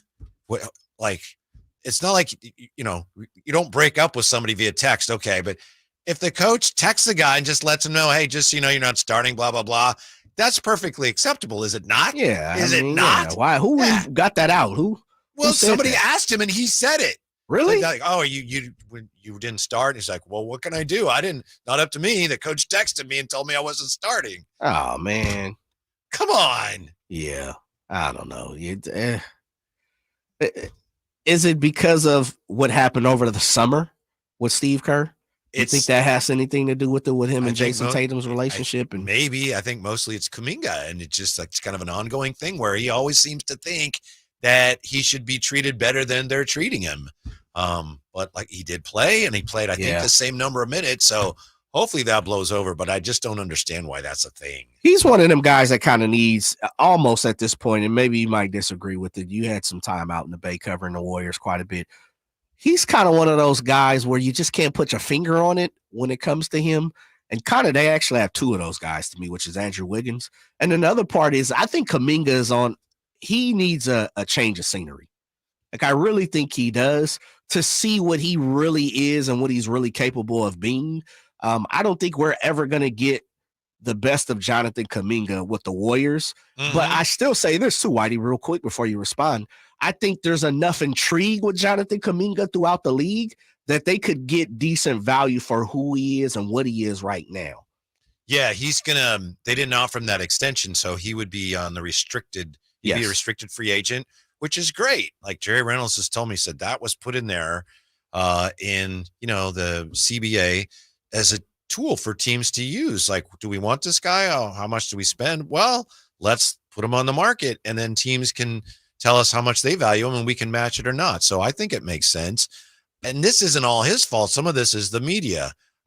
Here's a story here. Quote, "It came across as another controversial decision from Kerr involving a young rotation player after several years worth of them. And Kuminga revealed to reporters after the game that he didn't really have a conversation with the head coach about the decision. Instead, Kerr informed him via text. This is not a thing." Which is common. A lot of people, especially youngsters, I'd say this to my family, meaning my immediate family, wife, daughter, whatever. If it's something that's important, pick the phone up, call me, don't text it to me.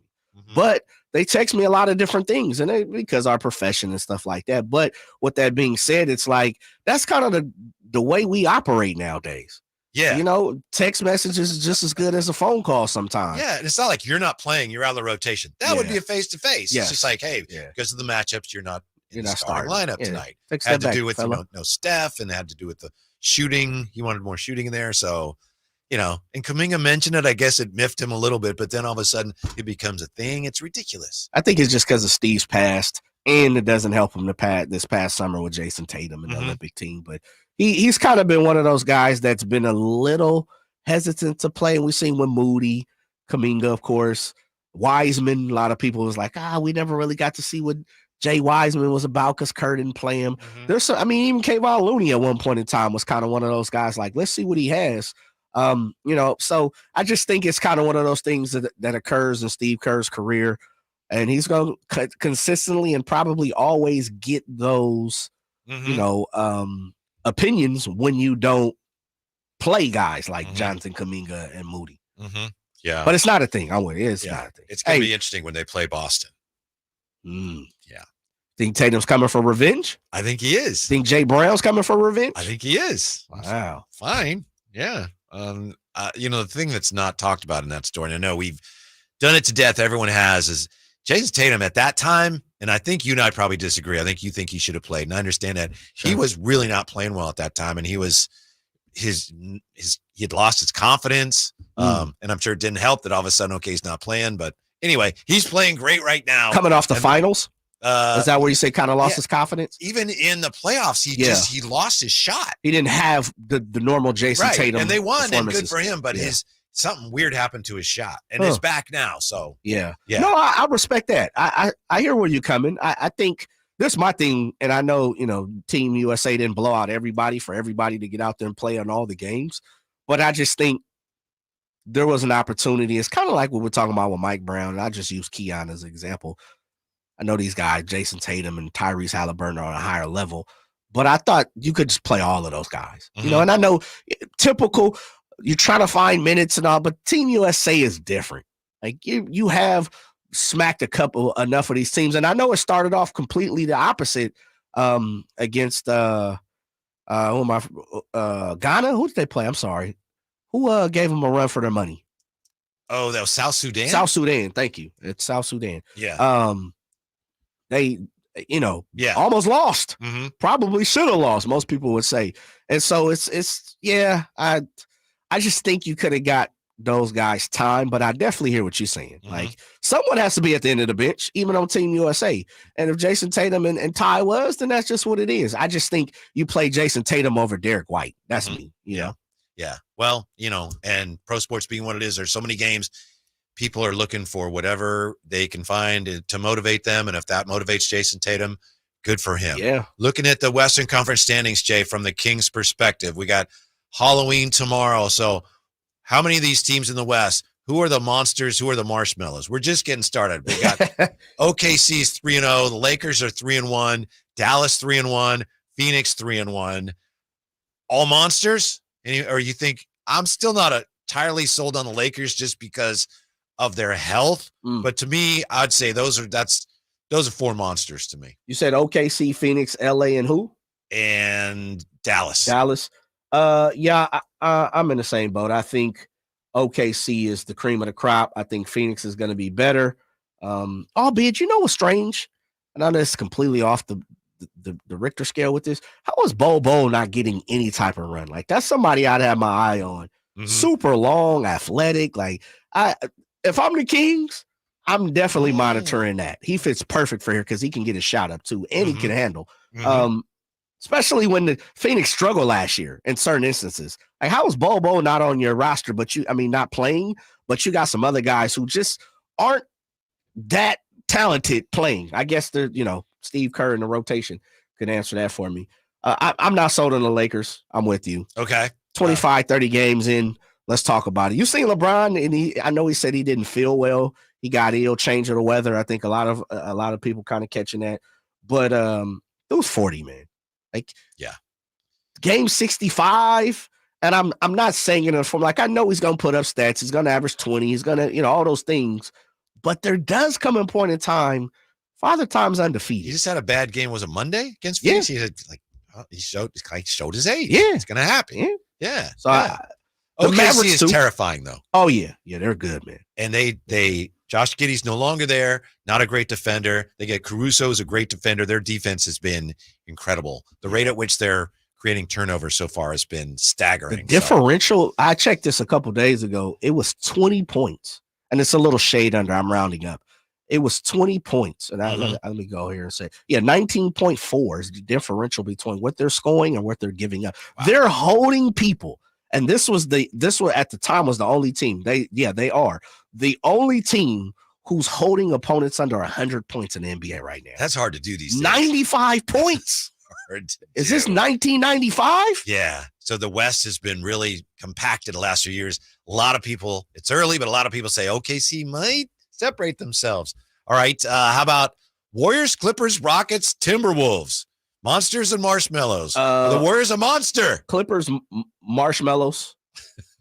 T-Wolves, I'm still trying to figure out. They look good here. That might be graham crackers. S'mores? S'mores. Yeah. Yeah, they might be s'mores. I'm gonna say the Warriors are marshmallows. Thank too. you. Yeah, they're marshmallows. Mm-hmm. Yeah. They continue to surprise, though. They do. Yeah, and I know they had. They beat They beat the same bad teams the Kings just beat, but they won last night without Steph. Yeah, and they blew their doors too. And they beat the Pelicans 2-2. Marshmallows. They're looking a little marshmallow. So DeJounte comes back. Uh-huh. I think DeJounte, with them, I thought they put a lot of their eggs in a basket with DeJounte. And soon as they got hurt, like I went and kind of checking out some of the local media, people were crushed. Really? They were like, this is our ticket to advance in the playoffs. This is a guy who's done it, who is a solidifier, who can kind of bring some of this some of these stars together and kind of be that guy. And to me, it felt like they just, we got to, wait water till he comes back. So you think marshmallows until he comes back? Yeah, I say marshmallow until he comes back. Rockets, marshmallow. Okay. But let me say this. Memphis? I think they're monsters. I do too. I think they're monsters. The Memphis Monsters. Yeah. You know what, the Rockets, overall, when it's all said and done, they're going to be marshmallows. They'll probably end up where they kind of just about were last year. I agree. On the 10th, kind of looking in something around 11th, Mhm. somewhere around there. But them young fellas down there in Houston, they don't play like marshmallows. They get in your face. They keep it physical. They're athletic. I just don't think they figured out who they are together. I think separately They've been struggling with that for years now. Yeah, they have. And I thought, Ime is kind of one of them guys. But to kind of bring that together, but I'm not sure he's figured that out yet, the pieces on the board. But them dudes, man, they're not afraid to, elbow you. They're not afraid to clothesline you. They talk a little bit. They mouthy. The Rockets ain't no punks. Yeah, the Thunder have done a great job over the last few years of assembling all this talent, and then they've been able to figure out this guy should stay, this guy should stay, this guy's dispensable. And I feel like the Rockets are having a harder time figuring that out. Yeah, I agree. It's not easy, but OKC's done a good job. All right, Utah, marshmallow. Portland, marshmallow. Spurs, marshmallow. Denver Nuggets, marshmallow. Really? Yeah, I think they're marshmallow. They finally got. They're two. Struggling. Yeah, they're 2-2. Yeah, but they're the giving Russ up. thing is not going to work. Yeah, they're giving up 116 points a game and scoring 109. They've lost 2 in a row, right? Russ is just not cooked. They've actually won 2 in a row. Excuse me, they won 2 in a row. Yeah. Yeah, you're right. They've won 2 in a row. They lost their first 2. And actually, they're giving up 118 points a game. Woo. Scoring 115. And a lot of that's Jokic. He's had 41, 37 already. And he's going to do that. But if you're expecting that, like, he's going to have to average 40 It's not almost. even November yet. He's not going to be able to do that for the next 4 months. Marshmallow. Mhm. Marshmallow. Yeah. And Kings? Monsters, baby. What There you you talking go. about? Yeah. Of course. What we doing here? Yeah. I'm just asking the question, Jay. And let me say this. There's a couple monsters who have some disguises on right now. I'm not sure yet, Uh-huh. Who is that? Mavericks. Uh-huh. I think the Mavericks, they're a little something. Yeah. I have You to got the figure Halloween out. mask on, and we're not Yeah, sure. Yeah, Memphis Take your mask too. off. Memphis might be one of those two. Or excuse me, Minnesota might be one of those two. Mm-hmm. Minnesota might be.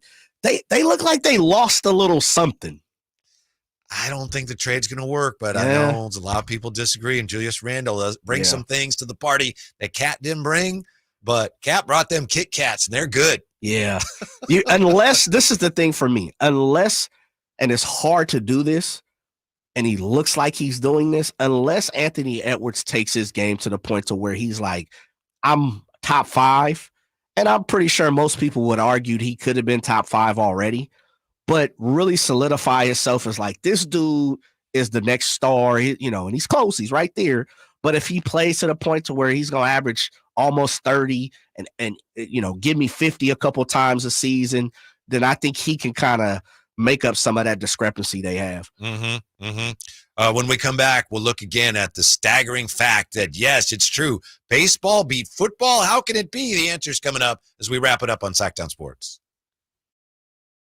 Sacramento weather is brought to you by Bonnie. I'm meteorologist Heather Waldman in the KCRA3 Weather Center. Some scattered showers overnight Wednesday. Those will be gone by the morning commute on Thursday. Clouds to start with a little bit of afternoon sun. Morning temperatures in the upper 40s, highs in the mid-60s. Get the latest forecast on the KCRA News and the KCRA app. When it's cold and rainy outside, Bonnie is leading the way home. Right now, stay warm and cozy with a full furnace tune-up, just $59. Plumbing, sewer, electrical, heating, and air. Schedule an appointment today at Bonnie.com. Whoa, it's you, the Capital One Bank guy. That's what they call me. Mind if I get a selfie? Yeah, sure thing. Say no fees or minimums on your Capital One checking account. Wow, that's a keeper. So, where are you heading? I'm off to spread the good news that Capital One helps people keep more money in their wallet with no overdraft fees. Oh, you're the best Capital One Bank guy. Hey, mind if I get a selfie? Sure. Say, Capital One, what's in your wallet? Terms apply. See CapitalOne.com/bank for details. Capital One NA, member FDIC. When I realized I was going to have to sign up for my own health insurance plan, I was ready to freak. But then I found Health Markets. Health Markets lays out a list of plans available to you. It's straightforward and so easy. And if you need help, they have licensed insurance agents you can speak with. Just dial pound 250 and say Health Markets. That's it. Pound 250 and say Health Markets. Discover the advantages of real, personalized service today with Health Markets. Health Markets Insurance Agency, Inc. is licensed as an insurance agency nationwide except in Massachusetts. Paid actor per trail. When it comes to fighting for families and protecting kids, no one works harder than our Assemblyman, Josh Hoover. A member of the Bipartisan Problem Solvers Caucus, Hoover has worked across party lines and proposed tougher penalties for fentanyl crimes, stricter sentences for drug trafficking near schools, and RILA's law to make sure anyone who abuses a child is held accountable. A former school board member, Josh has fought to support school police officers, prohibit homeless encampments near schools, and increase funding for school facilities. Josh Hoover knows that families have been paying more for everything from gas and groceries to utilities and insurance. In the Assembly, Josh is working to provide relief to families, reduce the cost of housing, and stop Gavin Newsom from raising gas prices even more next year. Josh Hoover is making a difference for our families, our community, and our future. Our voice, our Assemblyman, Josh Hoover. Paid for by Hoover for Assembly 2024. Hey, it's Carmichael Dave for American Energy Heating and Air with a question. Have you recently had a technician diagnose your HVAC system and you were a bit surprised at how much it cost? Or did something seem off about their quote? Because at American Energy, they take pride in giving you honest, straightforward solutions to get that system up and running. Have their qualified technicians come out and give you a free second opinion. It's free. You got nothing to lose but some dollars off of that original quote. They're making the uncomfortable comfortable. They've been doing it since 1981, serving the greater Sacramento area. A+ with the Better Business Bureau. That's why they keep having customers coming back for more and more and more. You can call them and set that appointment at 916-520-9990. That's 916-520-9990 or AmericanEnergyAir.com. Call 916-520-9990 now. Model year-end pricing is back at Folsom Lake Honda, your one-stop Honda shop. During the model year-end event, lower interest rates at Folsom Lake Honda make lower payments. It's no wonder why Folsom Lake Honda is your one-stop Honda shop. Come in today or check out our entire inventory online at FolsomLakeHonda.com. Get an instant cash offer for your trade at FolsomLakeHonda.com. We'll buy your car whether you buy from us or not. Folsom Lake Honda is your one-stop Honda shop. Folsom Lake Honda. Go to FolsomLakeHonda.com. Your one-stop Honda shop.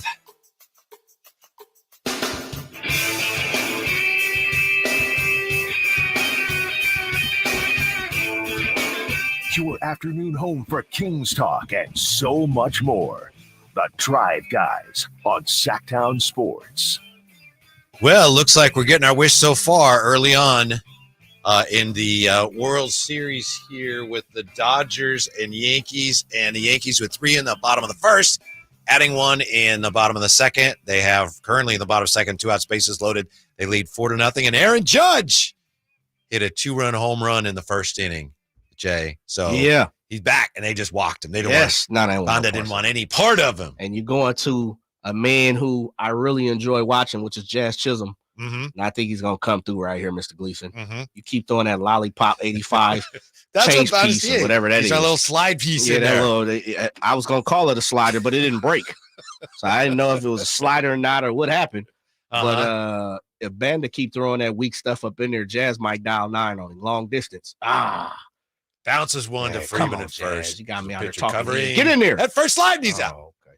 That first slide, and he's out. But all this ended doing nothing. Game 5, Yankees trying to send it back to Dodger Stadium, and the Yankees with a 4-0 lead. Remember that, though. If you get a knock right there, you put up 5-6.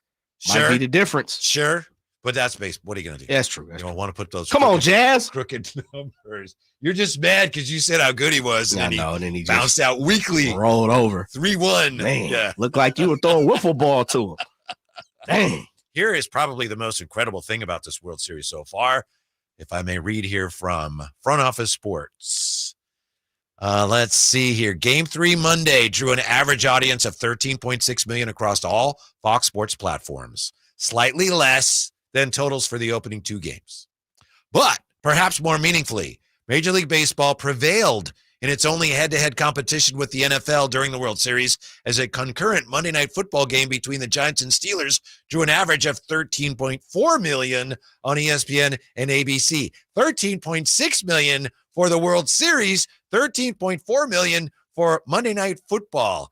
I don't remember the last time I saw that. Yeah, I don't. I'm with you. I does this give you a date like last time that happened? I don't think it does. Bad job by FOS. Bad job. Bad job. They're supposed to let us know, because that's not something that happens normally. You know, it doesn't happen regularly. So I would like to see that a little bit. I'll continue to research that. No, not on you. We can go home and do that. No, because I want to know. Yeah, Okay. I'll go home and do it. I'm going to say 1974. Whitey's way back. That's my guess. Yeah. Major League Baseball has not released Game 3 viewership for Japan, which has been outpacing American numbers. They proudly touted the World Series reaching the 18 to 34 demographic to an astounding degree. Where we at with it, baby? They don't have those Oh, numbers. they ain't put the number. Okay. I got to go to another. They're going to brag on it, but don't give you it. Yeah, it's good. Sound like me and Jazz Chisholm. They're just really good, Jay. Yeah. Yes, they are. They are. And was it game 1 or was it game 2 that Japan was 15 million and the United States was 13.5 or whatever? Was it game 2? I think it was the game Yamamoto pitched, whichever game that was. Okay. That game 1. Yeah. Let's see. A World Series viewership average thus far up 63% to last year's, and this was before today. Increased pales compared to the 93% bump in viewers 18 to 34. Love it. So I don't have the number for you, but 93% bump, 18 to 34. That's almost double. I like it. I'm with that. I like that. That means people are paying attention to baseball, and it may be Dodgers, Yankees. You know, sometimes, Whitey, we have a tendency to look at things because it is a big ticket item or a big ticket show or, you know, prime time show. Yeah, absolutely. Yeah. And so maybe the Yankees, Dodgers names, the brands are bringing folks to the television to watch it. But for whatever reason it is, and hopefully the Yankees can hold this. And let me say this. If Garrett Cole gives up a 4-run lead, the Yankees don't deserve to even push it any further. Fair enough. He looks like he's got some nasty stuff tonight. It should be over. Like, going into the situation, you should believe it's over as a Yankees fan. Top 3, you're up 4-0. You've scored 2 innings in a row. Your ace is going. I'll say this for the Dodgers in the divisional round. You know, they were trailing 6-0 in the second inning to San Diego, and they put up 5. But then that's as far as they got. Yeah, that wasn't Garrett Cole on the mound. No, that's true. That's true. Look at Garrett. Just you gotta do. Let's stay in the ballpark. Yeah, you got Garrett just pinpoint accuracy. Greg Maddux like. Yes. Yeah. Greg Maddux throwing hard, a flame-throwing Greg Maddux. So it looks like, ways to go, don't want to jinx anything. Looks like we'll be talking about the World Series. I like it. And Drapes is with us tomorrow, right? He is, straight from the ATL. Yeah. So thanks for being with us. Have a pleasant evening. And you know what you want to do is stick around here and make this part of your pleasant evening. Golf to Go is next on Sacktown Sports.